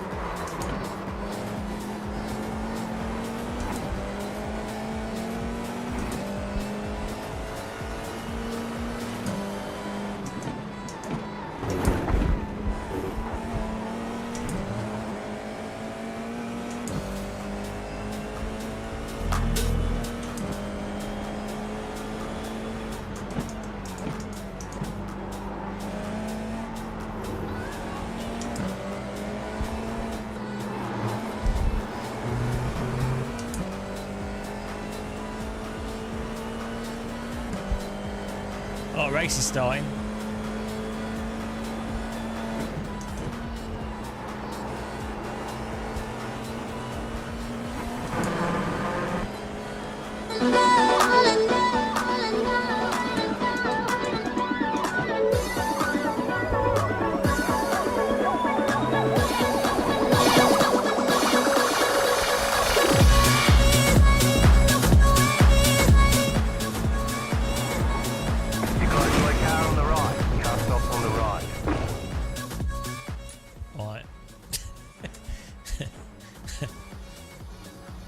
Race. Everything would be better with some club music.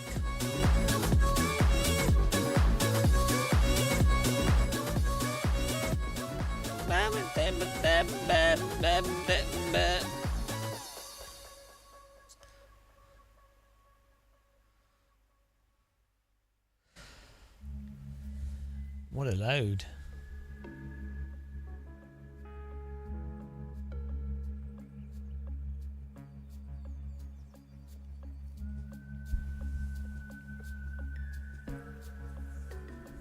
More.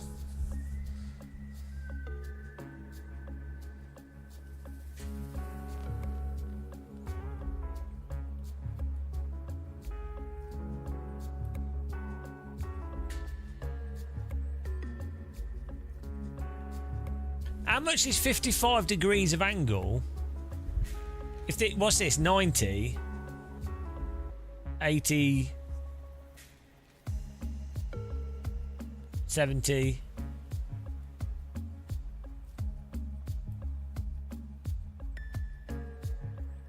Hang on. What's 50 degrees of angle? Like there? For 360 is a full turn. 300. 60. What's 90? What's 50 degrees? It must only be like this. What's that on a clock? Like 1/4. 1/8. Well, hang on. 1, 2, 3, 4, 5, 6, 7. A bit more. So it is about that. That's about. That would seem like intuitively. That would seem more than 50. Like if 90's this, 50's like that seems. You know what I mean?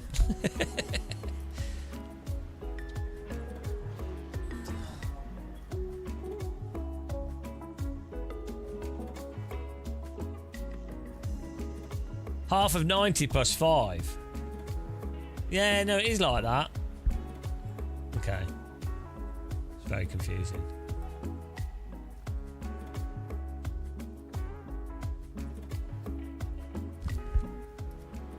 Whoa! Calm down, Bernard.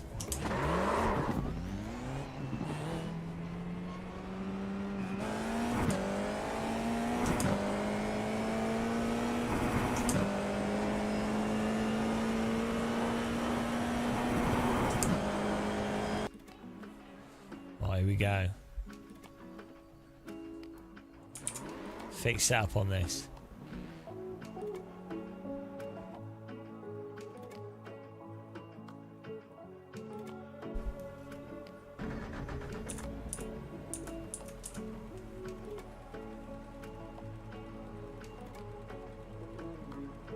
Here we go, guys. It's time to cook some potatoes.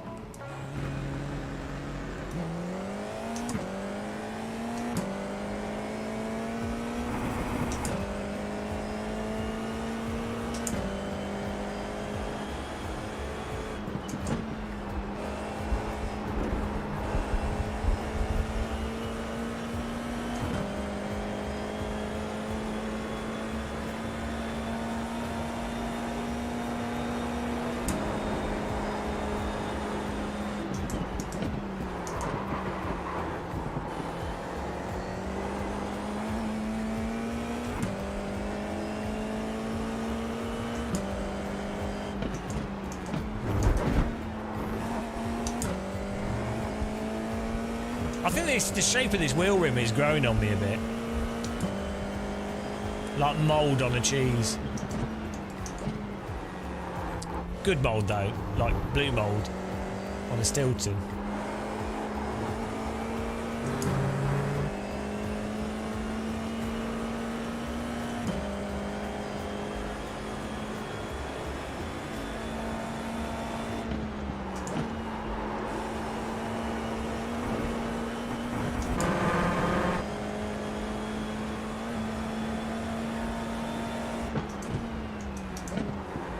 This car is out of control. Oh, thanks for following. Welcome, Daniel Bubba's truck. Okay, here comes your first time lap. Appreciate the follow. Welcome.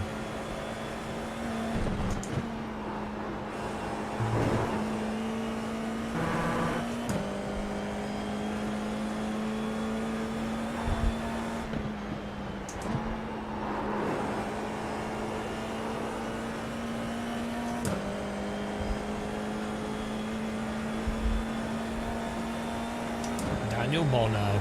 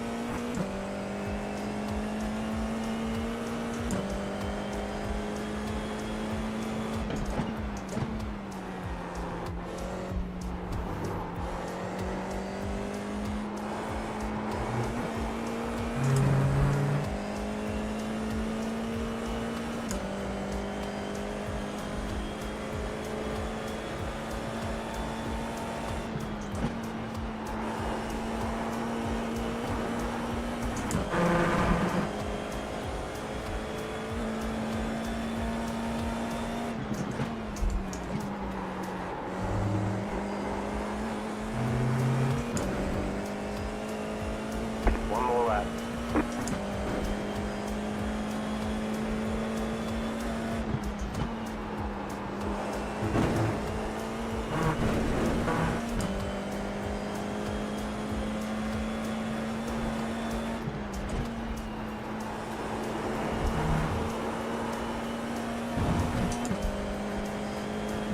getting faster.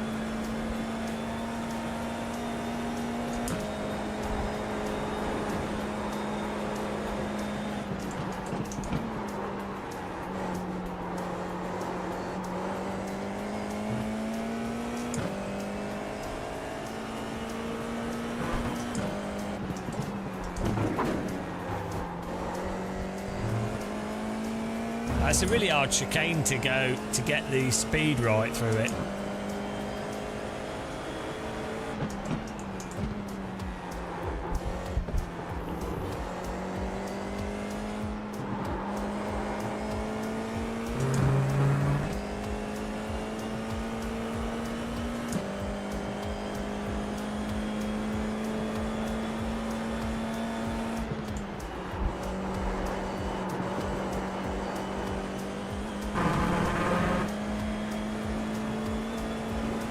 Batman. Just can't have it back. I'm the Joker. Hello, milk to no Hesse. Mike and milk and no toast. There's the flag. It's over. Hello, fingers as well. Milk and no toast Hesse. Toasted milk and Hesse.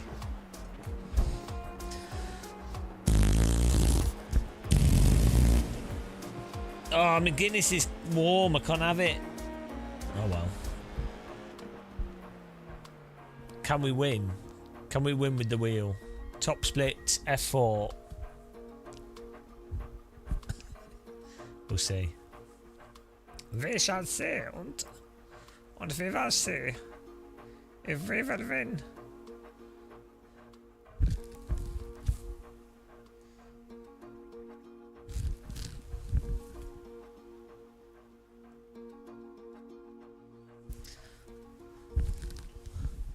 Oh, my hands hurt, my shoulders hurting.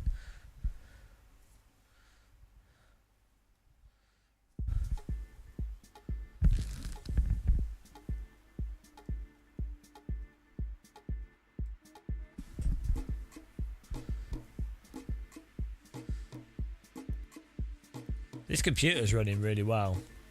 Surprising, really, given it's such a budget PC. How much will Neil's dislike? I don't think he would care, to be honest. Genuinely, the Heusinkveld, everyone at that company, they don't. No, they're confident in what they've done, and they, yeah. I mean, if I gave a reason, just a reasonable reason, they'd be like, "Oh, that's cool." You know, they're not morons.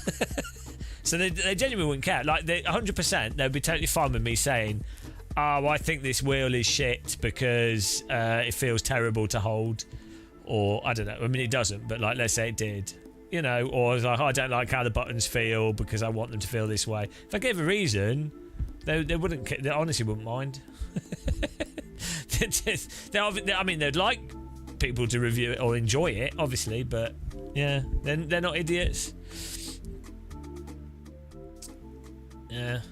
They were just down to earth as well. They're not like a lot of the people in sim racing are like that, to be honest.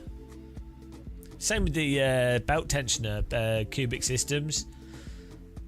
The guy's like, just do a review if you know, let me know if you like it or not.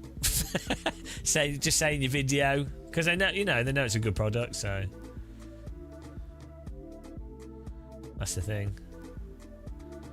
It's often, the worse a product is, the more people will be like, "Oh, in your review, can you mention this? Or make sure you do this, do this, do this." Or sometimes it's just people are a bit insecure. It's a new product, or maybe they're a new company, and so they're like worried that, or it could be like a really niche product where they can send it to a reviewer and the reviewer completely misses stuff or sets it up wrong. So that's totally understandable. But sometimes when it's a shit product, so let's say it's like shitty headphones, they'll be like, "Oh, make sure to mention this and this and this," and it's like, well, they're shit headphones, so what are you going to mention? So, yeah. Most sim companies actually have pretty fleshed out products that, you know. The estimated SOF is 2,192. I know. Keep it clean. A DNF today would hurt our points a lot. I mean, at the end of the day, like, if people know I'm gonna like, they know what they get with me. So it's not a surprise at this. I guess that's probably better from a business perspective. You know what? They know that I'm going to say the reality. I'm not going to come out with something totally left field random that doesn't make any sense. I'm going to say stuff that's what they should know themselves, right? 5 cars left to grid.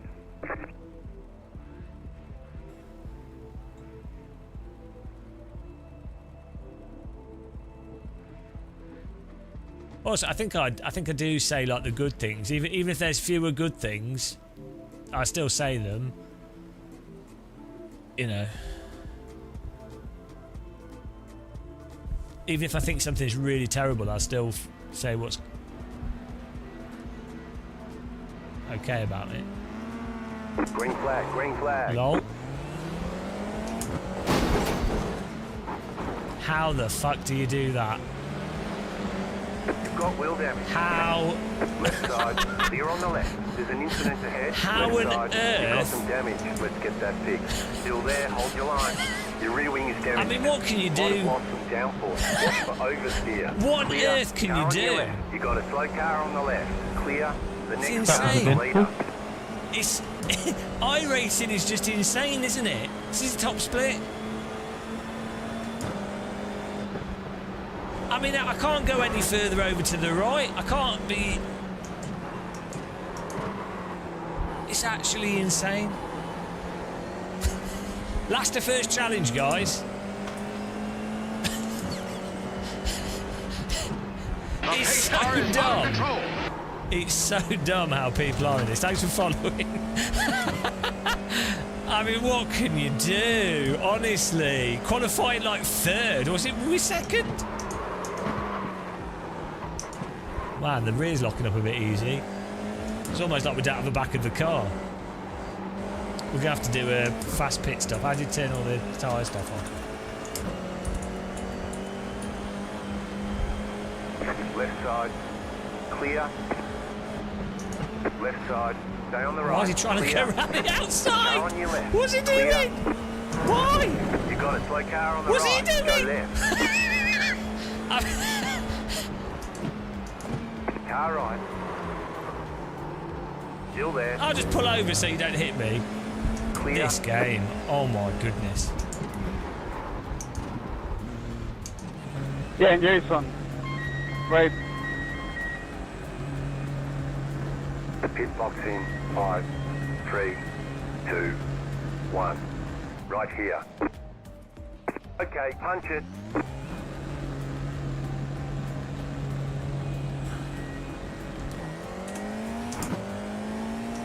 It's just I don't know how people can take this serious in the slightest. Like it is what it is, but it's so ridiculous how it's every race. There's nothing I can do to avoid that. Oh well, it is what it is.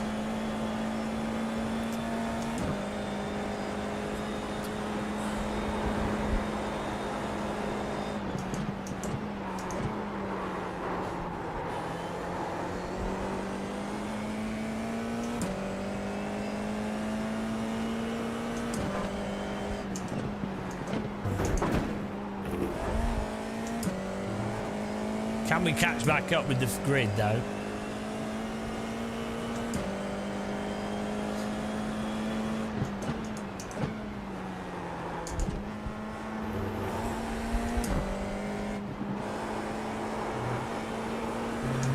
Six-second gap. The problem is you can't. It's like late at night.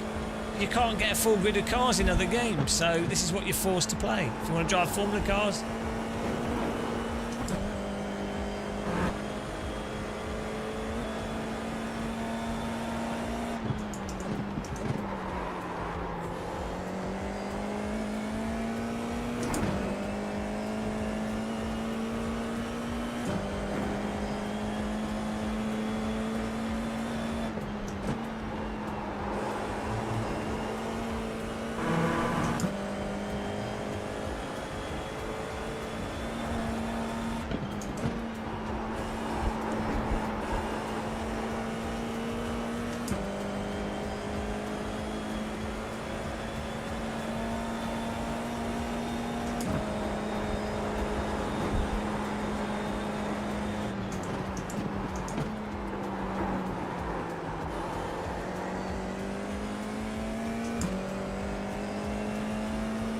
hip bone. They actually modded it on T-Rex.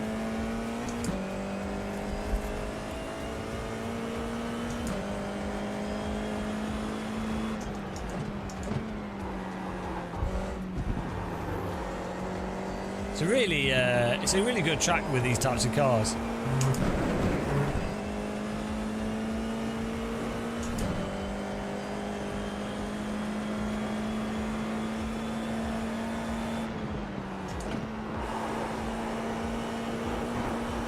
Got any fast drivers in chat? I don't know. I can't remember if you can do that corner with just a lift. I haven't driven this track for a long time in this car. Super Formula Light's good as well.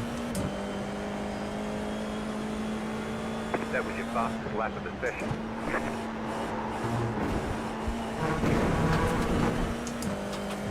The pace car is out of control. Thanks for following there.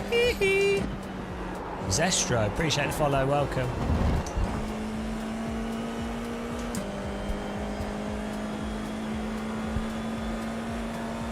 Welcome to we're testing this wheel rim.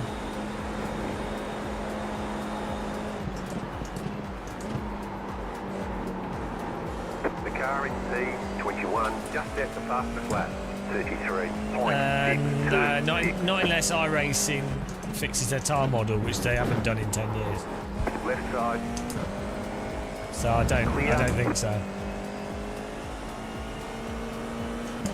Unfortunately.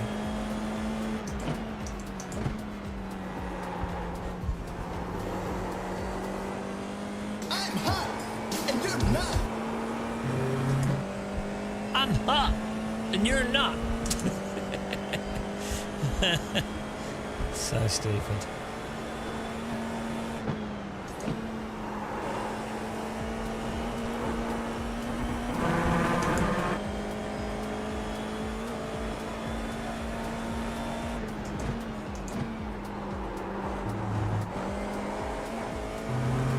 Hello, Nil Million. Car behind has gone on. We're alright, we just got ramshackled. Rambolina'd.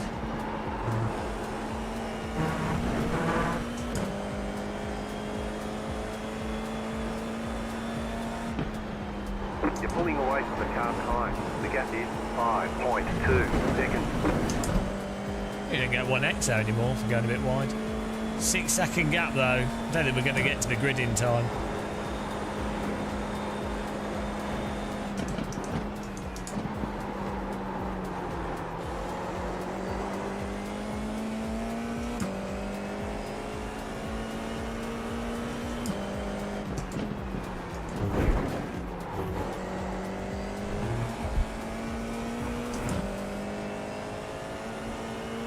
See what lap times we can pace though.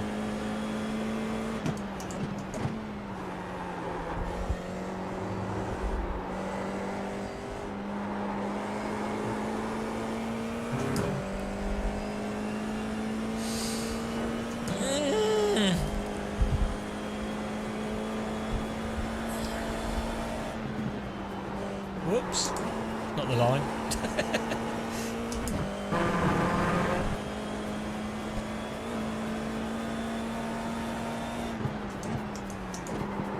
Car stops on the right.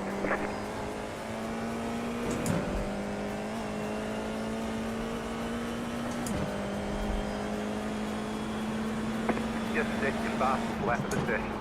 Car on your left, clear.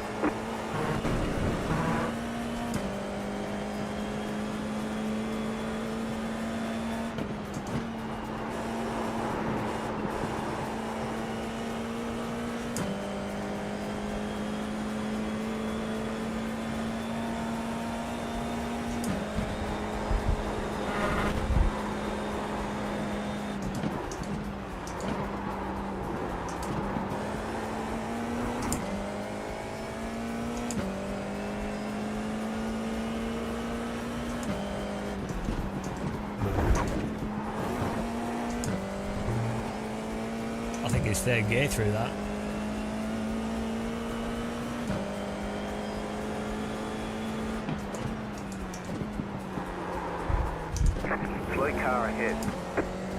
Car stop on the left.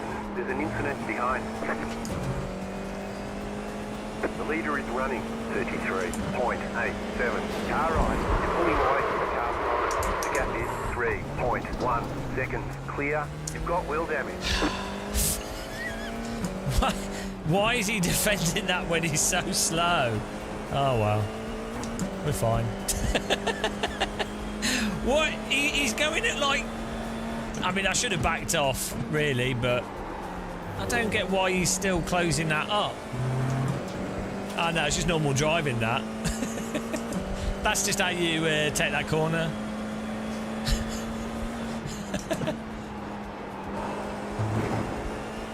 He really didn't want to give up the... you know, I think I drove into him, to be fair, but, you know, it's a bit weird for him to defend it so much, but I think he's allowed to, so... That was a good overtake, I think, to be honest.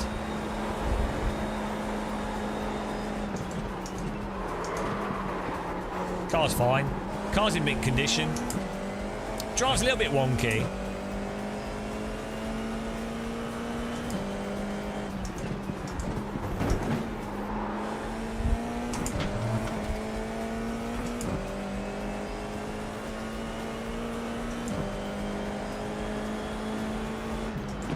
Slow car ahead.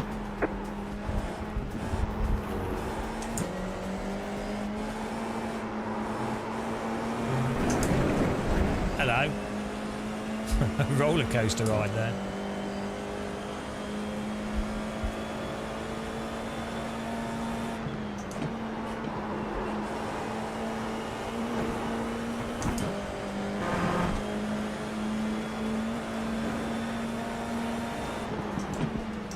Car on your left. Clear. Left side. Keep to the right. Keep to the right. Clear on the left.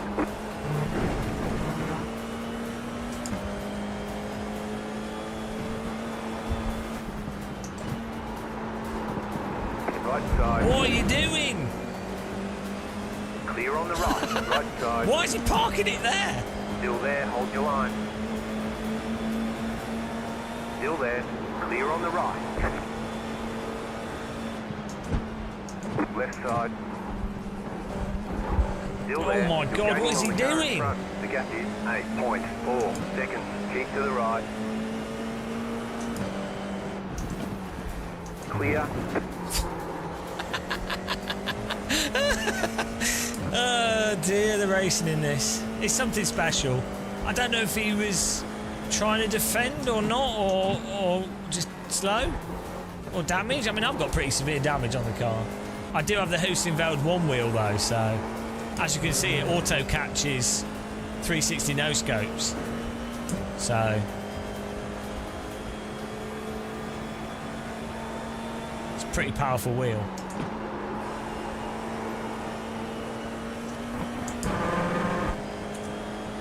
Two minutes to go. I literally have a button bound on the wheel for that. Don't know where it is. Oh, it's this one.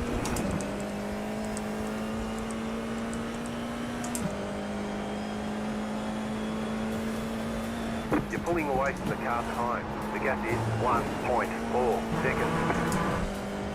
Car's in mint condition here. We're at pace. Just running inverse oval setup. You've got about 5 laps of fuel left. I have to say, finishing this in 13th is pretty good, given that we've done a 360 no scope.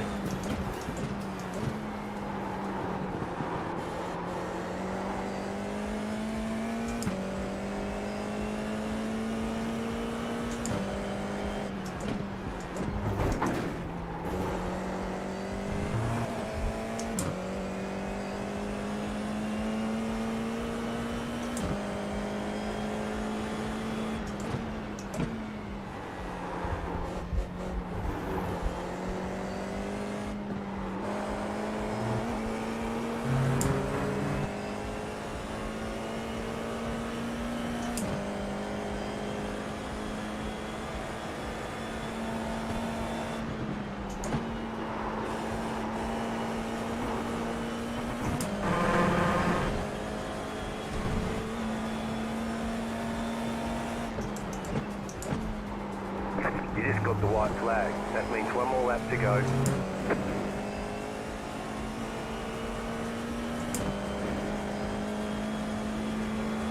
That was your fastest lap of the session.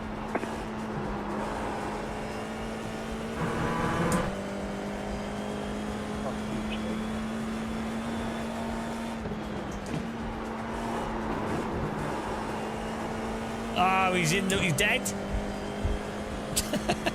He's been dead. He's been killed.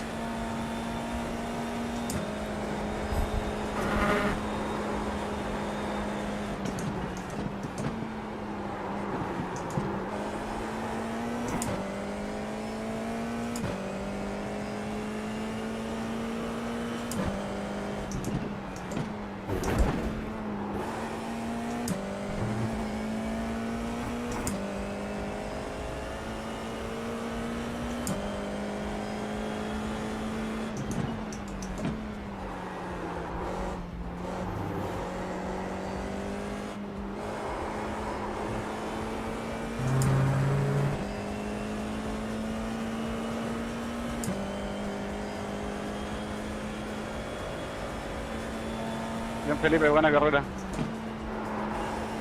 Bien, bien, ahí le ganamos con paciencia a ese. Sí, había que tirar nomás un rato.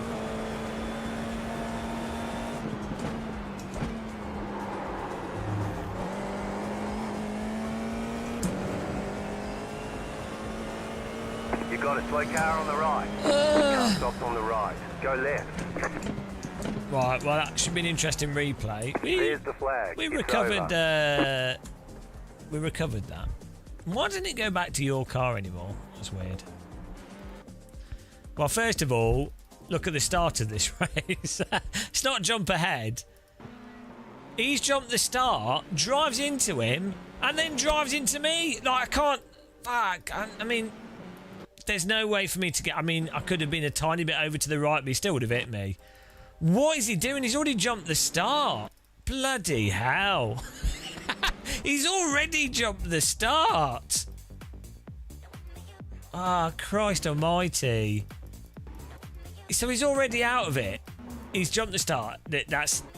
And then he's not noticed the car in front of him is stationary. Then driven into him and then crossed it over. And then, I mean, we kept it on 4 wheels, which is genius. Hang on, did anyone else hit him as well? Let's see. Bloody iRacers. I mean, if you're going to jump the start, maybe don't drive into the car in front of him. He jumps to start. He doesn't even start, and he jumps to start. It's the worst possible combination. If you're going to jump the start, don't drive into the car in front of you. I have to say, it was a good catch by me. Right.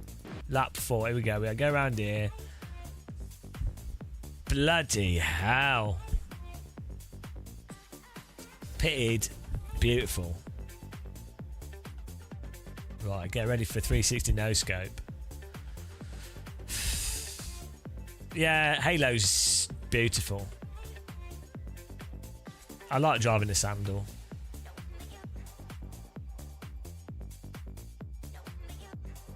Right.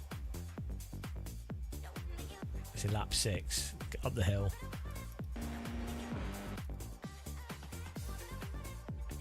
Right, here we go. Here we go. He's slow as. He's slow as. I mean, I did drive into him. Look at the catch. I mean, it is my fault for driving into him. So, I mean, at the end of the day, I drove into him. If he turns left, though, that's reactive. Well, I drove into him, so I should have stayed to the left more. But it's a good takedown.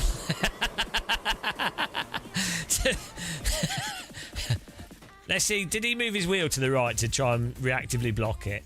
Not that, I think it still would have been my fault.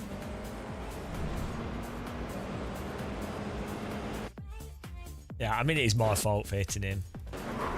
Good takedown, though. He's out. Goodbye. Yeah, I mean, sorry, Edward. I mean, that is on me. Even if someone's slow, doesn't mean you can drive into them. Bloody iRacers.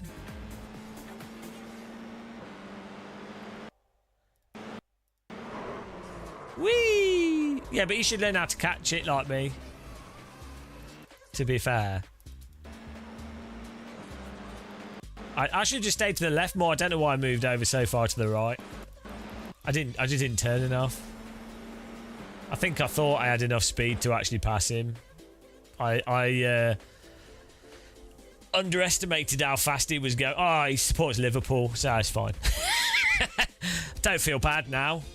I mean, I don't support any football team, but I do know if you support Liverpool, there's something wrong with you. Putting Liverpool on your car as well. Or maybe he just likes the place. That would be okay. But I imagine, oh no, Liverpool FC. No, yeah, it's football. I mean, if you put a football team on your car, that's, you know, you deserve that. And it's really within the rules. Just the thing is, he's playing football and I'm playing ice hockey, which is a far more superior sport. So, you know, it's fair enough what I did, I think. I think we can all agree. Don't play football when you can play ice hockey.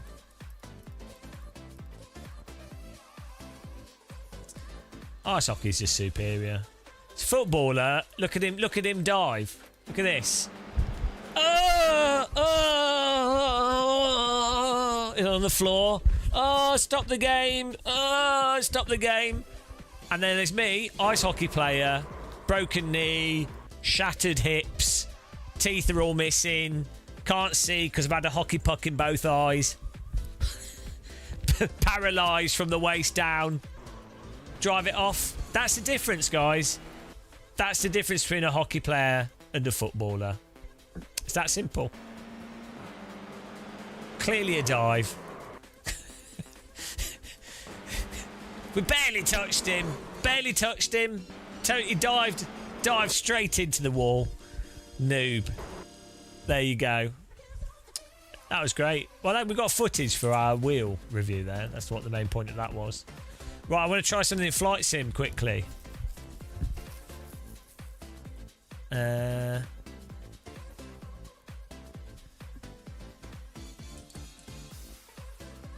my joystick even on? That's what she said. Oh, it is now.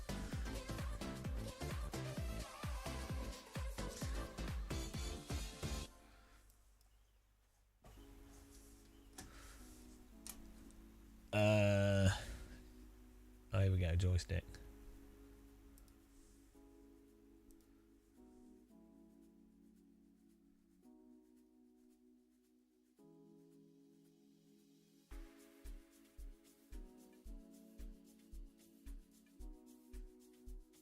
Oh, there's a new cockpit. 9.18. The pace car is out of control. Software. Oh, thanks for following. Added force sensing mode requires base firmware later. Added stick center lock.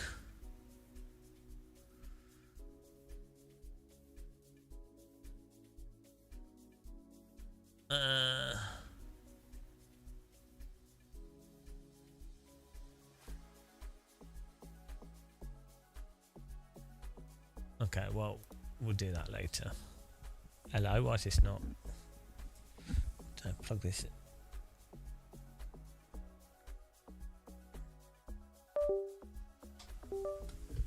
There we go. Flight sim. I want to see if I can get triple screen working quickly. Quick ally.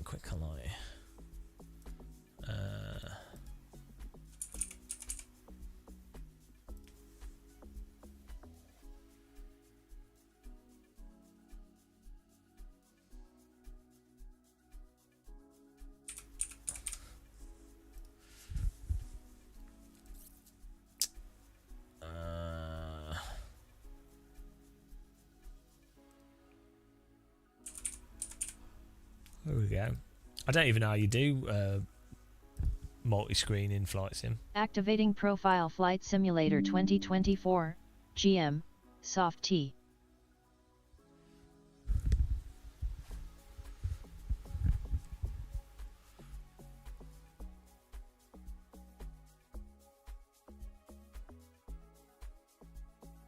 Who's awake? Who's still with us?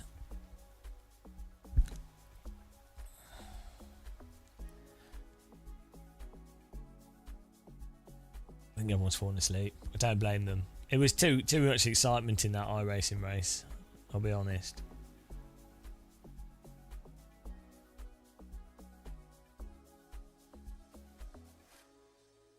Hello.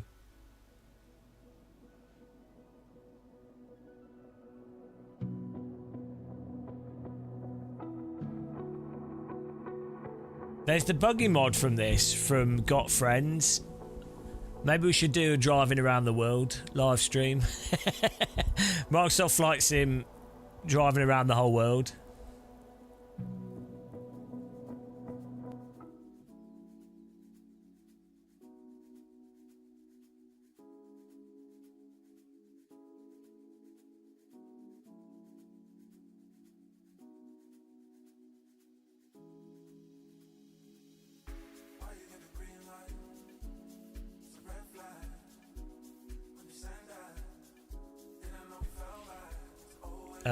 Probably take like 6 months of daily streaming.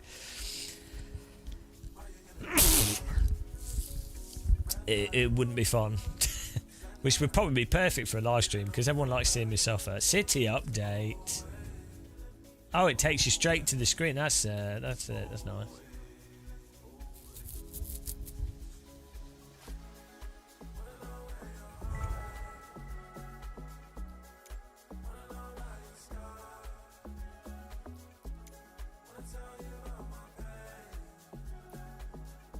Okay.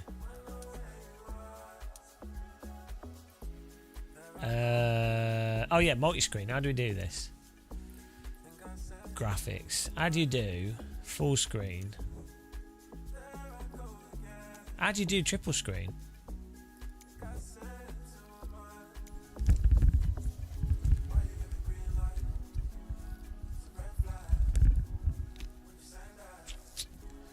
How do you do triple screen on this?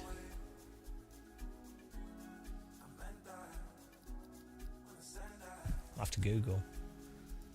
How to do triple screen in Microsoft Flight Sim 2024.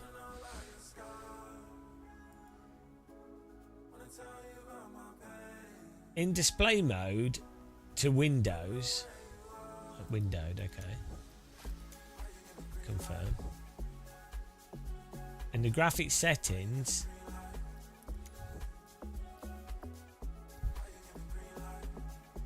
experimental feature, camera options.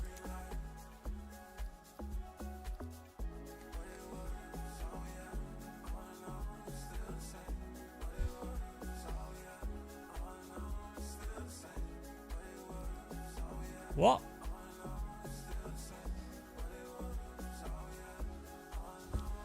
Experimental. Where's experimental?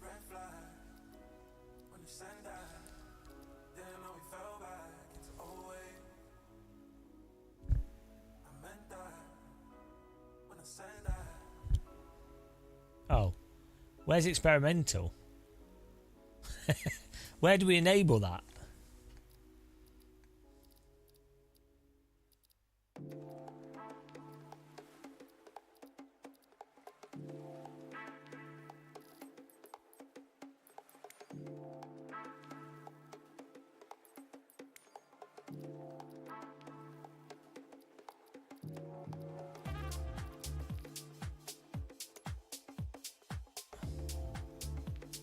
I haven't given Condor a go yet. I don't get where this...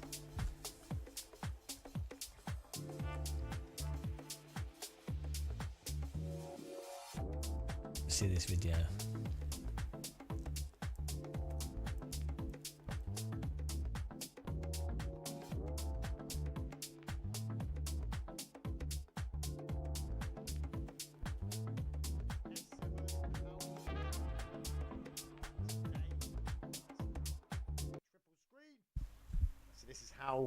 I've got it to work so far. Oh, it's very fiddly. He's got a T300. I found it to be a bit of a pain, so I thought I'd share. Where we don't have the resolution team, got in multi-window setting up at the start, and then this is what we do. We're going to go into the settings, and we're going to go to the advanced options. And what you want to do down here in the multi-window setting, There you're it going is. to add a new render window. There it is. Thank you. That was probably the thing that we needed. Okay. Then what? Then what happens? So I've got two added. So I added them to either side of my main screen. So let's go down. Let's go down. Have a look at my settings here. I don't know why they've gone to 3840 by 2160. They should be 1920 by 1080. Let's go back to that then. 1920, 1920. They just seem to have changed themselves. Oh yeah, as you do. 1920 by 1080. So okay, but both screens have gone back to 1920 by 1080. Anyway, it's this literal rotation offset you have to have a play with. So you can see my runway, it's as best as I can get it. My screens are at 45 degrees. So if you've got the same kind of triple screen setup as me, this will possibly, these settings will possibly work for you well, like they do for me. But it's as best as I can get it. A new render window. Options to either side of my main screen. So let's go down. Let's go down. Have a look at my settings here. I don't know why they've gone to 3840 by 2160. They should be 1920 by 1080. Let's go back to that then. 1920, 1920. They just seem to have changed themselves. Oh yeah, as you do. 1920 by 1080. Okay. So okay, but both screens have gone back to 9. Let's see what happens. This is not going to run well, is it?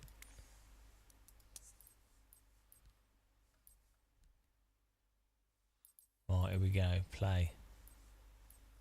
Do. Dubba dubba dum dum dum. Yeah, I mean you can set them to be full screen, but as well.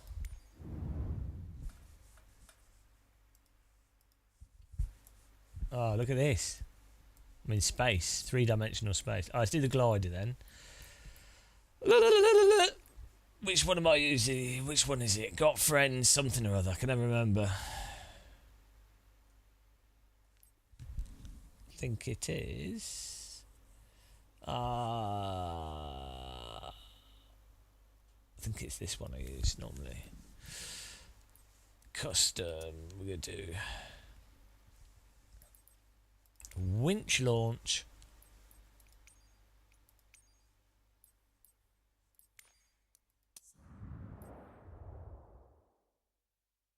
No, I know alt enters. Gets you full screen. Right.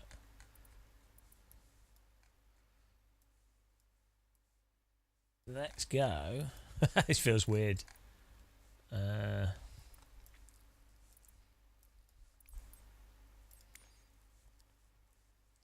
Custom. Okay.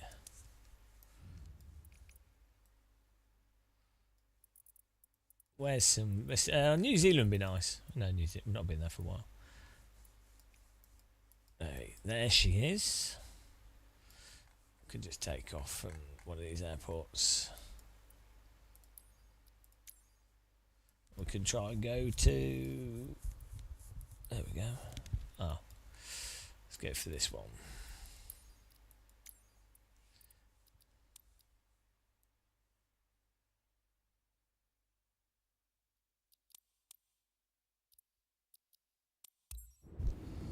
I don't know which window's which. They seem to be all the same view at the moment. They're all the same view! How do we...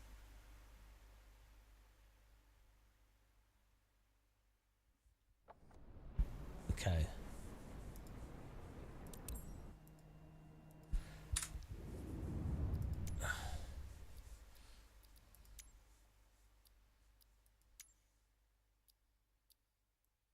Ah, there we go.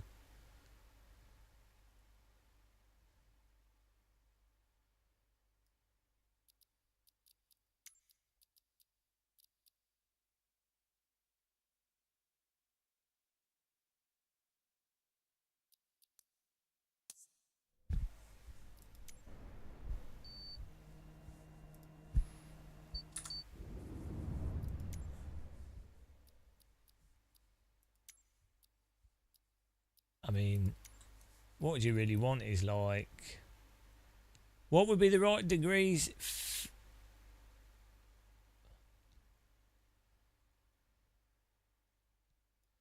Like 70?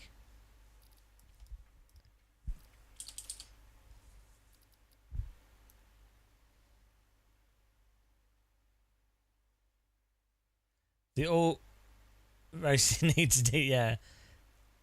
Yeah, but I'm too divisive.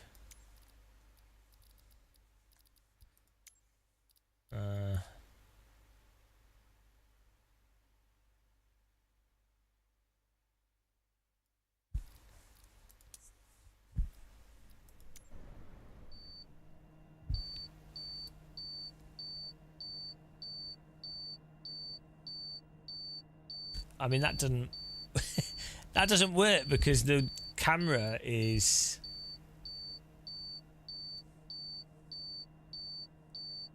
Oh dear, how do you? Yeah, no, VR is really good. I'll turn this off. The problem is the view is if my camera's, it's not the right angle.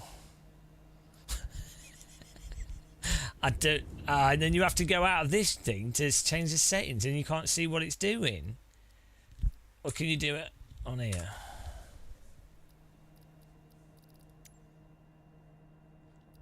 Ah, oh, so dumb.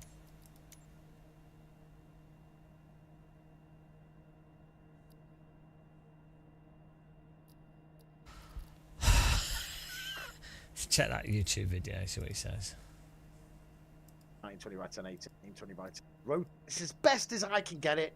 My screens are at 45 degrees. So if you've got the same kind of triple screen setup as me, this will possibly, these settings will possibly work for you well, like they do for me. I can't see what you put, you dumb moron. The same rotation offset you have to have a play with. It's okay. The both screens have gone back to 1920 by 1080. Anyway, it's this literal rotation offset you have to have a play with.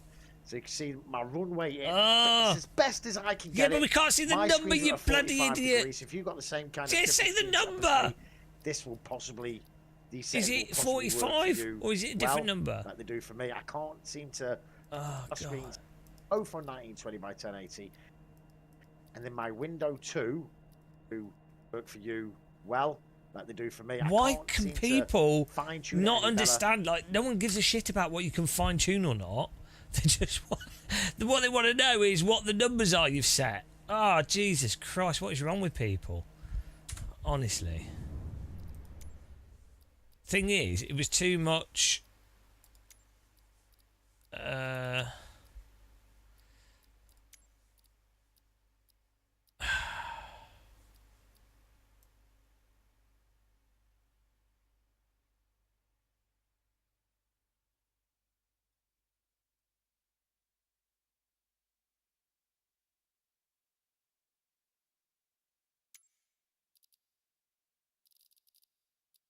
Try this 28.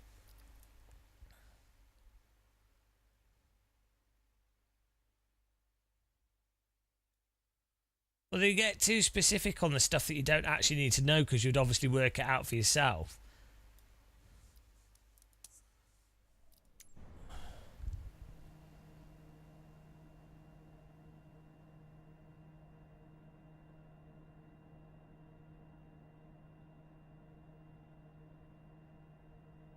I mean, the problem here is that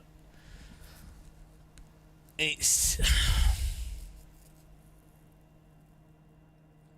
more that you need the camera to be in a different position, or like the same camera but the different part of it.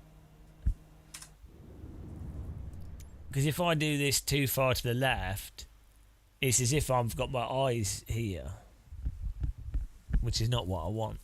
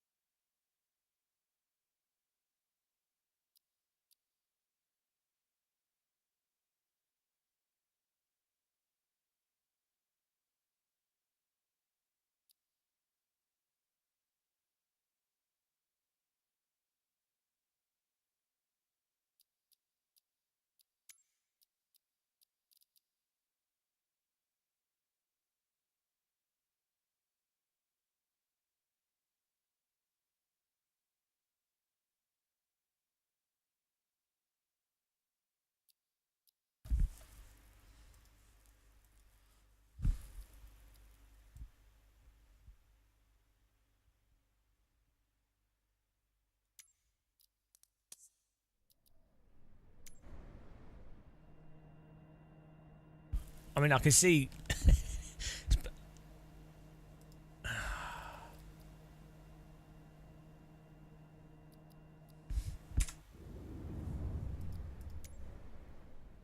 What is this on here now? How do I get rid of that? Oh. Yeah, see, the problem is, it's as if the camera's like it. It's like I've got my head turned to the full. I need the monitors to be at a right angle.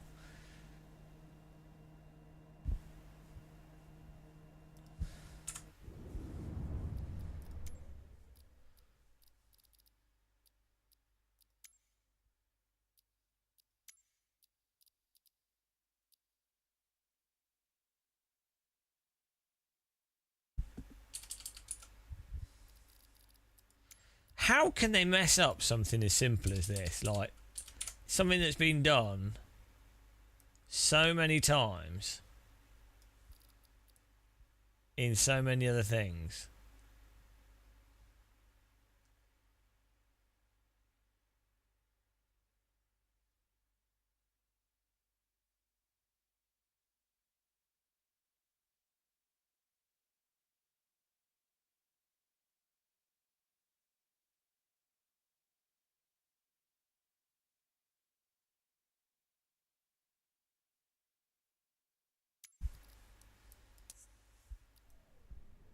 So if I do this, it's duplicating the cockpit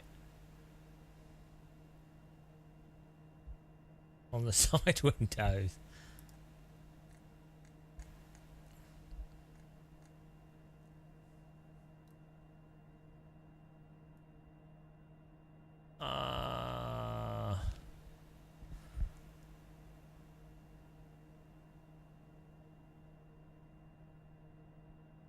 It's not, it needs to render a different view. It's as if it's rendering from the same. Oh, I don't even know. This is giving me a headache.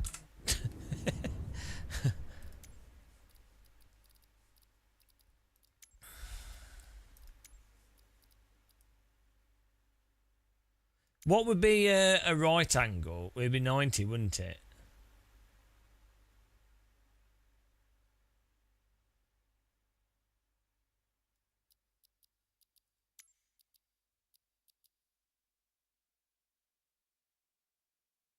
Yeah, but then don't you? Doesn't that basically look behind you? Are your screens at a right angle?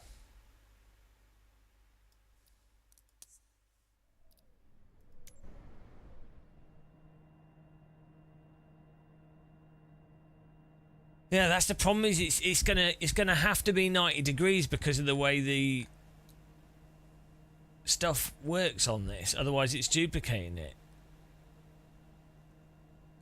But then the problem with that is it's like if I look straight ahead, my wings are pointing in front of me. It only makes sense if your monitors were literally at an angle, at the same angle. If the monitors are not at that angle and you set it to the correct value, you then start seeing what you can already see on the center screen because it's duplicating it. But you don't want that. You need the field of view needs to be.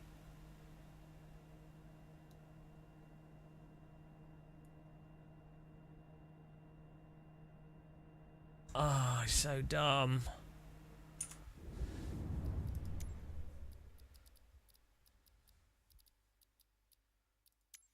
The way they've got it set up, basically, you're forced to have it at 90, but then that doesn't make any sense if your screens are not at 90.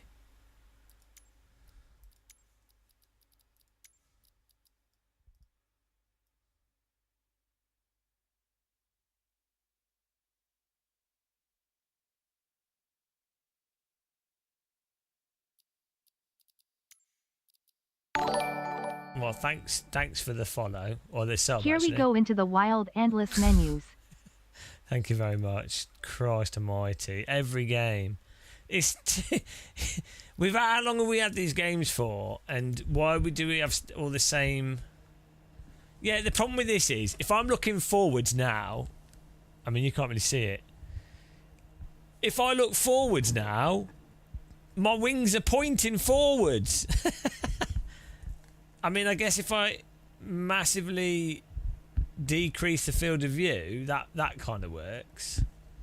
And I guess the only real option is to really decrease the field of view and then maybe move the camera back.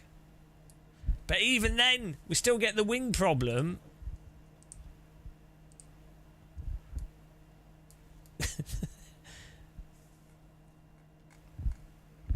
Yeah, basically, that's the only thing I can do is decrease the field of view.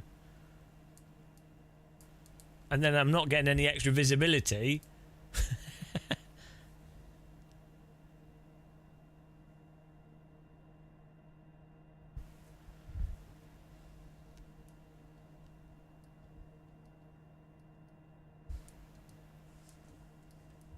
Oh, well.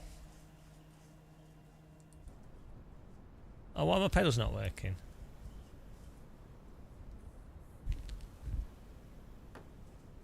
Hello?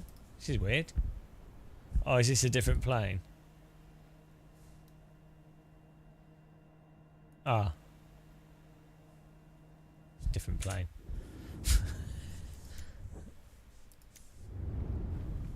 Yeah, so this, there you go. This has done the right thing, but you need... What you need is a different... you need a different way of rendering field of view, is the crux of it.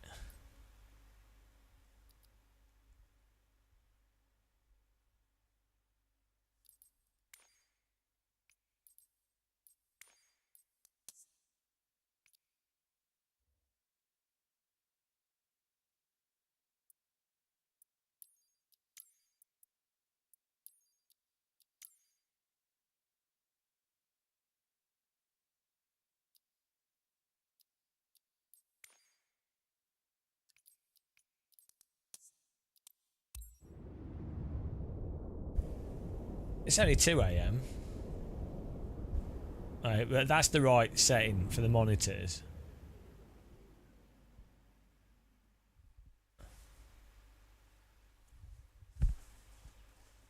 What's going on here? Oh. Oh, there we go. Oh, he's going to take off.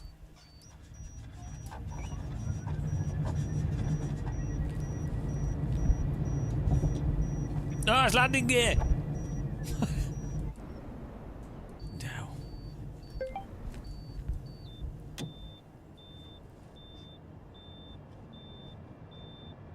Oh, they might have fixed the force feedback bug. That's good.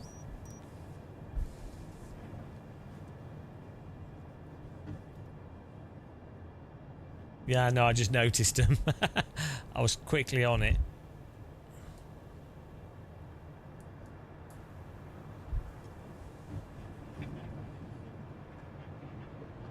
Oh.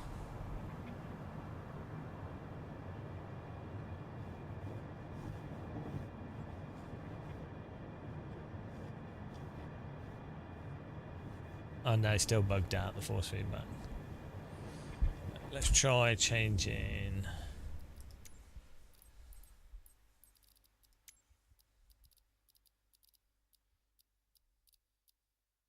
So they call this zoom when it's actually field of view. This game is so dumb.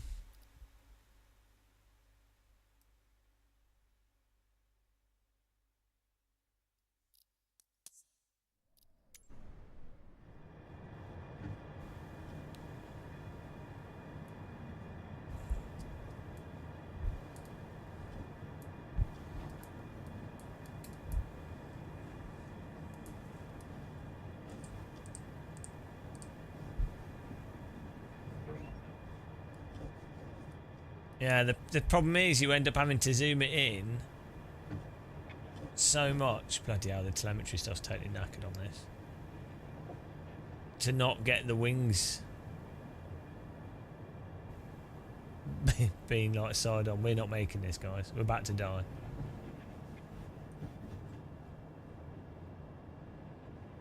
Oh, if we make this is a miracle. Oh, 50 knots. Ain't making it. There's a tree. Crunch. Whoa! Yeah, what can you do to avoid? Because the problem is, it looks fine until you can see the wings.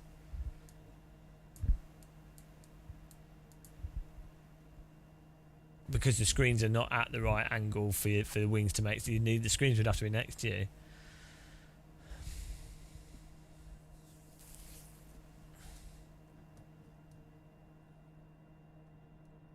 It needs a different form of.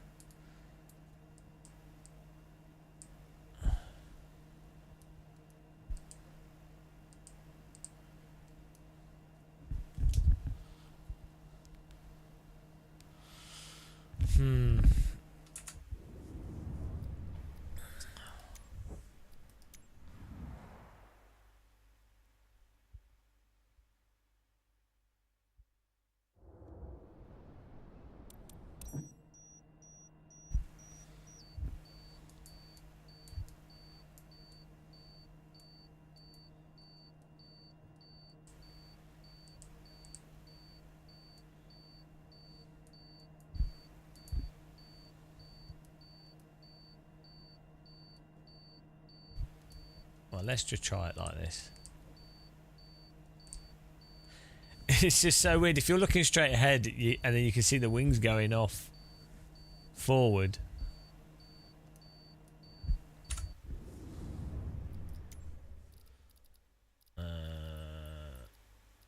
Graphics. Let's put an auto here.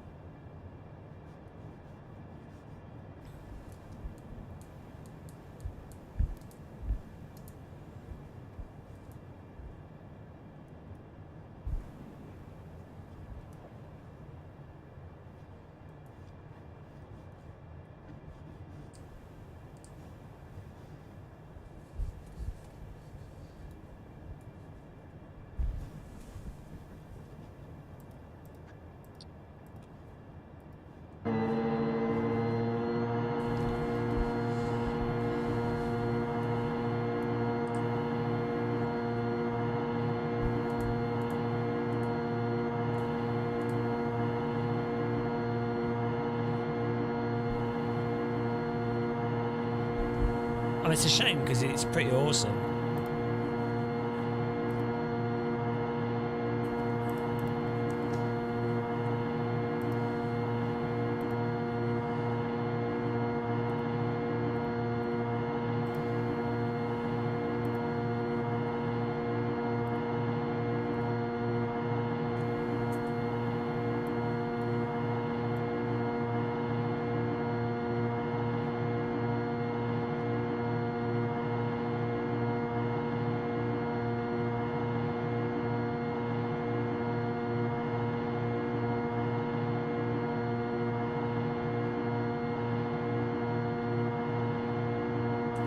Where's my bloody glider thing gone?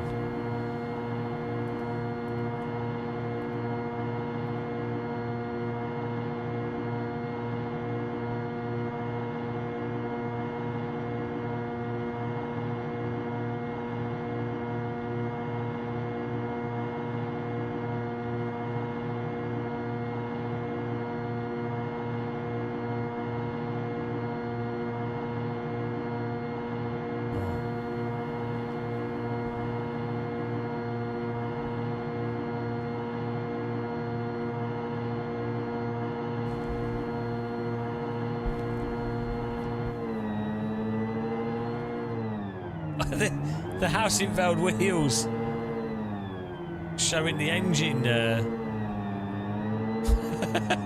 Can use it whilst glider flying, guys. Even in a glider. Got the. I know it's a glider. You're like, why has it got engine power? But you can still use the dash.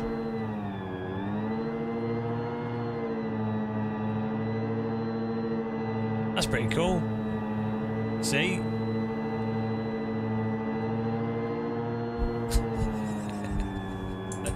That's so dumb.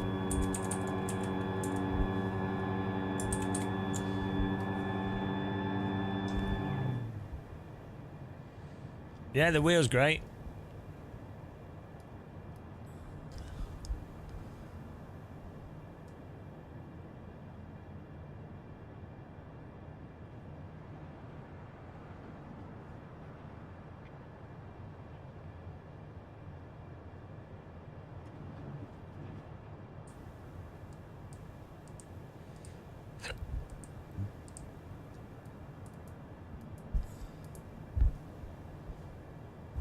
Yeah, the problem with this is we literally have to have the field of view.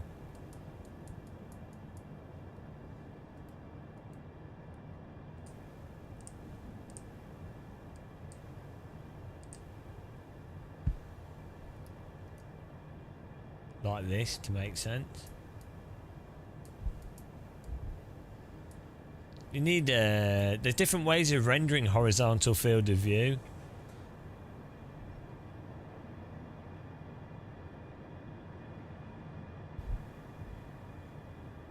So you don't get the distortion, but I don't think you can do that in this.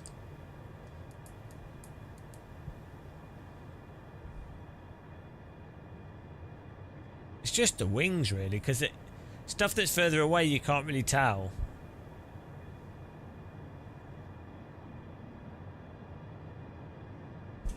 I'd have to be like this for it to make sense.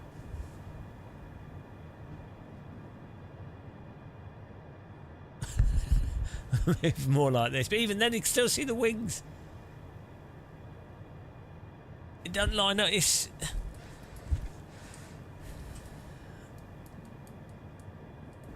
yeah, it'd have to be like this field of view. It's just a physically impossible field of view.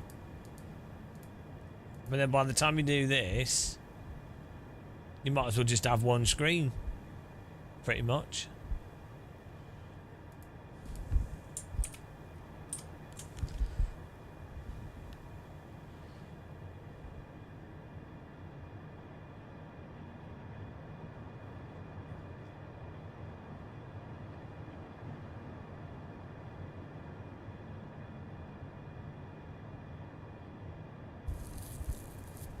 Had to cut the textures down. Hello, Dark Boy Twitch.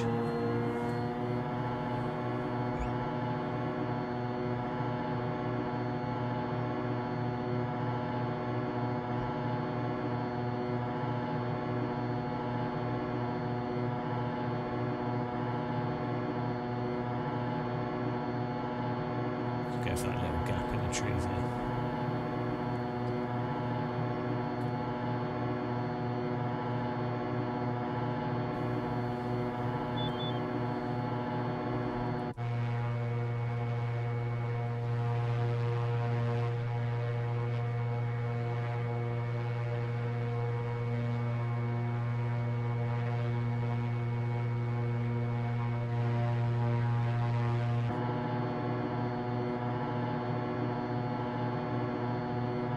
I mean, triple screen is more immersive.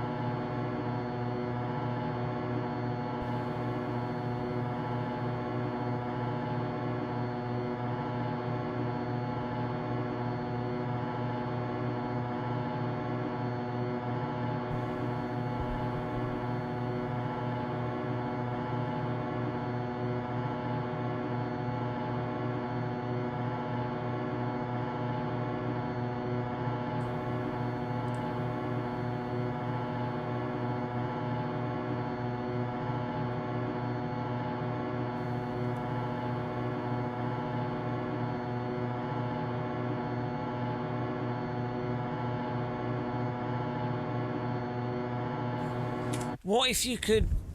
what you need is an offset. More of an offset of the windows. That would fix it.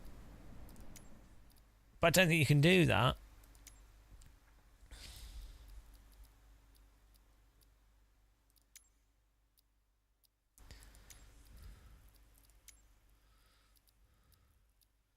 It's rotating it. Because I'm just trying triple screens just to see... It's what you need is for the camera to be in a different place entirely.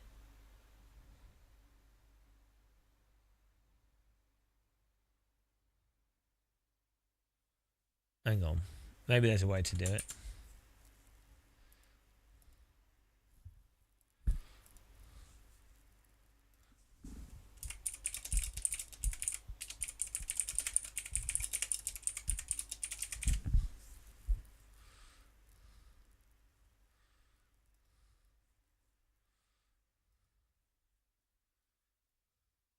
You guys know I already have a triple screen. What do you think? Triple screens is trying to reproduce an encompassing view. Blah, blah, blah. Almost like, yeah, everyone like knows what Destin's. triple screen's doing. Ah! Everybody knows that's what. I wonder who could work out for themselves if the triple screen gets you a wider view. Obviously, they know that. Just tell people to set it. Honestly, what is wrong with people that do guide videos? There's something I don't find anymore. actually deficient with people that do this. Look, it's taken him 6 minutes in this video to get to the information. You see a big spike in people that have just had to click through the whole bloody thing.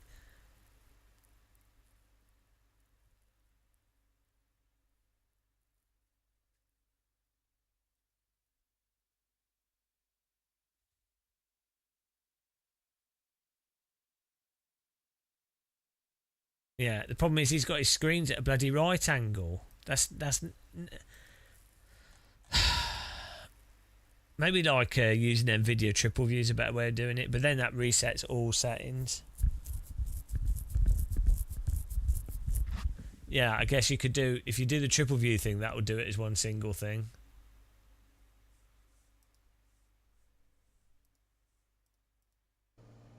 Scenery. Yeah, this guy has the same problem I was having, where the wing is at the wrong angle, seemingly, because of the way it renders the field of view. If you have you need a different field of view on the side monitors compared to the front monitors, but you can't change it.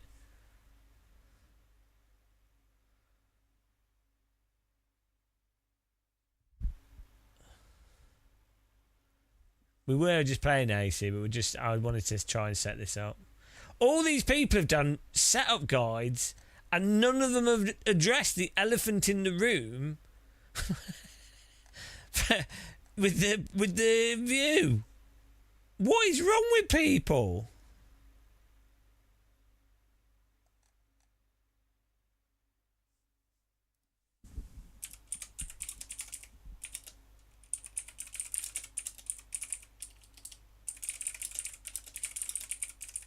It's the first thing you need to go through in a video.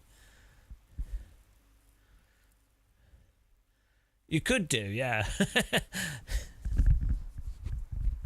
Yeah. It's just that in real life and in VR, obviously things you can't see more field of view than your actual field of view, so you don't get this distortion. But in a simulator, you're not actually sat in the actual position.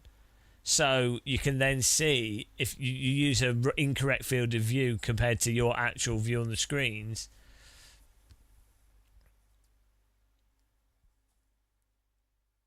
My side screens are like 30 degrees, not much. Yeah, well, you can just see it on this guy's video. I'll show you. Just go to his.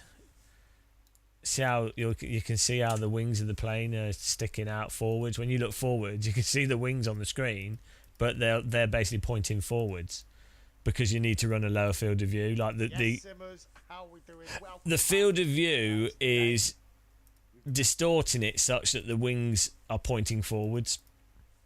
It's to do with it's just to do with field of view settings. But the solution would be to run a different field of view on the different cameras, or position the cameras different.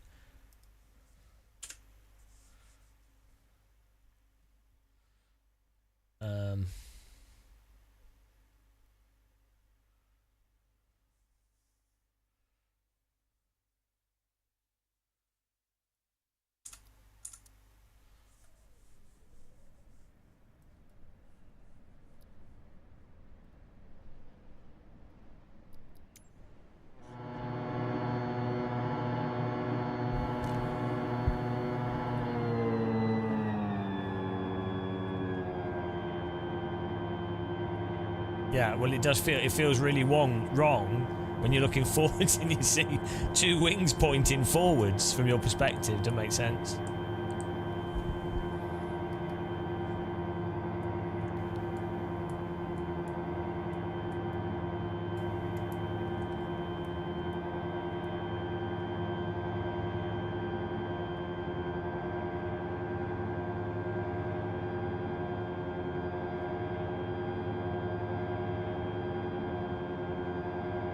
Yeah, no, the solution is to a different render distortion, but I don't think it's an option.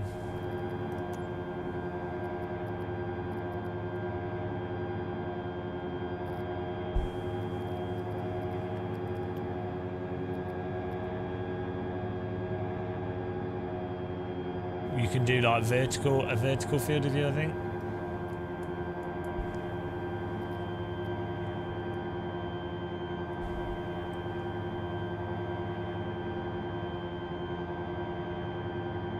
More field of view, so it's more similar to a real world field of view. That's what like this now.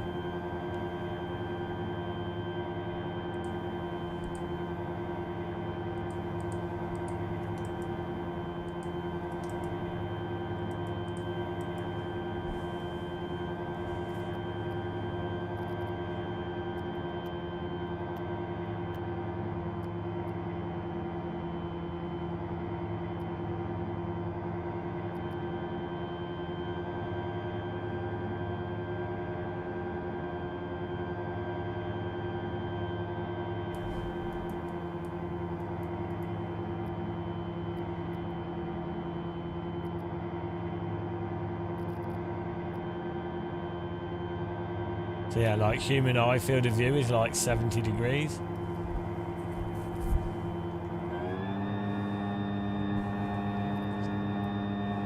Well, the curvature of it.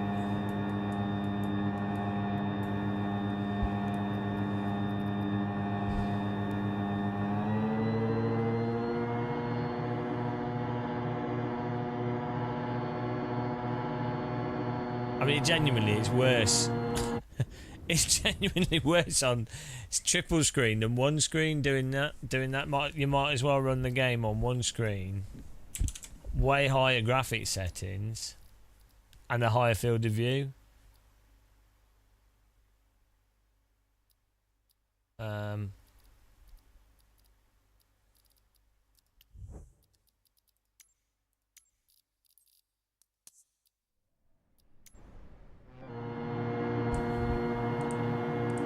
Yeah, like runs 10 times as fast. I mean, you do lose immersion. I mean, to be fair, but then you lose so much frame rate. There's definitely like an impactfulness to triple screen that does it's definitely immersive, for sure. But when you're in the flight and you can look left and right, it's not the end of the world.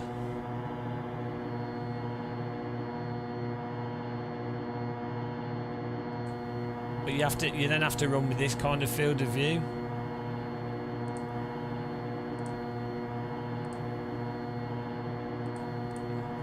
Not really getting any more visibility than this.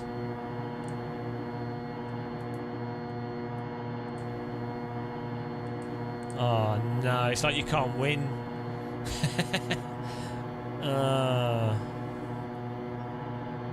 Game looks so much better with these settings, but you just can't get the frame rate in triple screen either. I mean, we could run at a lower res.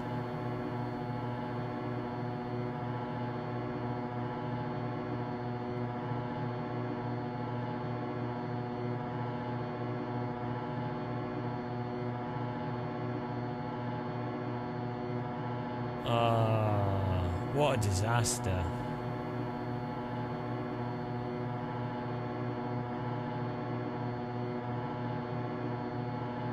Yeah, I mean, VR is really awesome, but then weirdly, VR's real world for FMV, so everything's zoomed in, but at least you're in the plane. Oh. Yeah, VR is amazing in this.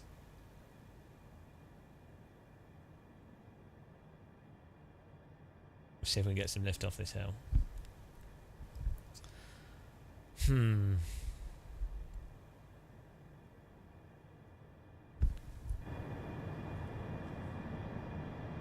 It doesn't run that well in VR though. I mean, I need to try again since the last update, to be honest. But the problem with VR is it's hard for me to see the chat, and I do get a bit dizzy from it as well. Definitely when the Steam frame comes out, we'll be doing more VR.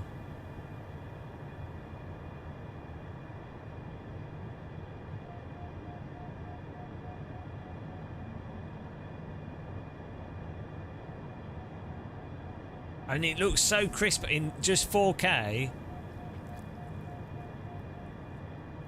I think having an ultra wide close to is probably really good. It's like driving sims actually. Triple screen gets you does get you an immersive quality that's somewhat like VR, but obviously not quite as good, but more comfortable. But an ultra wide, I think, gets you the functionality. Doesn't get you that immersive quality, but it gets you more functionality, whilst being able to run very smooth as well.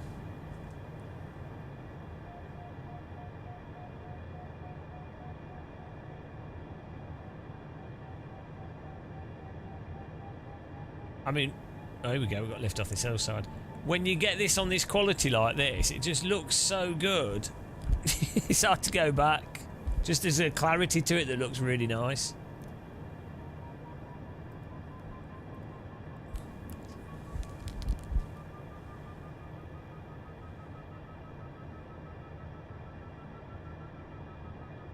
Oh, a nice lift off this hillside here.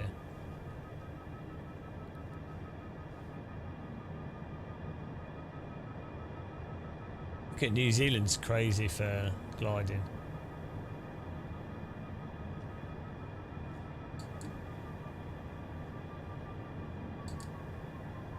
Like, this is super nice and smooth, and the quality of it gets you really nice detail, like the texture, because the texture is so sharp, that gives you a really good sense of scale to everything. When stuff's blurry in a flight sim, you know, because you've had to turn the graphics down, or it's not smooth, you lose you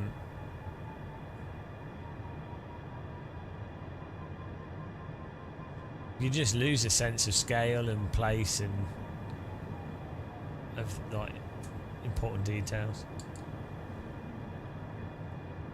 There's just one 4K at the moment. It was triple 4K. I've just put it back to one screen. I think if I was running this triple screen, I'd run it at 1440 on all three screens. Triple 4K is a bit much.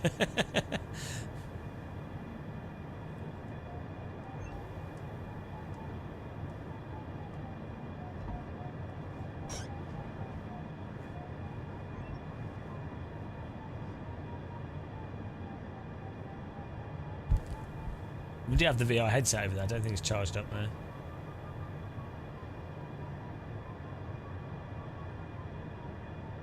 I mean, the ideal, because I've got the 3 4K screens, you could sit closer. There's no way for me to. I mean,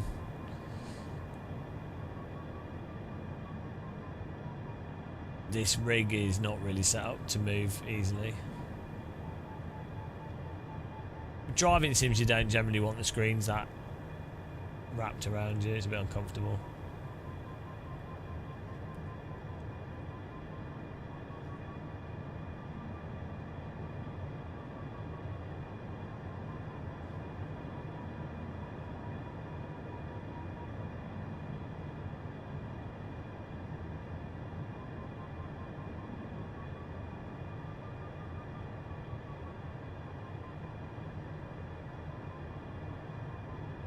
This is awesome.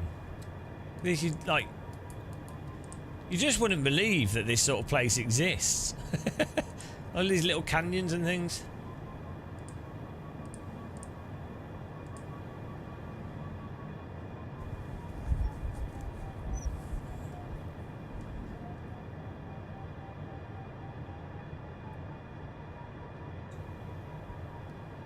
I don't know, I might check if... Let's see if my VR headset's... The problem with VR...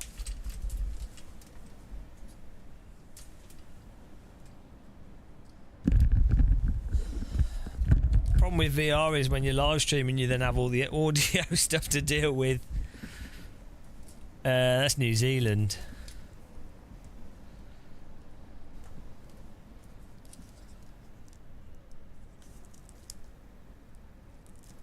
Let's see what the battery's like.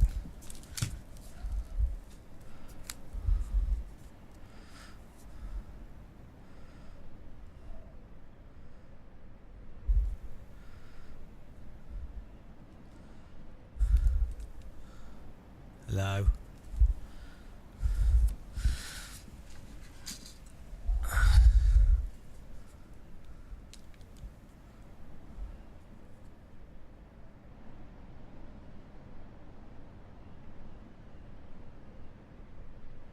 Oh, headset's probably needs updating. Oh no. Battery's charged, right. So I'll try loading virtual desktop.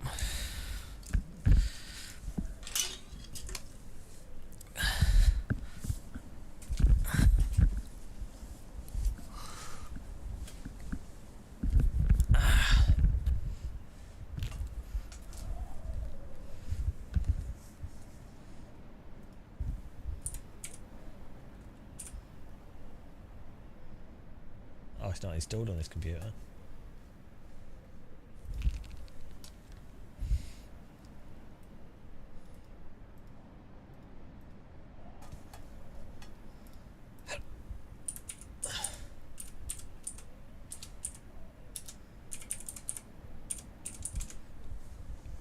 It's like €500.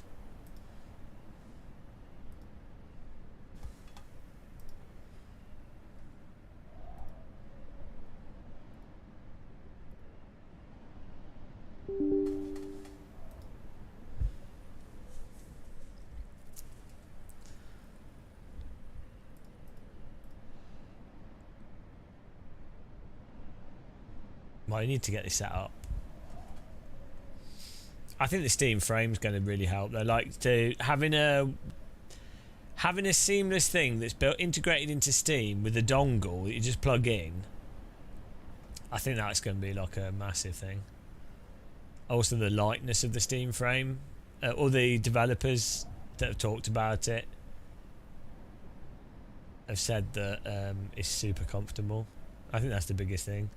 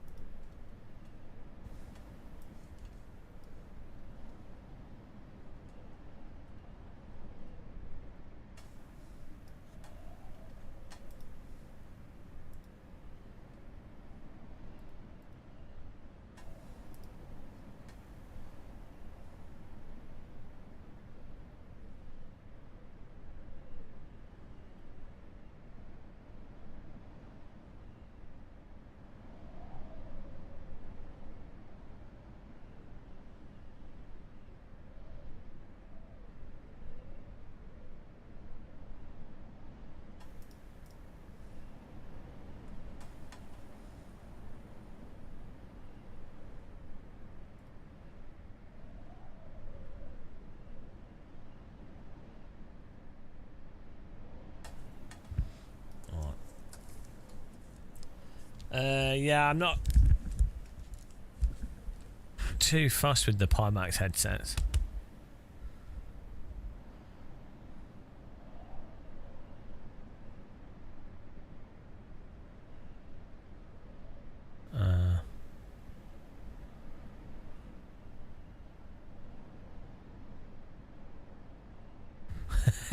I'm in VR. Woo!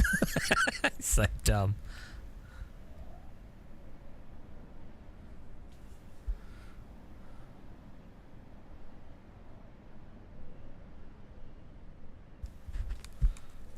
Oh, it's not sending it out.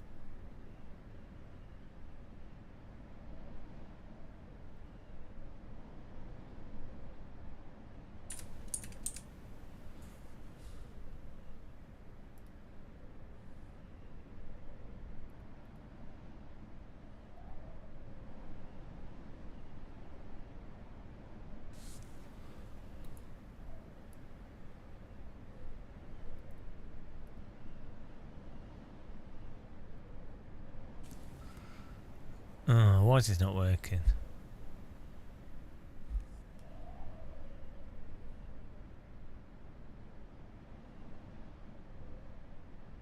What's the shortcut to reset the headset? To recenter? I think you can do it on the controllers, but is it, there's a way to do it on the headset, I think, but I can't remember what it is.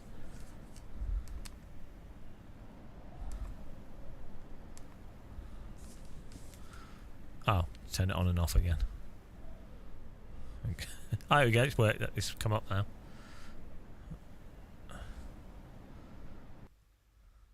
Okay. Oh! Here we go. What's the... How do you get to VR? What's the shortcut? There's a shortcut to go to VR in the game. Can't remember what it is.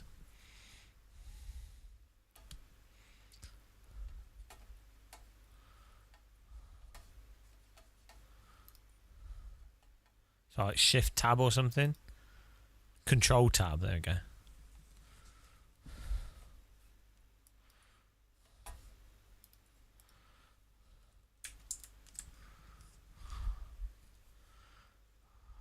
What? Oh, it worked.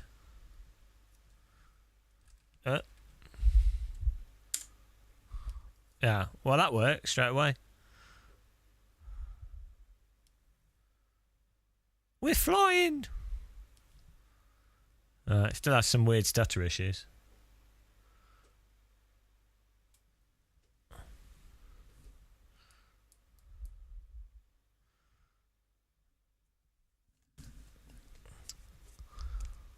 So this thing, in 2D, it looks absolutely... It's so sharp in 2D...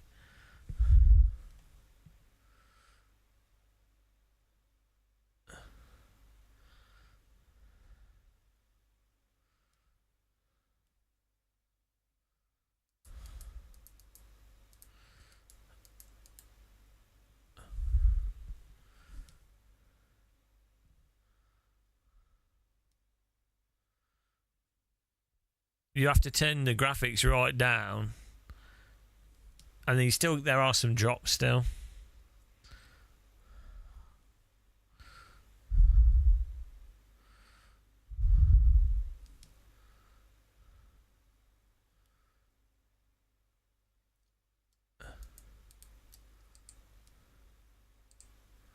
It definitely feels more natural flying in VR.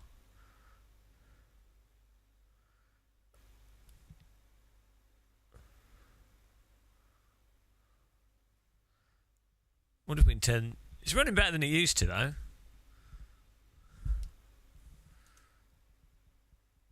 I'm going to try turning some settings up here. Let's break it! Could you not hear the sound of the... It was very quiet. You should be able to hear it still.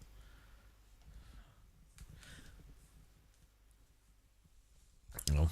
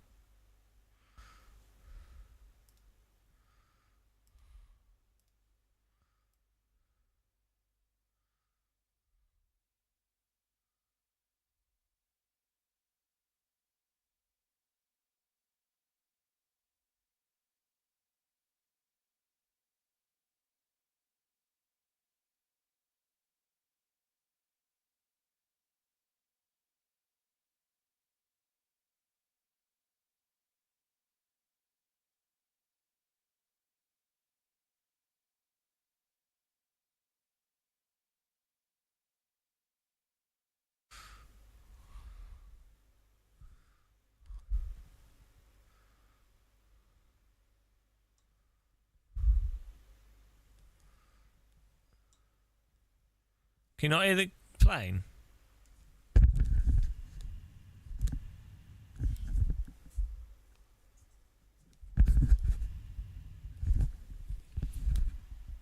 Oh.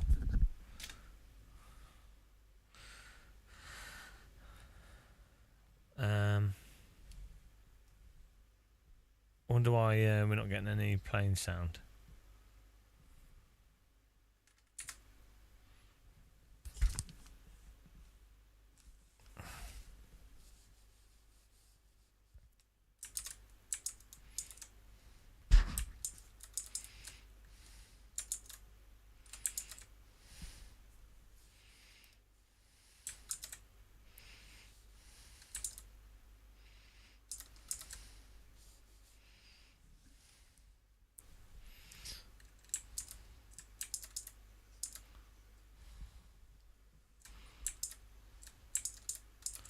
Oh, this is annoying. The Microsoft window means I can't change my audio settings. Can you can hear me? Yeah. Oh, yeah.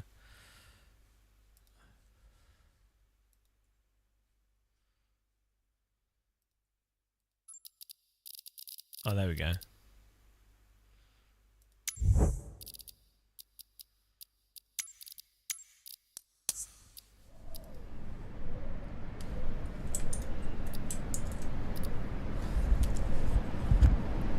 You have sound now.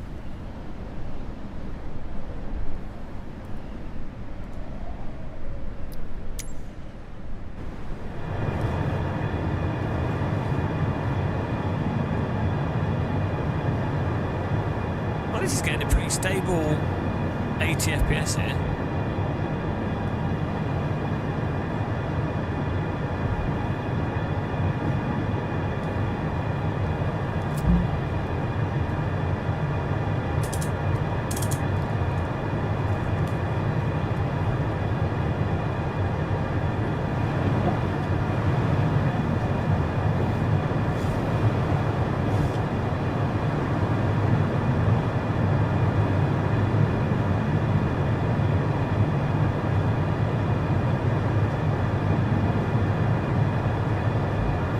Sound of wind.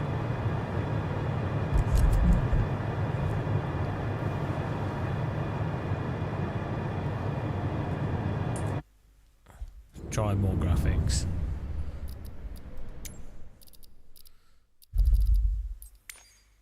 Yeah, the other thing is I can't get chat in the game for live stream.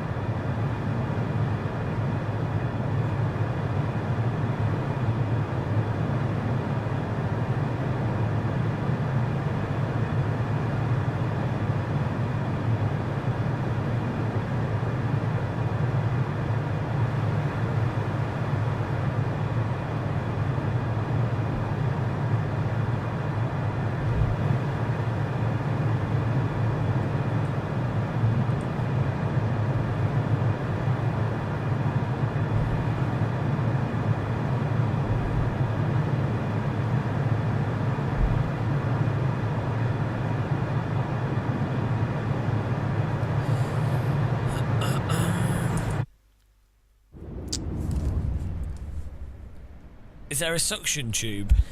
It's a Hoover. It's got a Hoover.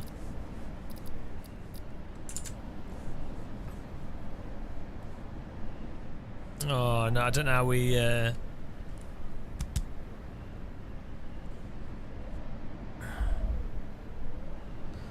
How do I get virtual desktop back without a?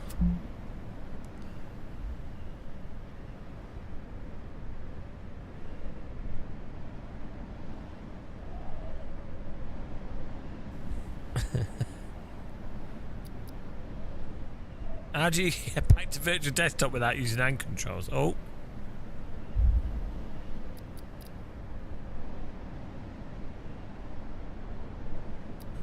I don't know how this works.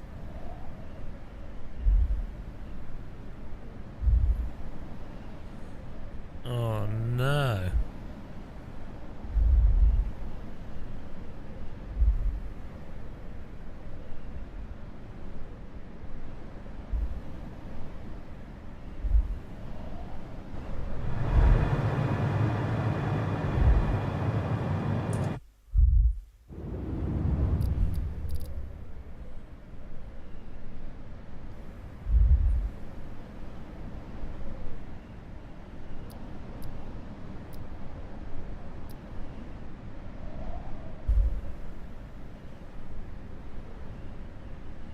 Oh. I don't think they thought about this.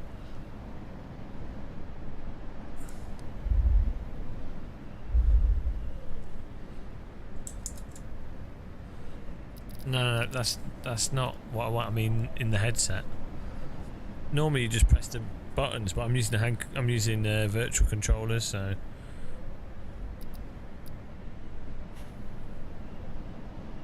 They never really worked out their good hand controls with this.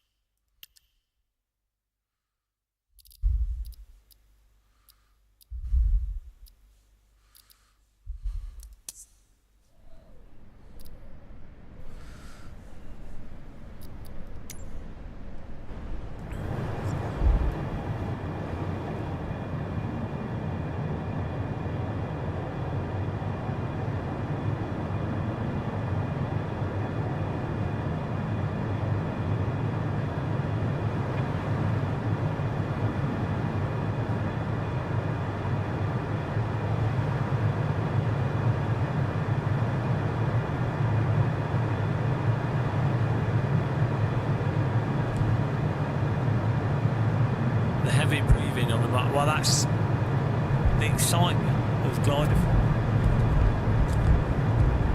It's a heavy breathing live stream.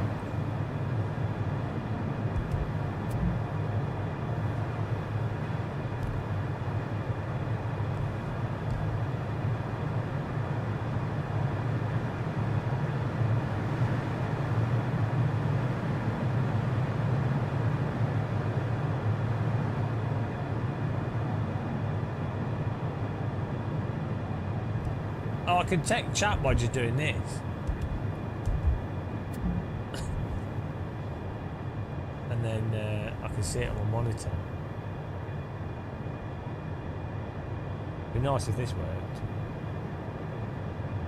Hello? Oh, God. Why does that... why would it put it in the middle?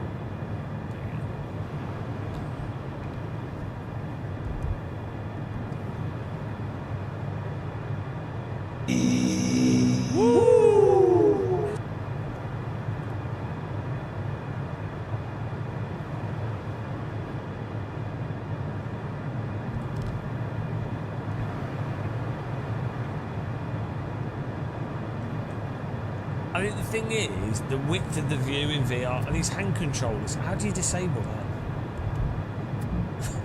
There's so many dumb settings in VR. Settings. But I want them in here, but not in the game. That's so. Oh, so dumb. This is the problem with VR. It's just too much stupid shit everywhere.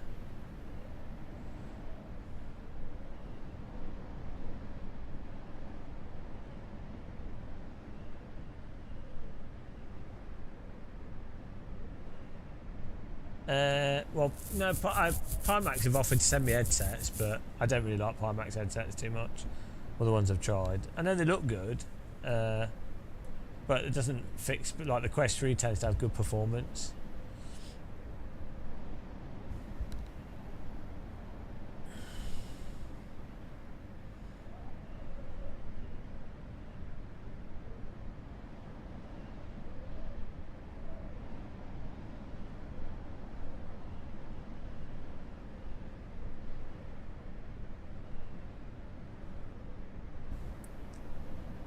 What do you mean still no sound?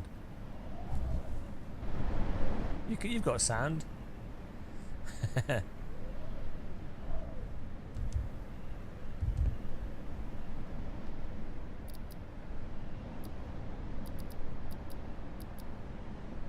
mean, this doesn't work in this game. It works as a pointer.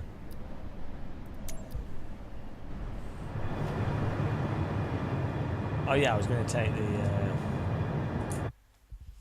I'll try this. Take this on.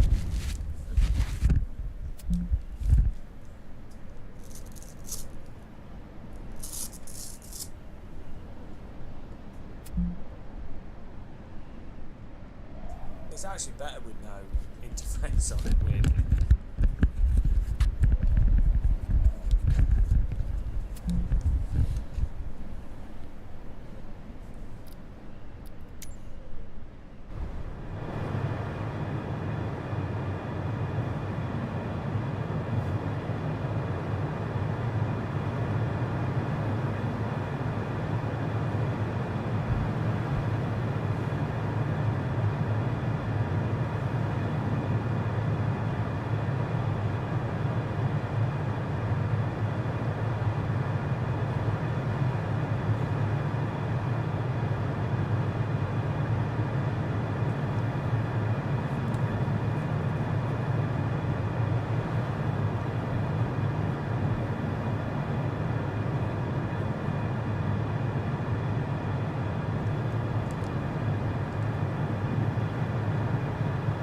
I mean, it's running a lot better than it used to.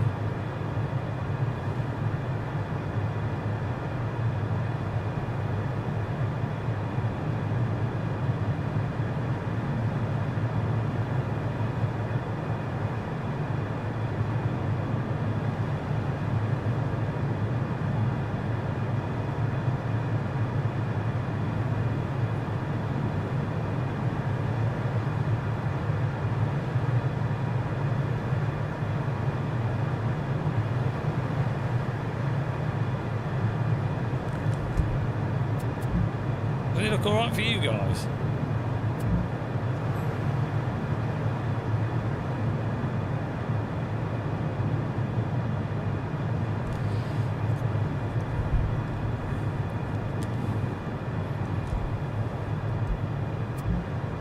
Oh, it's really annoying that this always goes back to being popping up.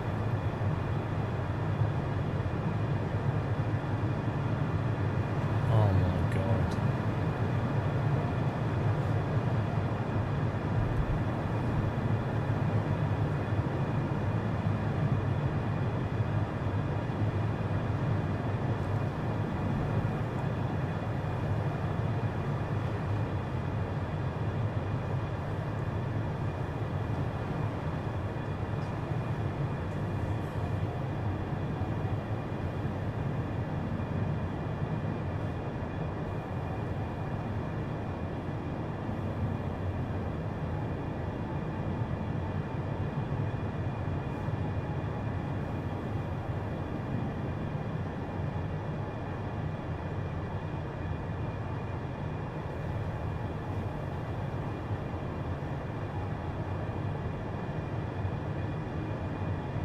Don't feel like I'm going that fast. I guess we are only going at 80 knots. Whee!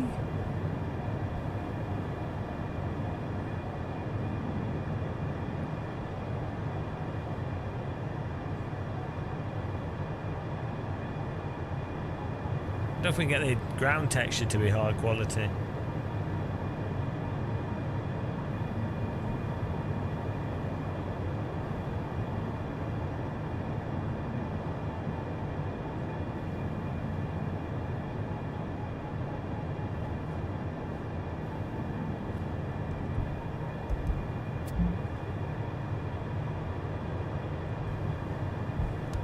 No, it's not to do with the quality of the headset. It's more just Pimax stuff is just it's big on your face, and it's, you know, the software's always been a bit janky. I have tried newer ones.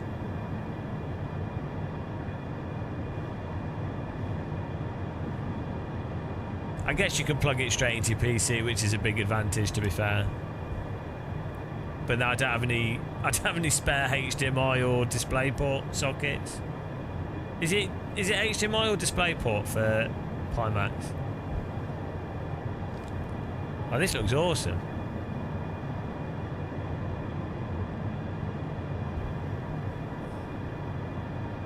I'm gonna turn the graphics up even more. Let's break it.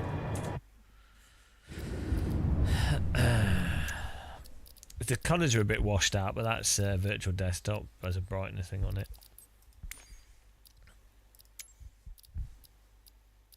I don't know why the textures are.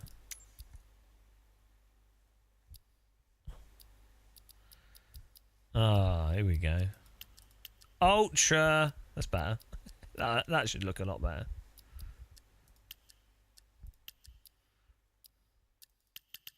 Ultra on the grass. Well, let's see if this runs.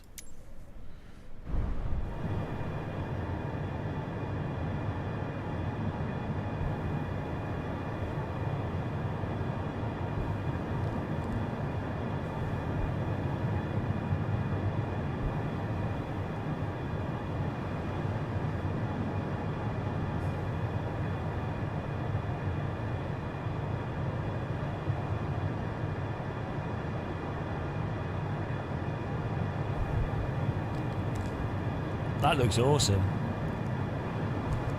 Why is there a tree in the ice?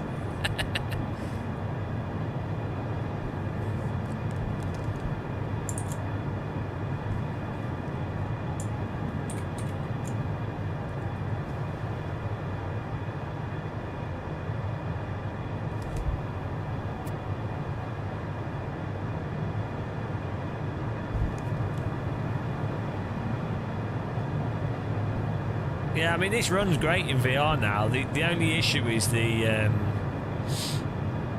still has that dropout when you know, when it's loading something new, and I don't think there's any way you can avoid it.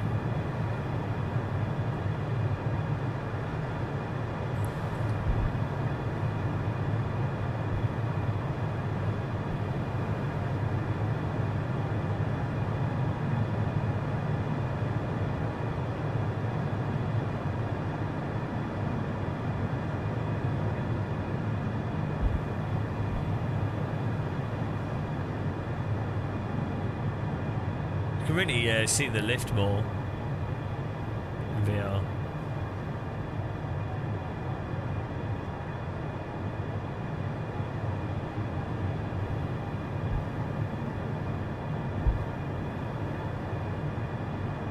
We're a bit off target from where we're supposed to be going here.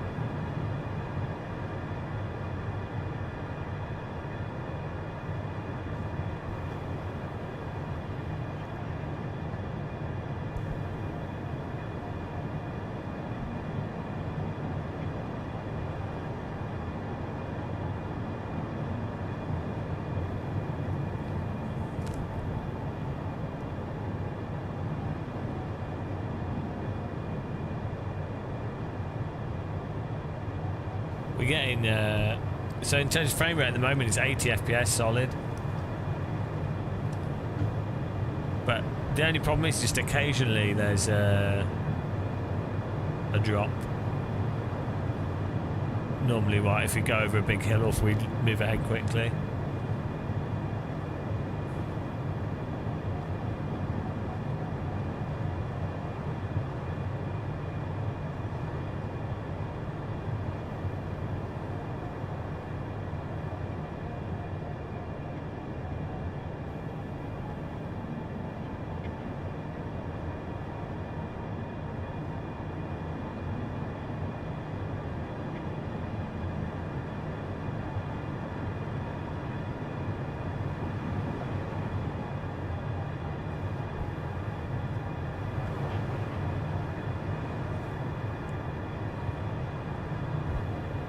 The contrast settings need adjusting 'cause it's a bit washed out.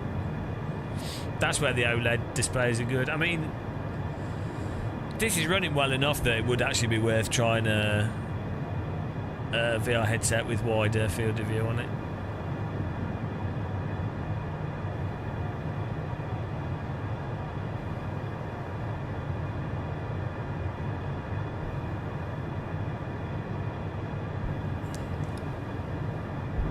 Whoa! What's that about? Insanity turbulence.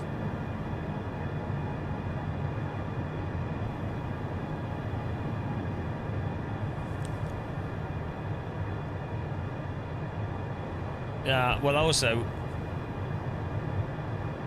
it's not dropping. Yeah, it's only when it does the loading thing.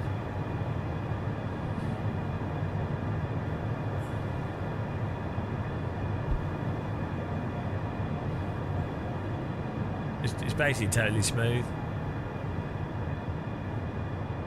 Tell you it doesn't tell me the overhead. I've got the stats on the screen here. 12 millisecond game delay, 57 millisecond latency. But this is connected to my router, which is up 2 stories, so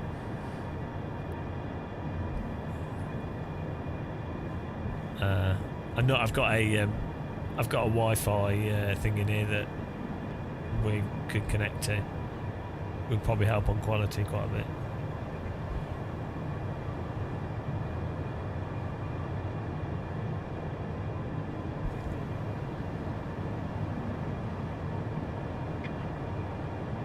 Thing is, 2D actually hides quite a lot of graphical artifacts and stuff.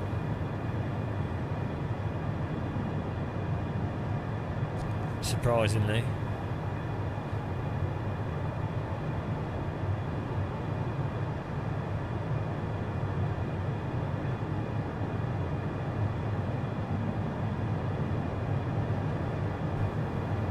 Maybe I can run this on DLS quality actually. See. It's working. It's my first time trying this with this 64 gig of RAM and the processor. We had it with the 5090 before, but we couldn't get it to work as smooth. But also the game had an update.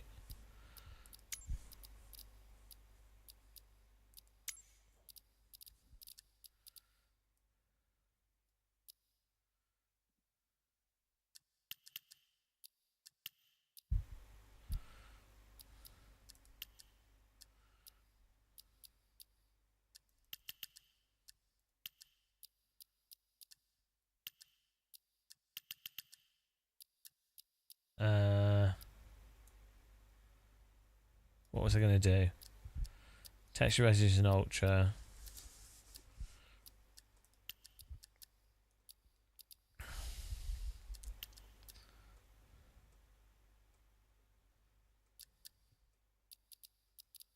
Oh yeah, DLSS. It's on quality. We could put it on DLAA.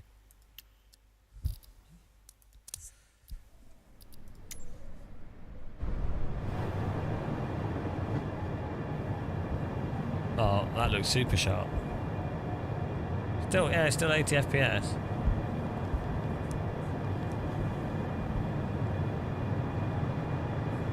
crazy.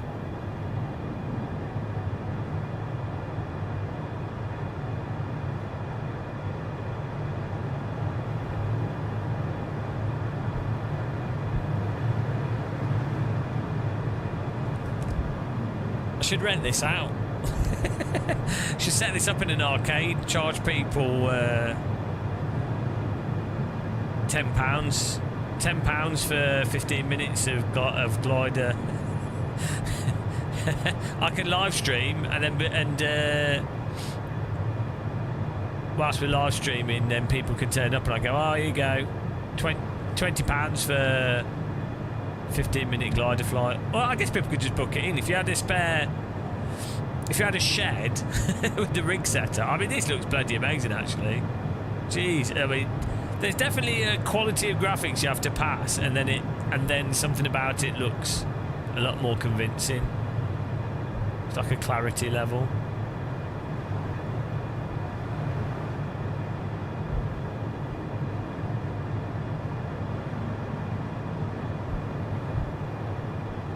Hang on, am I running the tinted?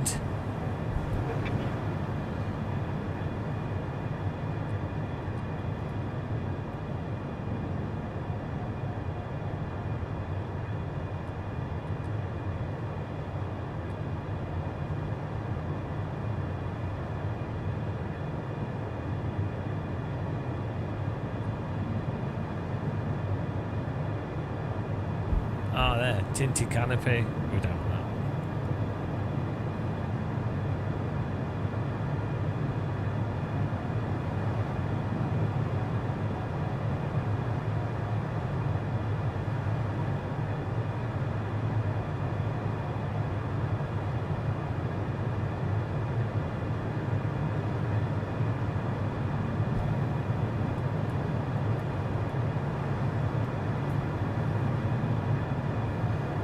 The actual scale of stuff looks wrong in the cockpit.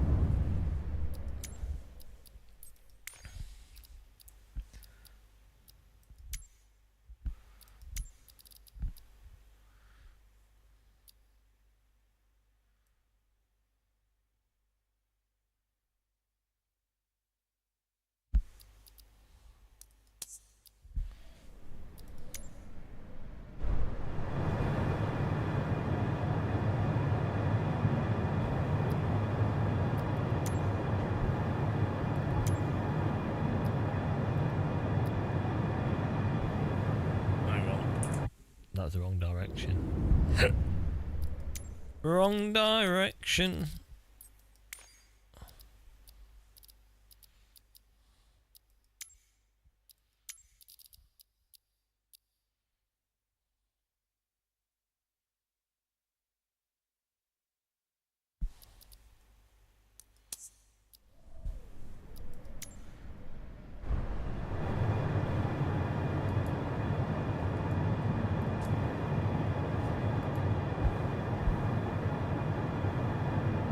Maybe that's too big.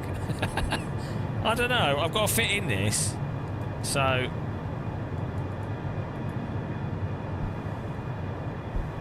it's hard to know how big a glider would actually feel.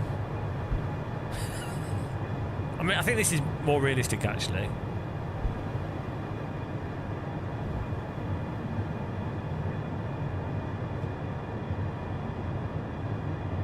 What we need is a body.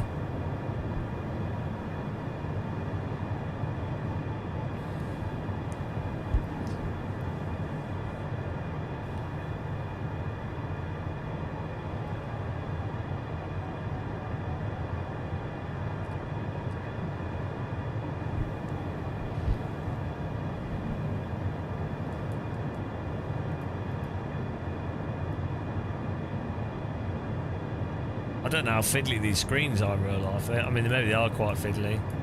Also, you're sat in a formal position.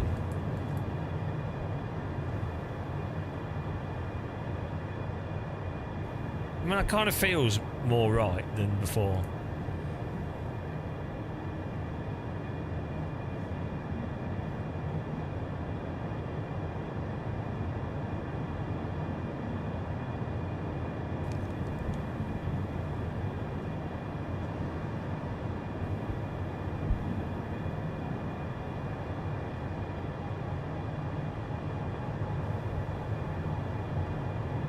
Do any of you guys play in VR? What scale do you run at? If you do.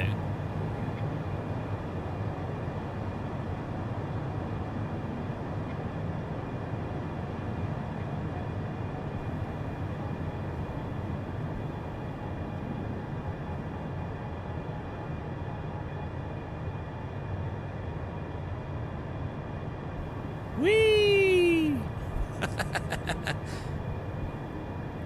I mean, gliders are pretty amazing.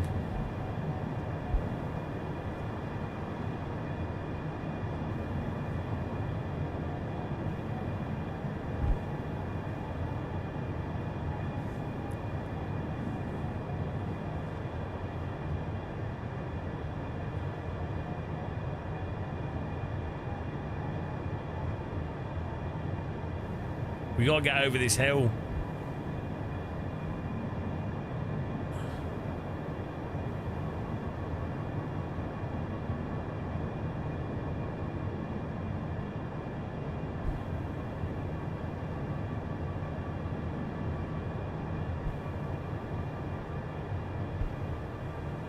Whee!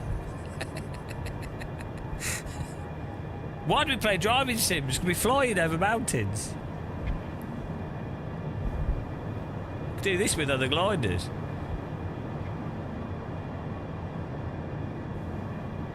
Look at that view. This is insane. These hills look very fake though. These look like cake with icing sugar on. Maybe I'm just hungry.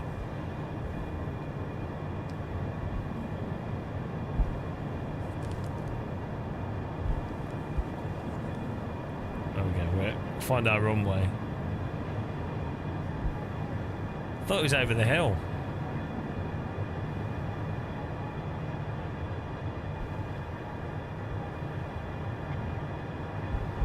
I think we went a bit off target.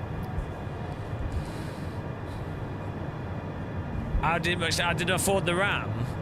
So you know the Carmageddon videos we did. You know the sponsored Carmageddon videos?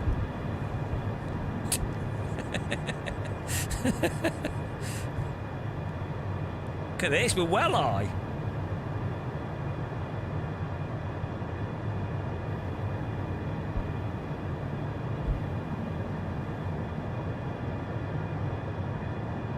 This is fantastic. Just need to sort out this brightness thing.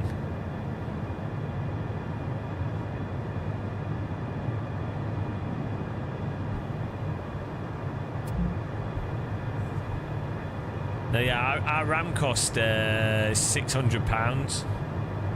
It's ridiculous. Spent 600 on the RAM and 200 on the motherboard and 400 on the processor. But we're not going to be upgrading this computer for a long time. 2 months' time for another upgrade. Yeah, I don't think anything's going to be, to be honest, I think things are going to be stagnated for quite a while. There's the runway down there. See, that's a really big thing with head tracking in VR, is you're like, oh, that's the runway, you just look at it.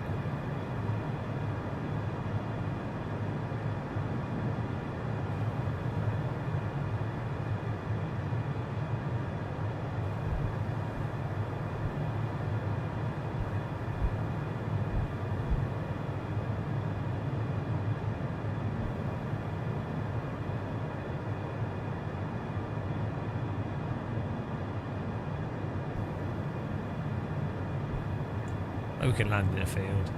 Yeah, this is working really good. Good. It's a third-party VR head strap.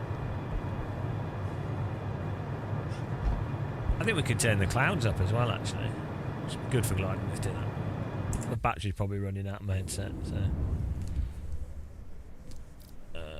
Yeah, no, this is working really good now. All on a budget system as well. That's the real crazy thing. Oh, here we go. Try that. It's too bright.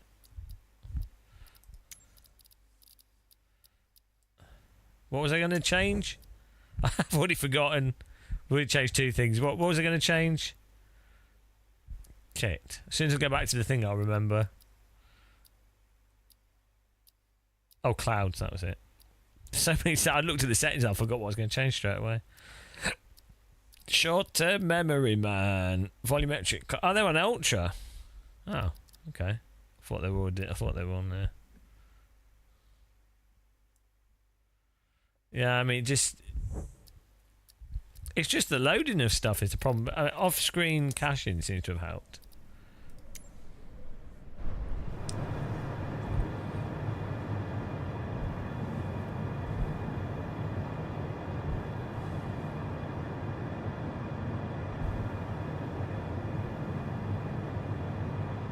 Yeah, the clouds in this don't look as good in VR as they do 2D, weirdly.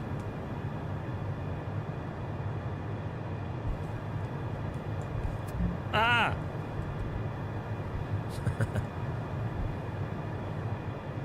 Yeah, I think if the Steam frame is, as they say, like quite similar to the Quest 3 but lighter and more comfortable, well, that's, I mean, I would like slightly wider field of view, I'll be honest.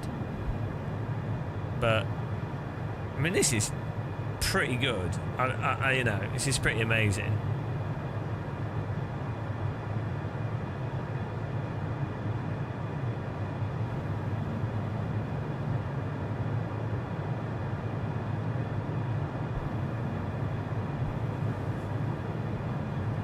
Try the exposure compensation on the high setting. Probably did it the wrong way.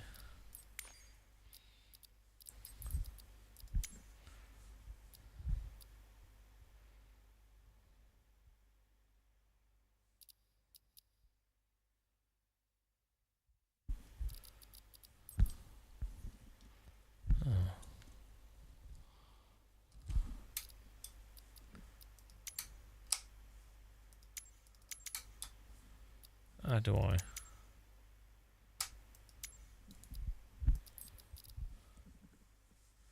Oh, these controller things so stupid. Oh, no, I need to bind it. Settings. Oh, God. It's so dumb. Why can't you bind it in that setting, you know?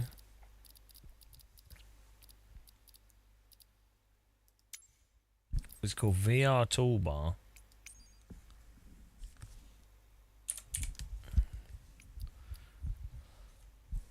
$24? What's 24?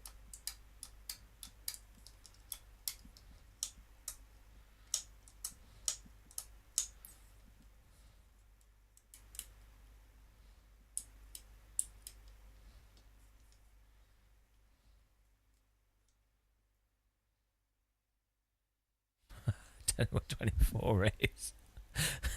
24? 22?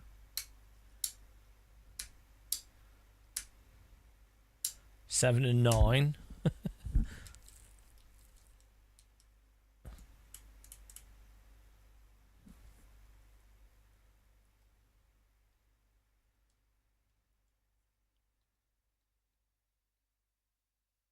Oh God, what is 24?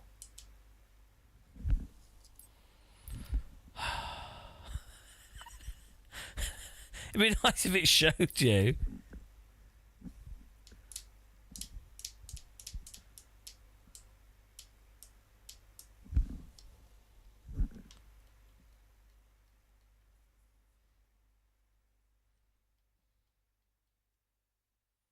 Oh, I'm going to say to this, I don't care what it is.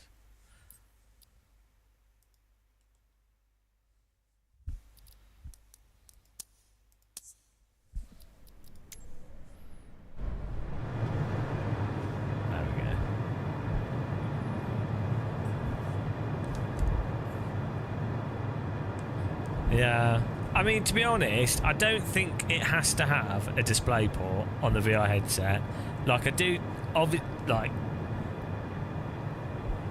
ideal situation is that they come up with their own like DisplayPort to micro cable that's not too expensive, or you know, there are micro DisplayPort cables, and that is an option.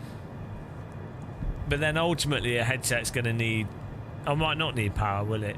But I think the fact is wireless. If you can do it good enough, then you go, well, why bother? So it just comes down to, can it be good enough? Look at this. How comfortable is this to watch on the stream? That's so cool, the little road down there, the trees and stuff.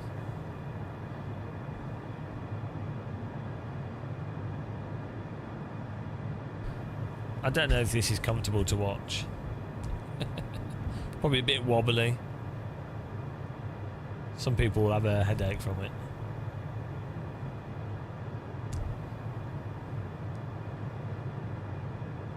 It's the VR. What's it called? Bobo VR, I think. I think I did a video on it.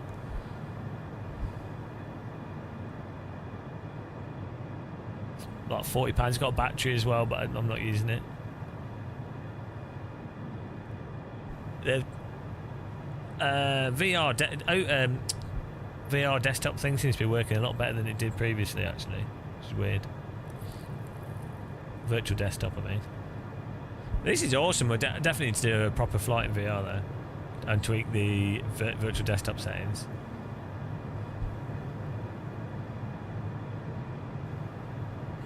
I think virtual desktop really benefits from having a mental PC. I think everything does. I guess that's the big advantage of having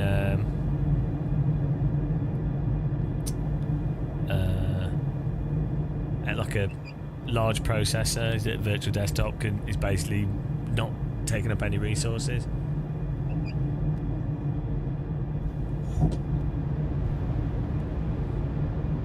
Where's the wind coming from? Oh, wind's coming from the side, so we can land that way around. Yeah, this is fantastic. Like, this is actually smooth enough now. Previously, even with the 5090, we would get stutter. So I wonder how much it's the RAM or the processor. But given that if you bought a 4090, you can afford a £400 processor and £400 of RAM, right? So this is pretty amazing. Like the 5090 is too expensive. It'd be really interesting to see what you can get with the 5080.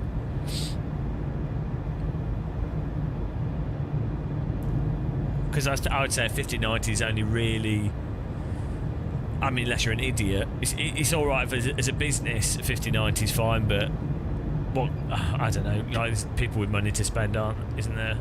I mean, this is pretty amazing. Like, compared to other hobbies, if you know, go karting and stuff, £3,000 is a lot of money, but maybe it isn't at the same time. You know, if you've got disposable income and you don't do other stuff, then it's not necessarily stupid money. I mean, like me not driving, I save like £3,000 a year not having a car, so there you go, graphics card. Not that everyone has the luxury. Whee! Look at this. Oh, that's nice. So it's so nice you can actually use your wing in VR. You can position yourself. Oh, the shadow of the plane. It makes so much more sense, like the way you place yourself.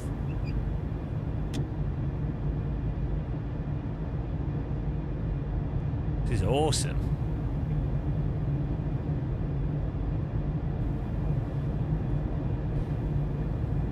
To fix the controls.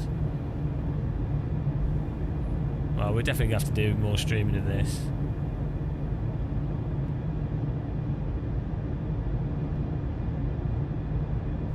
Ah! Why pause now? That's Microsoft Flight Sim. Oh, we're still too... let's just do another turn here.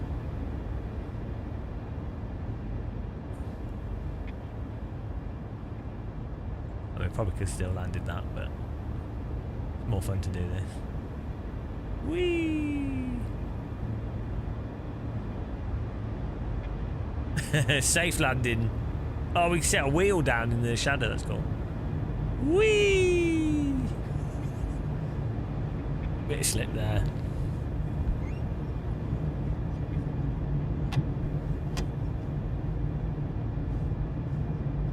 Okay, this runway looks totally knackered.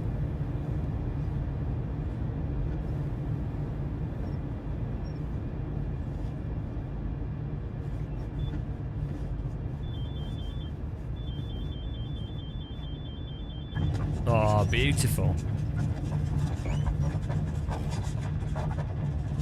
Bloody hell. We don't have any brakes. This could be a problem.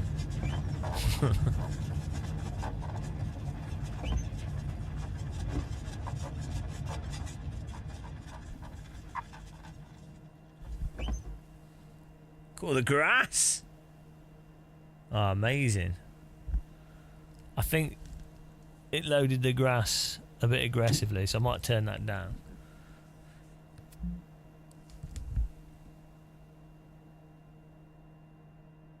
Yeah, well, I think it's only going to get worse. I think what will happen is you'll get gradual gaming. There'll still be a market, but it'll be like what happened. It'll be like you know how VR stuff is. There's independent companies doing VR headsets and stuff, but they're all super, super expensive. So what will happen with graphics cards, you will get, you'll have super duper expensive graphics cards, but not produced on bulk. Yeah. And then you'll have a lot of like, stuff like the Steam machine. Stuff like that will become more common, but this sort of the 50/70, 50/80 thing, I think, will just disappear. It'll all be like you'll either have 50/90s or budget cards, really. I mean, there will be stuff in between, but I mean in terms of like the market and the pricing, like the pricing of them will just be like our 50/90 now. It's so expensive. The only people buying a 50/90 are rich people, or like in my case, I'm not rich, but I can only afford a 50/90 because it's a business cost. So, you know, I'm literally using it for work. There's no way I buy a 50/90, even as much as I like Sims and stuff. You'd have to be someone that was earning like 120,000 a year, 150,000 a year, probably more, or like. Oh, I guess you could be on like 50k, but you don't do anything. But you know, normal person with kids and stuff, there's no way that, you know, unless they didn't have other hobbies at all. How are we on battery? Oh, we almost used battery up. That was good. We had like a good hour flight though. Charge this back up. Yeah, that was awesome. That was really good. What a treat. VR is pretty amazing, to be honest. I think VR is better for flight sim than driving sim. Maybe we need to try virtual desktop with iRacing now. Right, that was good fun. Probably terrible for you guys to watch though. I don't know how on earth I could get chat in the headset. Like, I know how to do it with the cable, with the link cable, but not sure how to do it with the wireless. Whew. Right. Let's raid someone. Thanks for watching, guys. It's good fun streaming. We had good racing on AC. I'm looking forward to doing that again as well. Send it to this guy who's racing. I'll send it to someone we're following.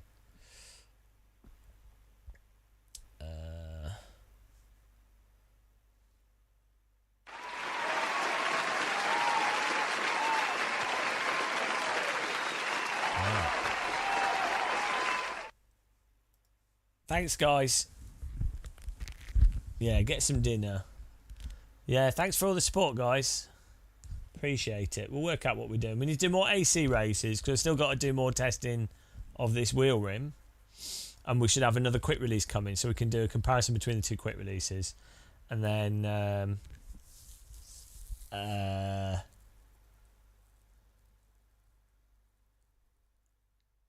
yeah, tomorrow we'll probably just do some more AC. And we'll do some more VR. I need to get virtual desktop. We need to get new batteries for the controllers. That's annoying. The Quest controllers drain themselves even when you're not using them. That's stupid. But yeah, okay. Bye, guys. Take care. Have a good night, day, morning, evening, wherever you are.